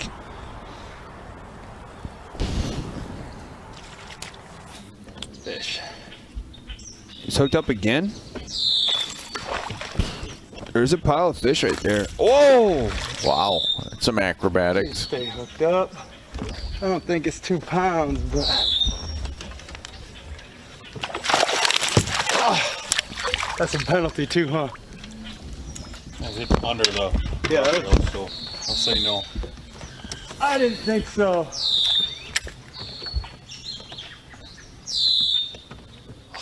Just whacked it again.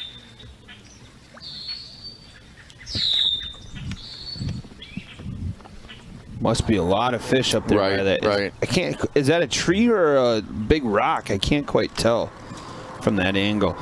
I just think they're fishing the shoreline because all those mayflies are up in the trees there. No, the Just waiting mayflies for them to drop down. Well, the mayflies actually come from the mud and then they raise up and then they're on the surface until their wings dry and then they go up. But yeah, I think that they're just there because of the mayflies. So head-to-head is 2 pound minimum, unless we go into tie fest or dink mode, or tiebreaker or dink fest. Yeah, there's John DeMay with a nice hook set, which we're seeing like John and Josh are in. Their only matchup that's in there of the day. No. And then the weight comes off for that, just because it helps eliminate any ties. It's really cool. There's a lot of new people to head-to-head this week, and it's only day one. That's so awesome. Thank you, guys, for welcome. joining us.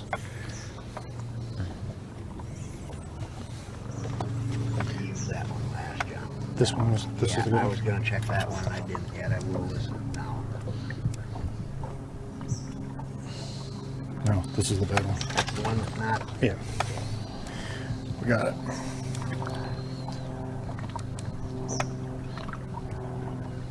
Zeros.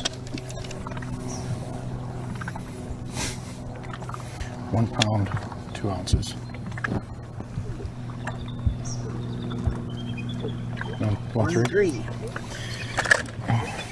Come on, come on. Here are the eagles. Was that what those are? Yep. It's either an eagle or a hawk. I believe it's an eagle.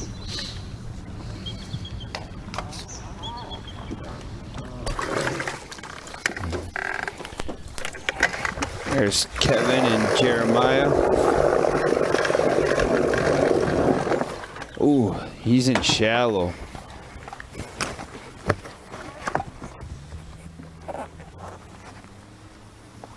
So Kevin's making a move. Jeremiah's trying to get moving. Yep. Oh, he's hung up on some logs.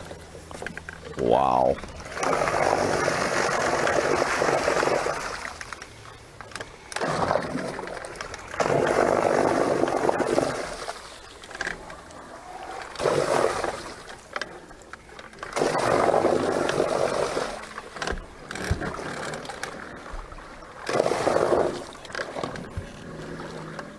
Look at the mud he is in.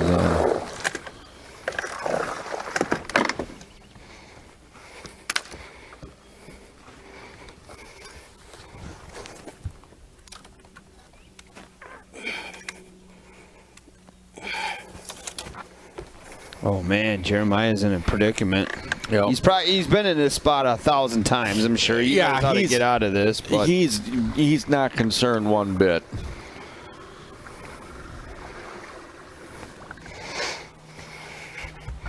Hang on.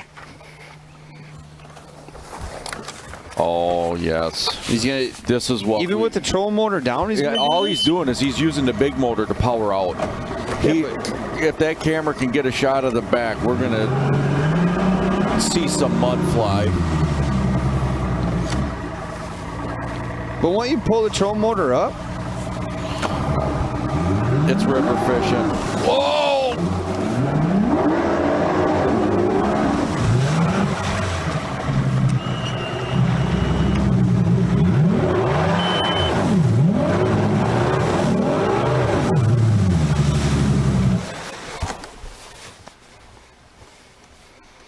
So he's done fishing that tree behind him. That's what you call getting a little help from your friend back there. We got it. Wow, that was cool.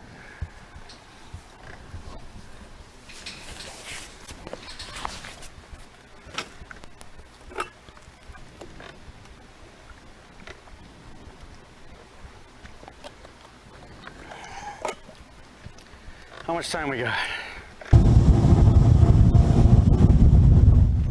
We got Josh making another push here, and John is still on that spot. 9 fish already for John DeMay. 14 pounds, 13 ounces. Look at this.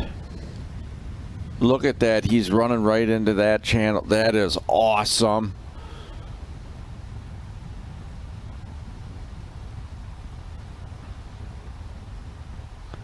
I don't know if I could fish a head-to-head on this stretch.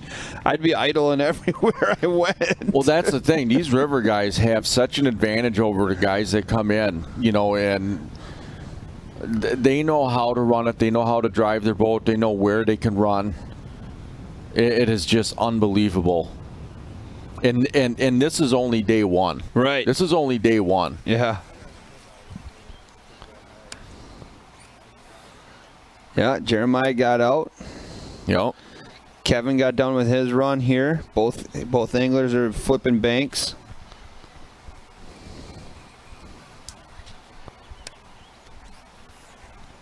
Kevin right now is holding on to that lead of 8 pound 5 ounces. Jeremiah's only, you know, just over 3 pounds behind. That'd be kind of cool. Nicholas making a run too.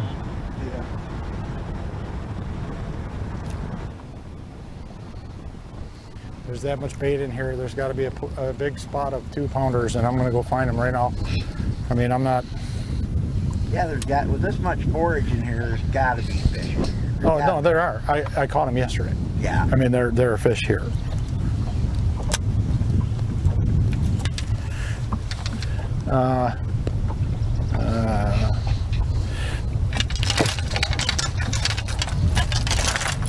So I'm going to search for them because this is all bait. That is a pot of bait. I'm going to just cruise down the bank with a swim bait and see if I can find a pot of 2-pounders. So if I am fortunate enough or unfortunate enough to win this match today, I can at least have an idea of something else in here.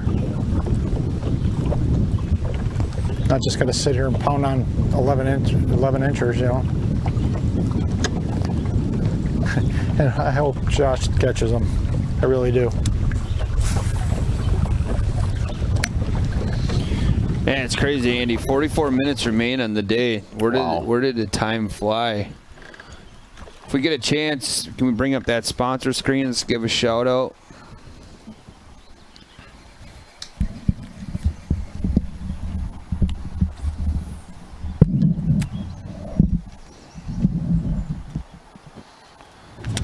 So there's a lot of new people here. I've been sharing the headtoheadfishing.com page a lot. You can go there for all the information. There's our sponsor screen. So thank you so much this week to these are our sponsors all week long. The Real Shot, Sportomotive, Omega Custom Tackle, Meg's Custom Rods, Motor Sock. Fantastic. You're actually seeing a lot of boats have that Motor Sock product in it. Look at Kevin's screen there on the top left. That red sleeve that's going to his trolling motor, that is a motor sock. It just helps protect the cables, you know, from a lot of damage, getting pinched, so on and so forth. Eliminates the fact of you having to wrap them with electrical tape, or a lot of people even go as far as to use zip strips. So that's kind of the benefits of a motor sock. Meg's Custom Rods make some of the finest rods in the industry. You can purchase those rods directly through their website, or you do yourself a favor, take advantage of a H2H10 code and save 10% on a Meg's product. a mega custom tackle. Again, you can go shop their website. Brad Fuller was in here last week, did a phenomenal job. Shop them on their website, or again, use that 10% code on therealshot.com. Sport and Motive, we were cruising through their website earlier today looking at some products. I shared a link to a 2009 Skeeter boat that they have in stock. They sell new, used ATVs, boats, nitros, tracker products, players, UTVs and ATVs, big parts department. They have financing. So go head up Jerry and his team over there. And of course, we just talked about the Real Shot, the tackle provider for all the head-to-head events. The other thing too is like us on all our social media platforms. We have Facebook up there, YouTube is up there where you can watch it on. Head-to-Head Fishing is another page you can watch it on. You can also like us on Instagram where we have a lot of content going up there. 40 minutes, just over 41 minutes remain here in day one. We're here again tomorrow with another 8 fantastic anglers. Jeremiah's weaving in and out of traffic there. Swear jar. Swear jar.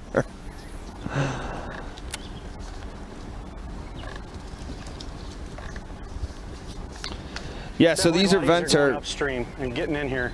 5 days long. We have 8 anglers that we see are fishing today. We have a fresh 8 that fish tomorrow. We merged the field from 16 down to 8 on day 3, which is Wednesday. Again, you can find all this information out on h2hfishing.com. Remember, it's the original head-to-head.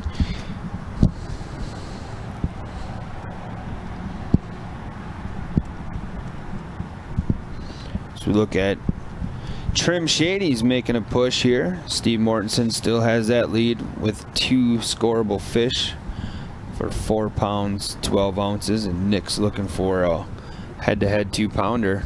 This is another match that is not in tiebreaker or Dinkfest. Mm-hmm. What's that? Yeah. Many 2-pounders that we can catch.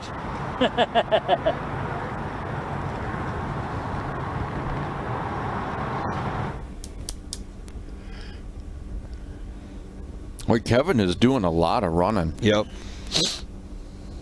What are we hung up on?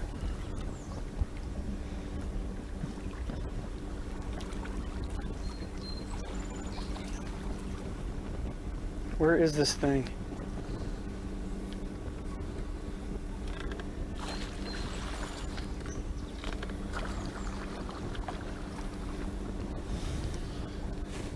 God, if you're Jeremiah, you get good at running a troll motor fast in this kind of situation. Yeah, absolutely. Like it's either do or die.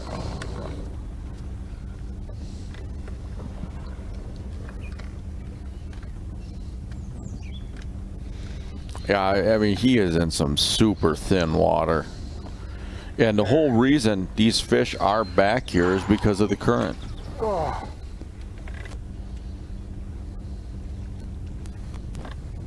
Now think about this. We've talked about this before in other events that we've had.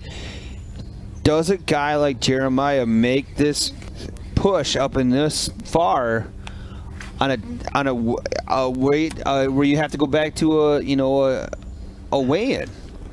Because it could take him half an hour to get out of this spot. I would imagine that there has been a lot of river anglers in tournaments who have missed check-in because of holy Christ, just because of situations that they get unexpectedly hung up, or they were able to get into an area one day, or they get into an area and the water's falling so fast trying to get back out.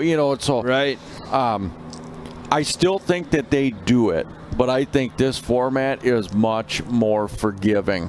Absolutely, because if you don't get back on time, after a certain amount of time, your entire catch is disqualified.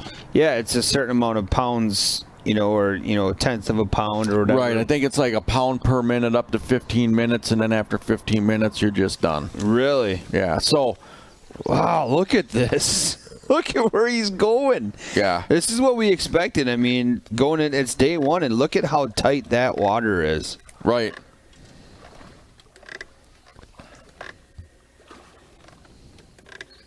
This is just awesome. The other thing, too, I mean, think about it this way is how many casts has he really made since he's been back in this far? He better be searching for a big fish. Yeah. All right, one more obstacle.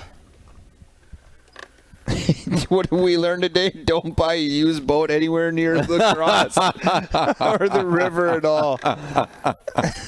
That's a great point. So he's running back out because this is the tree that I made the comment. I'm surprised he didn't run that. So as soon as he clears this, Watch that.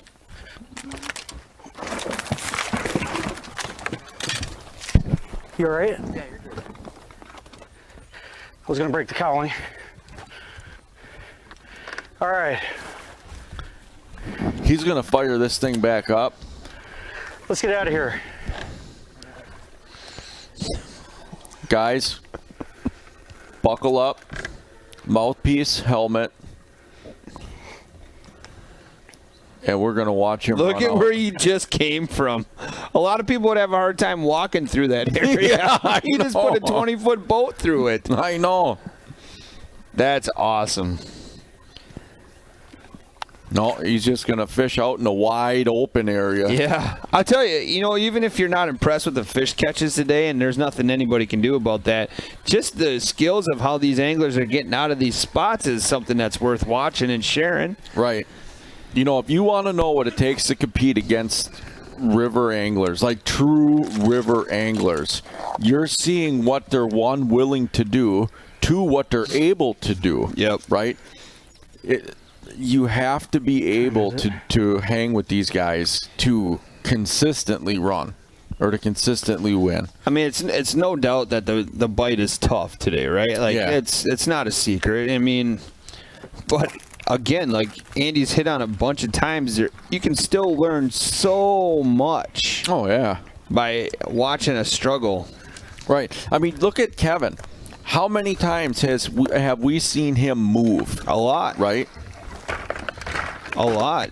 And to think about it this way is it can be overwhelming. Like if this is your first time to this, All right.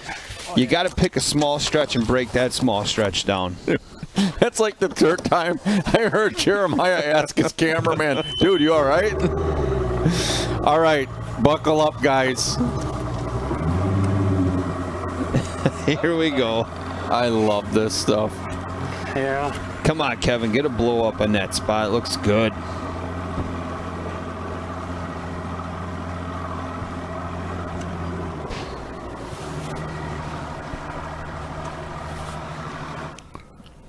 So Jeremiah might have to idle to a place that's deep enough for him to punch it. Yep. Oh, come on. Oh, Nick. Oh, you almost got your wish, Matt. Nick's throwing that frog. That looks like a great spot, too. Look at that background there. That high cliff. The that bluff. valley right there. That's so cool.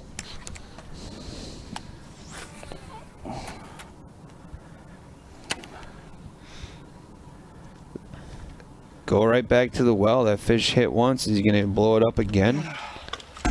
Put him on the old scale and see. Oh, there we go. We got to help me out here. You're TJ. on your own, man. TJ? It's TJ. TJ? Yes. Yeah. Thank you. 114, I'm going to say.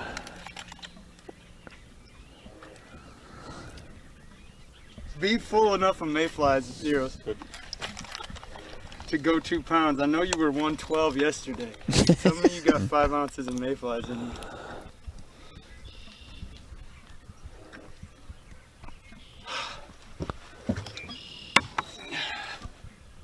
Dude, I'm gonna reweigh that. That's 115. So he's got the added pressure of having tournament director Kyle as the cameraman today. Yeah. What in the world? Does that give me an extra ounce? Just grab the other one.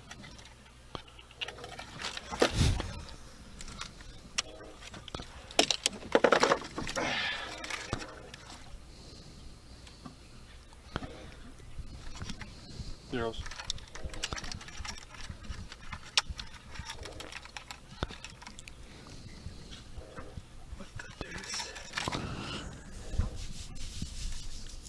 Wasted. Zeros. Zero. It's gonna be 115. Yeah.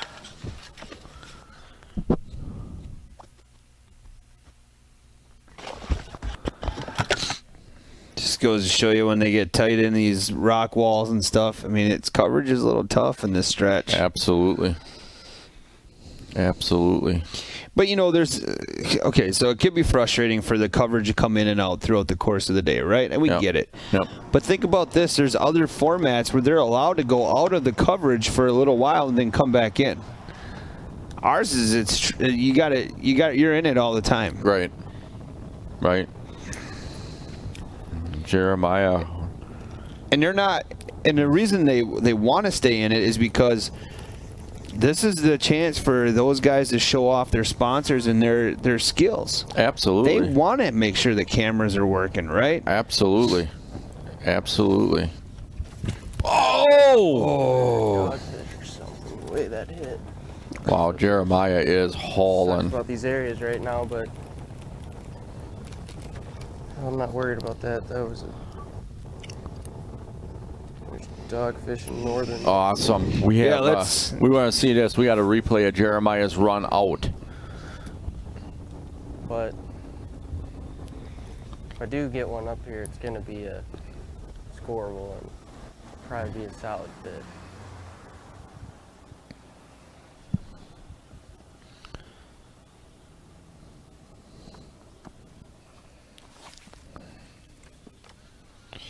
Yeah, that is the only downside to head-to-head. I guess if you could find one is somehow you got to try to get work done after this. Oh yeah. Okay, here we go. Here's the replay of Jeremiah running out. Look at that stump. I know. Right away, there's a stump. God. This is just a. Okay. Missed the logs laying down. Careful of the tree laying right where you're gonna run. So, look at that. That is just awesome. Holy man! Oh, there's. Oh, look at that thing. Okay, split the two fallen trees. And just hammer. Look at how close that is.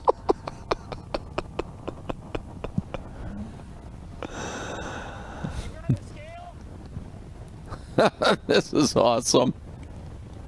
That's unbelievable. Hey, look at that on the front. Is that not a motor sock right there? Yep. Nice. Yep. See a pontoon. Something just moved.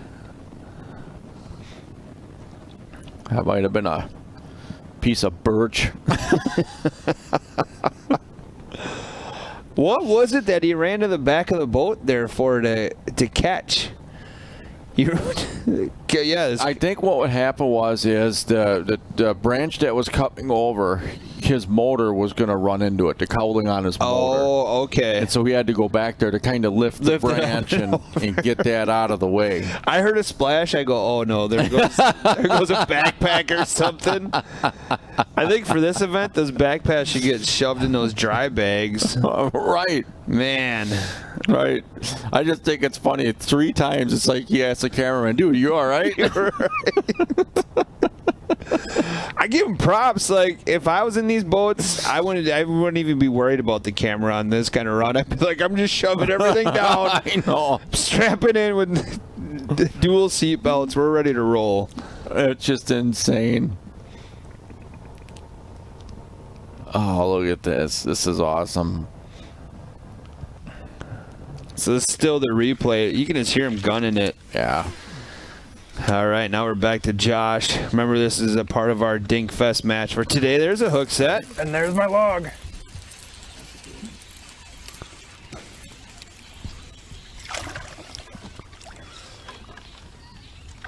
Oh, look at what that is. Is that? Oh, that is a smallmouth. Oh God, I'm terrible. What a net. Dude, are you? This will come back. You can kind of see the frames are just cutting in and out. Yep. There we go. So that fish is in the boat. There was no smallmouth on this last time. It was all largemouth.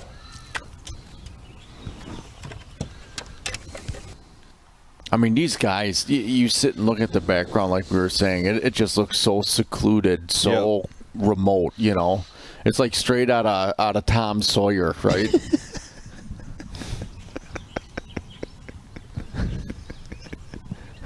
You like that reference? No? Wheels are coming off in the studio. Where's that dang phone? Well, I don't look like too much of a dummy, right? Make a 20-minute run with however much time left. Yeah, paid off. You put another. Fish. That's their base fish so far. Are you trying to make fun of me? I would not. Yeah, like he's purposely not flexing there. His arms are just that big. If he said that to me, I would have passed out right there. You're making fun of me. No, sir. No, sir. What, do I make you laugh? Am I a clown? Am I here to amuse you? Come on, Kevin. This looks like a big fish spot right here. Oh! That is a 10 out of 10 on that hook set. Absolutely. Look at, he's getting leverage off the side of the boat. He is. He's leaning back. If that fish came off, he's going out the other way. There is no doubt. Oh, is that even? It's close to 2. I think that's going to be good. Not sure. Aaron, I'm not sure if his audio's working. There we go. Oh, another broken rod.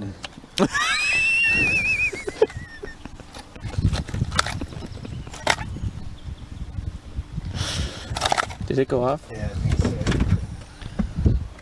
Other scale.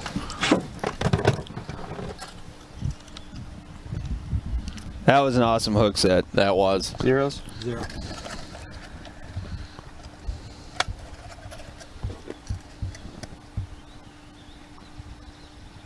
Ah.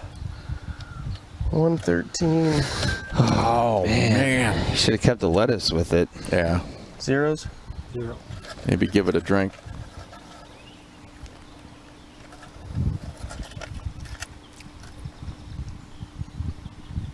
$113. Wow. That's all right.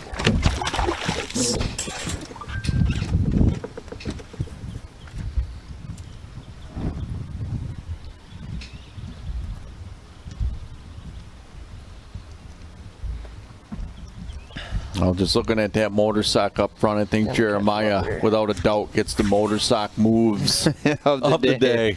I don't know, man. Kevin's putting a run on him. He's put a lot of moves on today as well. As now we speak of moves, we have Steve Mortensen making a move. Yeah. Nick's just been in some real fishy waters today. It just there's got to be a big fish around.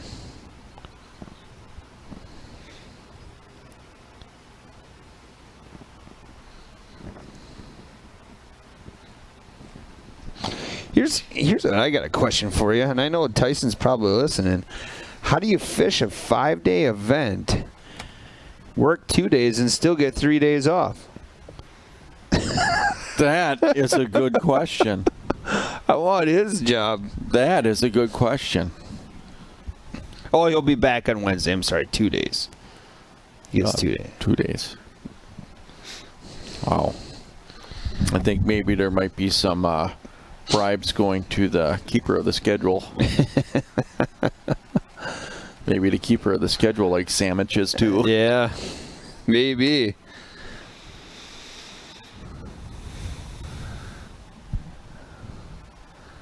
So we got Steve's just got done with his move here. Morty. And the real trim Shady. Please stand up. It's been a fun one today. I mean, it's crazy. There's 22 minutes remain. And all this weird stuff, but I've only been up here enough Honestly, I've only seen this spot good one time in like the 6 years I've been here, and I fished it. I check it every year because there's like some good slop, you know, but just for some reason it sets up okay right now, and I think, I don't know, I came up here last night to check it and there was 0 frog lines up here. You'd have to be pretty crazy to plow your boat through that if you didn't know it was up here.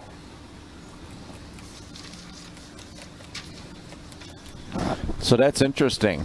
He just said there was no frog line. So what he's talking about is when these guys are frog fishing, you can see the line or the trail that the frog makes through the scum. And by going here, looking around, he said he saw no frog line, so he knows it was not pressured. Yep.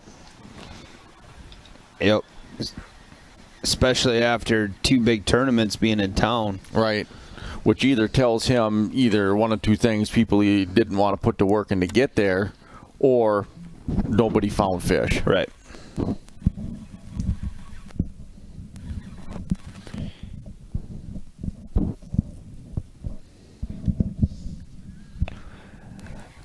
I mean, that just goes to show you right here for Kevin, when he made that move to the Lacrosse area in 2014, that he's scouted a lot of water. And he mentioned how he's fished this spot before, and he's only had it been good really once. Right. Which is weird. Does the water go in and out of there so fast that the fish don't go in there as much? Well, sometimes you get hung up on an area that just looks good. It has all the elements, but for whatever reason, it's not consistently holding fish. So it just could be one of those areas.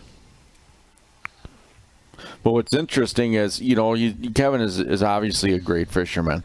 It's interesting that he keeps going back there, although over 6 years it's only been good once. Right. Like you said, though, it's just the looks of that spot. You wouldn't drive by it if you're a bass guy. No. You'd be like, oh, dang.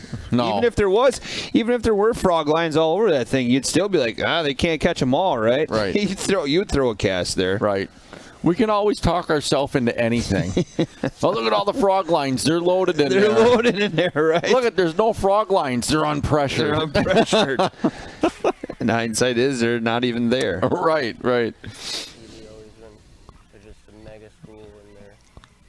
A lot of those times, they've timed the river just right, and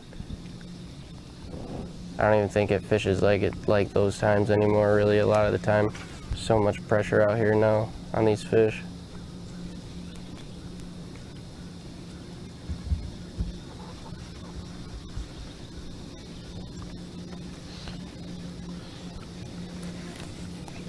Here's a question. Do you think Kevin talks to himself like this when he's in the boat? I do. Yeah. I do. Yeah.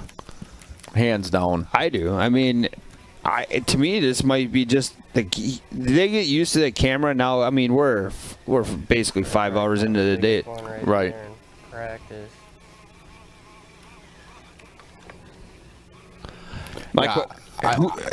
To the viewers who talks to themselves like this, I do it all the time. Yeah, I am always talking to myself. And what's the old saying? When you start answering yourself, you got to be. But it is. I mean, right? Like, Right. You're just out there and you're thinking out loud is what it's called. Absolutely. Yeah, I know. I mean, a lot of people are saying I do the same thing. It is, and it's not uncommon. I mean, it's. Oh, nice hook set, Andy. Oh my gosh, another pike. That is a little snake right there. That's a pickler. Another snack.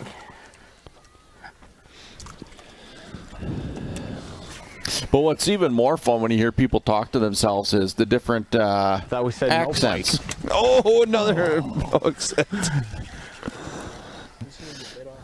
You're right. I don't know what that one was, but. Yeah, right. You know what you're saying? Yeah, different accents, different dialects, different languages. Well, sometimes talking to myself is the most intelligent conversation I have all day.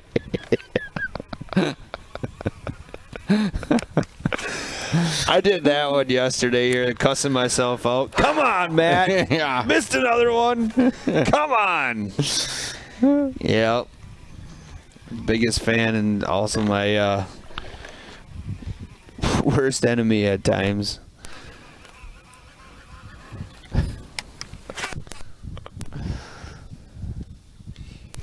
Wish the sun was a little brighter right now. Wish it was just as hot as it could be. Gets those bluegill. The hotter and brighter it is, the better it is in here. Yeah, gets those bluegill up by the, a little higher by the mat. It's not about the bass, it's about the bait, and just raises them in the water column, and then it's got decent depth in here. So for them to just want to blow through this, I mean, there's areas. I definitely caught one over there yesterday, or shook that an one or whatever alligator? that. I mean, he's in like, I'd say 8 inches of water. So yeah, this last ditch effort, man. They got this. There's a little hole like right where I am. Sometimes they school up out here, When the river's up. on these weed lines. I'm just trying to cover water quick with a swim jig. Down to a Hail Mary, Bernie Kosar style, Boston College. Yep. Aaron Rodgers in Detroit. It wasn't Bernie Kosar, though. I don't think it was That's a giant log. Doug Flutie. Ooh. I've had my fair share of logs today, I think.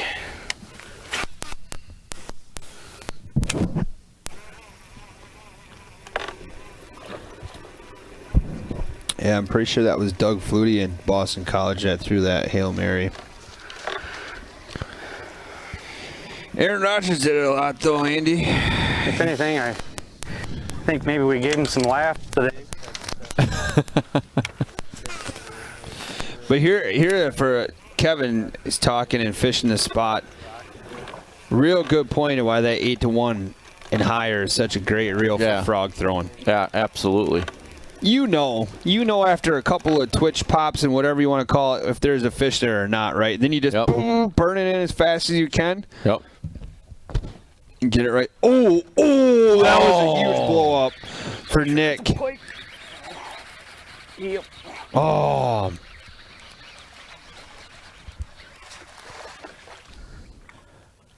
It's kind of funny when you first start getting into fishing, or bass fishing, I should say, and you start watching all the TV shows. One of the biggest questions I had was, do these bass guys catch other kinds of fish? Because you only see them catch bass, right? Yep. And even in the tournament highlights, it's all. This is another great. It's like, yes, we catch all kinds of stuff. Yep. Yeah, that's awesome.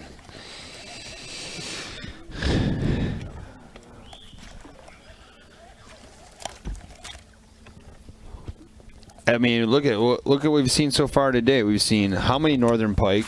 Yeah.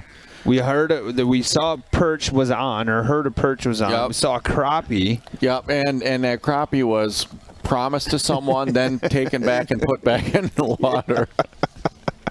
That's why you got laughed at. Smallmouth, largemouth. Yeah, and it's funny because when I first started fishing, I got so sick of northerns ripping my lures off. I actually started putting steel leaders on, completely killing any action of the bait. So it's funny the progression you have to go through, and you come out on the other side. If I would have seen head to head, I would have been like, well, that's part of the game. It's part of the deal. That's part of the deal. Yep. But instead, I was getting 6-inch steel leaders, and it's like I'm fishing these little tiny baits, and I'm not figuring out why I'm not catching anything. Oops. Still under a red and white bobber. Right. What am I doing? I'm talking bass fishing today. What an exciting format, though. I mean, this morning I was definitely nervous, anxious to get going. Then I catch that first fish and my line breaks.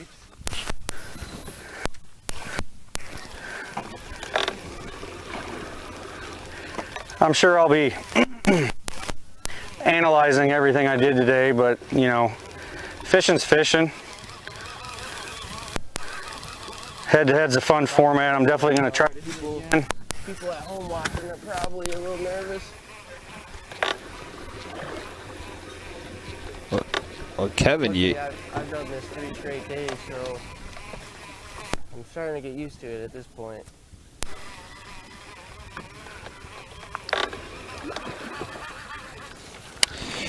I got a question for you, Andy, kind of maintenance related. How often do you take the prop off your trolling motor and clean out the inside of that? It depends where you're at, you know, and in a situation, you know, where you're running through a lot of stuff. Yeah, it's something that you should probably do, I would say weekly, or if you're really, you know, giving it probably at the end of the day. For me, I do so much open water fishing. The biggest threat to me is just fishing line. Gotcha. You know, so it's something that you should do periodically. You know, whether if you're in complete open water, you know, probably once a month wouldn't be a bad thing to unwind and take it off. And it's not only just your trolling motor, it's also your big motor as well. Because that fishing line will get in there and it'll wear out the O-rings in that big motor. So absolutely every now and then, once a month, try and pull that big motor prop off the boat. Just inspect it, get all the little fishing line out of there. Just don't pull a Brian Eish and make sure you put your lock nut back on. Did you hear what he did? No, I didn't. He did maintenance this spring, came over here, was fishing Butamore, forgot to put the lock nut on and spun his prop off. Oh, no. I mean, it's laughing because I would want that on anybody, but Brian was here like shortly after. I think it was a newer prop to him as well, like a 4-blade prop, right? Sitting somewhere on Lake Winnebago or Lake Butamore if somebody wants to go find it. You know, we all do things. It's just absolutely. But I mean, I talked to him right after that happened, and he's like, "What a move! Good job, man." Yeah, so he's talking about it. Brand new furry blade prop, gone. Wow. Yeah, it happens, right?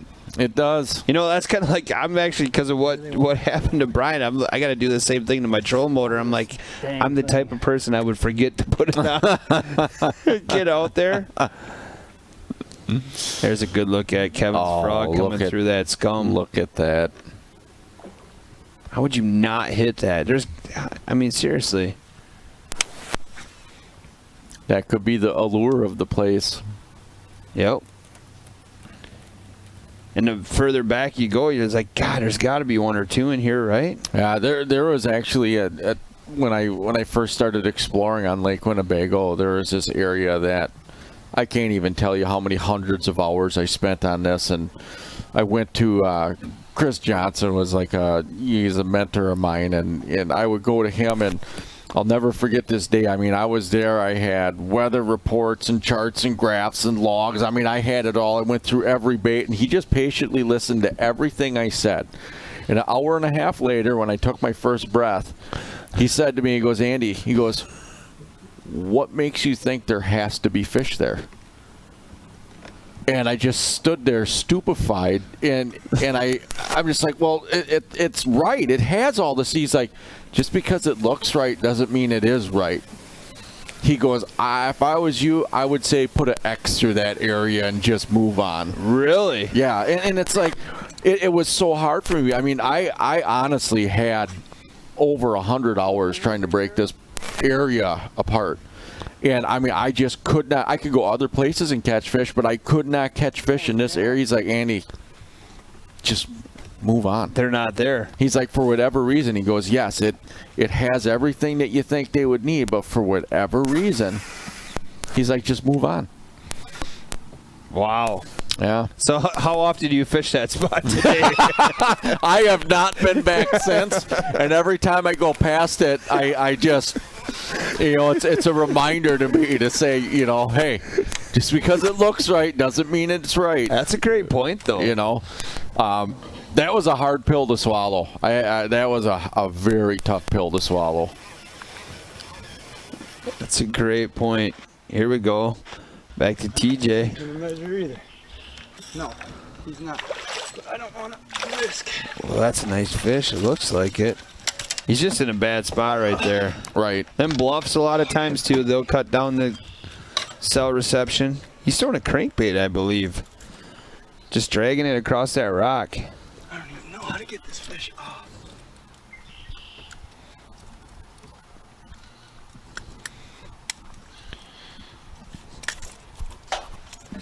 So yeah, if you haven't been checking, we've been definitely sharing links to the chat. Here's a crankbait link coming at you. Look at all the swim jigs right there. White, pink, black and blue.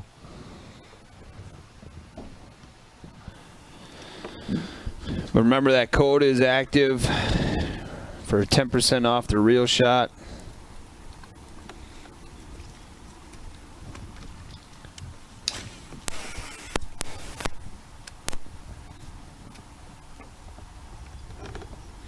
You know, the only positive thing that came out of that experience is anytime anyone asks me if I did good, I tell them I did, and I tell them that exact spot.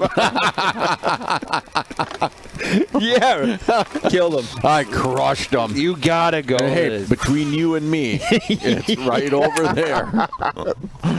So another thing we're learning today about Andy is just don't trust the guy. Yeah. If Andy gives you advice, If it took you this long to figure that out, you know, it shouldn't take you that long. I mean, my kids don't even listen to me anymore. If you need a spot to go, don't ask the Gaga. Yeah, I'll give you plenty of spots to go. Which reminds me, I'll be auctioning off Kyle's waypoints later this week. For the Mississippi? Yeah, well, for whatever you want. We got 5 minutes to go here. Let's bring that. Hey, Zach's back. Let's bring the sponsors up again, Zach. We just did a little bit ago, but with 5 minutes left, let's give them another shout out. So remember, if you're interested in sponsoring head-to-head, it's really simple. Just go to h2hfishing.com. There is an application or a form you can fill out. Let us know you're interested. Kyle will get in touch with you. You guys can work out a plan for that kind of stuff. But it's definitely, if you could, I would say that we could even let you reference some of our sponsors from these events, and they'll let you know it's worth the investment. Yeah. So yeah, again, thank you. I'm going to start from the bottom, go to the top this time. You know, Motor Sock, thank you so much. You've been seeing a lot of Motor Socks in this event, and they're on there for a reason. Everybody is TJ hooked up again? I mean, just look at TJ's screen. I think Kevin had one on the front. There's a lot of them on these boats. It's helping keep those trolling motor cables safe and protected. Also keeps the boat clean as far as organization. So definitely check out Motorsock. Meg's Custom Rods, a great company. Pat does a phenomenal job. He uses the best components. Can build rods to your specifications as well if you just contact them directly.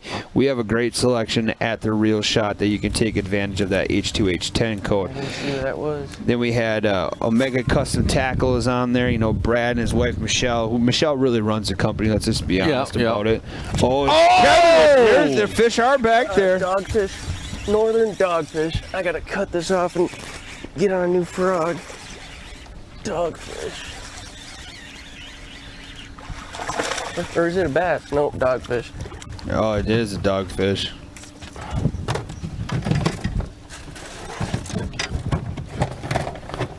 Wonder why you didn't even attempt to get that hook out of that fish. That's something that maybe the chat can answer. Why not even attempt to get the hook out with the pliers or something?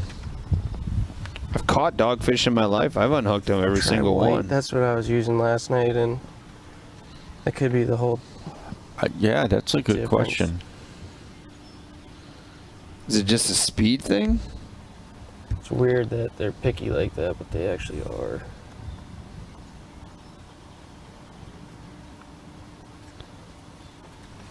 Yeah, okay. Well, that's a good question for him directly. Yeah. So we finished up with Omega. Another company, you can either go directly to their website or you can shop for them at therealshot.com, and we highly encourage that because we're giving you 10% off the purchase of the Omega stuff.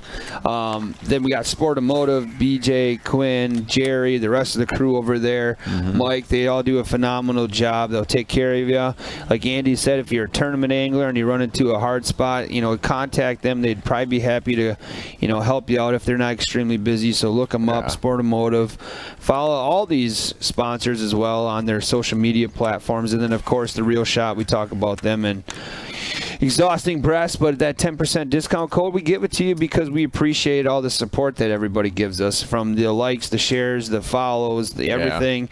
Shopping with the Real Shot also allows us to keep this ad free. So if you don't want to see commercials, you got to continue to shop, and help encourage that. We're giving you that 10% code that's active during the head-to-head event. So if the well one's dry, we'll have to honor some of these sponsors a little more than what we do, and we'll have to air commercials, and it's just the way that all rolls. So thank you, everybody. It's 2 minutes remain here. H2H10 is the discount code. And there's an awesome anything different, because this is the way you have to fish a frog. Really, you got to grind it out like this. And is that another one that came after right there? Yeah, that was like a bluegill or something running. It's a good sign if there's bluegills popping. Right. Guarantee there's a group of them up here somewhere. I just have not run into them. It's been one here, one there every time I've come up. But this side looks a lot better now.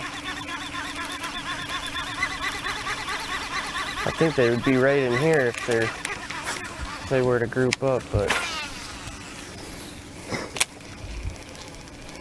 what do we got for time left? 5 minutes? You got 2 minutes left. 2 minutes only?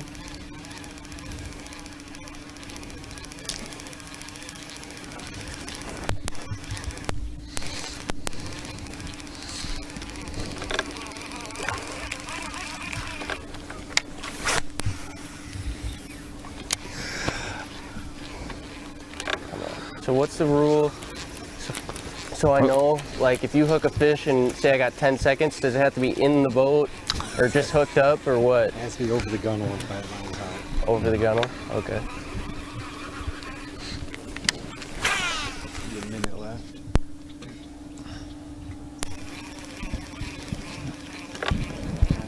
Oh. What's that? Just under a minute.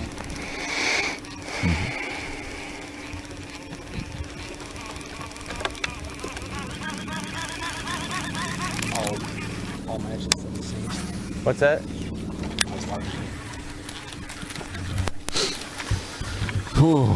30 seconds. Lines out. Here we go. Let's come back here. Sportamotive's all tied up. Take a sip. What a first day. It was a great start to the day here at, Bassin on the border. Pools 7, 8, and 9. Didn't see the fish catches like we expected to, right? No. But that happens. No. It is reality. Yep. We saw some unique boat driving. It was... That's a good term for it. It was. I had white knuckles. And he was holding on. And I don't know about, but again, if you had to learn some stuff today as well. Like, a ton of stuff. Look at all the structure they were keying on. They talked about the undercut banks. Look at how much water that looked amazing. That wasn't providing fish. So right. And we saw our Dink Fest here. We haven't seen a Dink Fest in a week, so everybody got kind of learned if they're new, and there's a lot of people that are new to head this week again that joined us maybe late last week where they didn't have to see that. So we saw John and Josh going to Dink Fest. Right. And this is what I'll say about that. So is it the way that you want to advance? No, but you have to look at I'm going to advance. And here's the thing. Yep. You can advance a day by winning a Dink Fest, but you're not going to win the overall tournament by dinking, right? So if you're able to survive to get to that next day, you need to step up, and you're going to be catching fish. And so if you're going to keep moving on, you're not going to be able to do it by consistently dinking. Dinking is something that, you know what, a day is what it is what it is, and you survive and you get through. Yep. Yeah, and that's exactly what, John did by going to that. Now, he kind of keyed on it way earlier than he would ever hope to expect, but he said, man, this would be a good spot for Dinkfest, right? If it goes there, well, unfortunately for his match between Josh, it did go there. But it ended up working because he went back to the well. He found a bunch of fish. And again, like Andy said, nobody wants that to happen, but we got to have a way to break a tiebreaker. Right. We tried an old way in the past, and this is the best way to do it. And starting it earlier allows that potential to happen a lot less as well. So, I mean, that was awesome. And we saw Kevin, he made a bunch of runs today, and so did Jeremiah. He did. That was a tight matchup. It was. And that was a fun matchup to watch. Both of them covered a lot of water. And Jeremiah, he took us on some awesome rides. And, if anything, maybe tomorrow we can just get a camera with him and go for a ride somewhere. Just go for a ride. Just go for a ride. So here, we're going to go to the water. So we're going to get interviews from Kevin, John, Andy, and then Steve Mortensen. And then we'll come back and we'll kind of talk briefly about tomorrow's 8. Yep. And then we'll wrap up the show. All right, guys. Well, I didn't have a great day today.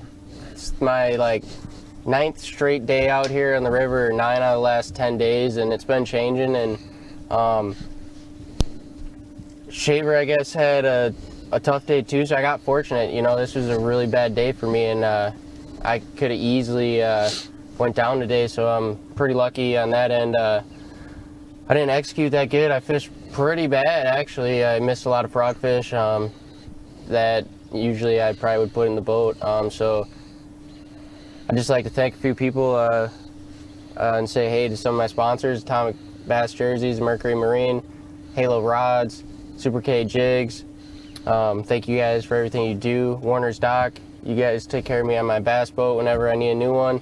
Appreciate you guys. And I'd like to thank my boss because he let me work nights all week this week, otherwise I couldn't fish this tournament. So super happy to get out of this first round. That's really was my goal. I just wanted to get out of this round, and now the river's going to change a little before my next day, Wednesday, and we'll have to try to figure it out. But yeah, I'll try to figure something out and do better on Wednesday for sure. So thank you guys for supporting me. Hi to my parents.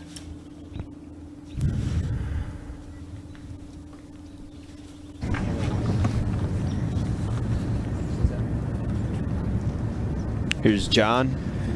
Well, what a grind for big fish. Catching a bunch of little fish is always fun. To be catching fish all day, not what I wanted to happen. Great day. It was great fishing. It was great fishing against a friend.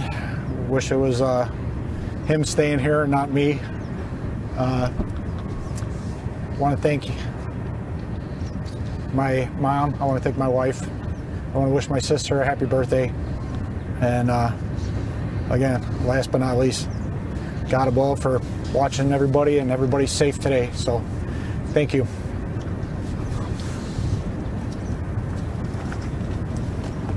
We had a pretty good day today. We caught quite a few fish, just not the size that we were looking for this morning. Fish kind of moved on me a little bit off this point. Mud kind of disappeared a little bit, so they kind of moved farther up into the sloughs. So hopefully tomorrow they'll be in the same spots, but I know we missed a few fish, and hopefully save some for tomorrow or the next day. But good. So today kind of went as planned. I had a game plan and I stuck with it, and I think it kind of unfolded. It could have unfolded a little bit better, but I did manage to catch a few right away in the morning. I missed a couple, so I wasn't too happy with that. I think it was, I'm using a new hook, so that could be why. So I might go back to the other hook that I was using for moving forward for the next round. But other than that today, I mean, couldn't ask for better conditions. I guess The water could always be a little bit better. But other than that, I'm just glad with the results that I had. I guess put a couple in the boat, and just looking forward to the next day. And just want to give a thanks to my camera guy here. Good job, man. Also my mom and dad and my daughter. Hopefully she's watching. Mercedes, I miss you. I know it's been like a week since I've been gone. And also some of my sponsors, Super K Jigs, who made this tournament possible for me, which was awesome. And also Hog Pour Lures. And that's pretty much it, man. So I'm just gonna get ready for the next day and see what happens. Cool. All right, some awesome interviews there. Yeah, great job to the people that are advancing. Great job to everyone that fished. It was definitely a harder tournament, more of a grind out there. So tomorrow we're back on the water. We started the interviews are at 7:45 with Andy and I back here. Lines in again at 8 o'clock all week long. So we got Trey versus Chris, Eric versus Kevin, Ron versus Cade, and then Daryl versus Luke. So that's our fresh 8 for tomorrow, day 2, Tuesday. And then we go Wednesday, Thursday, Friday. So we're here all week. So thanks, everybody. Thanks for all the new viewers for joining us today. Again, thanks to our sponsors, The Real Shot, Sportamotive, Omega Custom Tackle, Megs, and then Motor Sock. It's been a phenomenal day. I'm really looking forward to it tomorrow. So anything else to wrap it up with? I'm excited about tomorrow. These anglers that are fishing tomorrow got to watch today. And one thing we know about the Mississippi River is it changes, right? And it changes day to day. It can change from hour to hour. The water is expected to keep dropping over the course of this week about a foot or so. And I'm looking to see what the anglers tomorrow do different than the anglers today to make those adjustments, because all of these guys have been fishing a long time with the two tournaments that were just held there, all of the pre-fishing that goes in. We have got a group of anglers that are tuned into this system right now. So it'll be anxious to see some of those guys got a day off. What adjustments are they going to make tomorrow? So yeah, 7:45 tomorrow. We'll be back here at head-to-head with continuation of Bassin on the Border. There we go.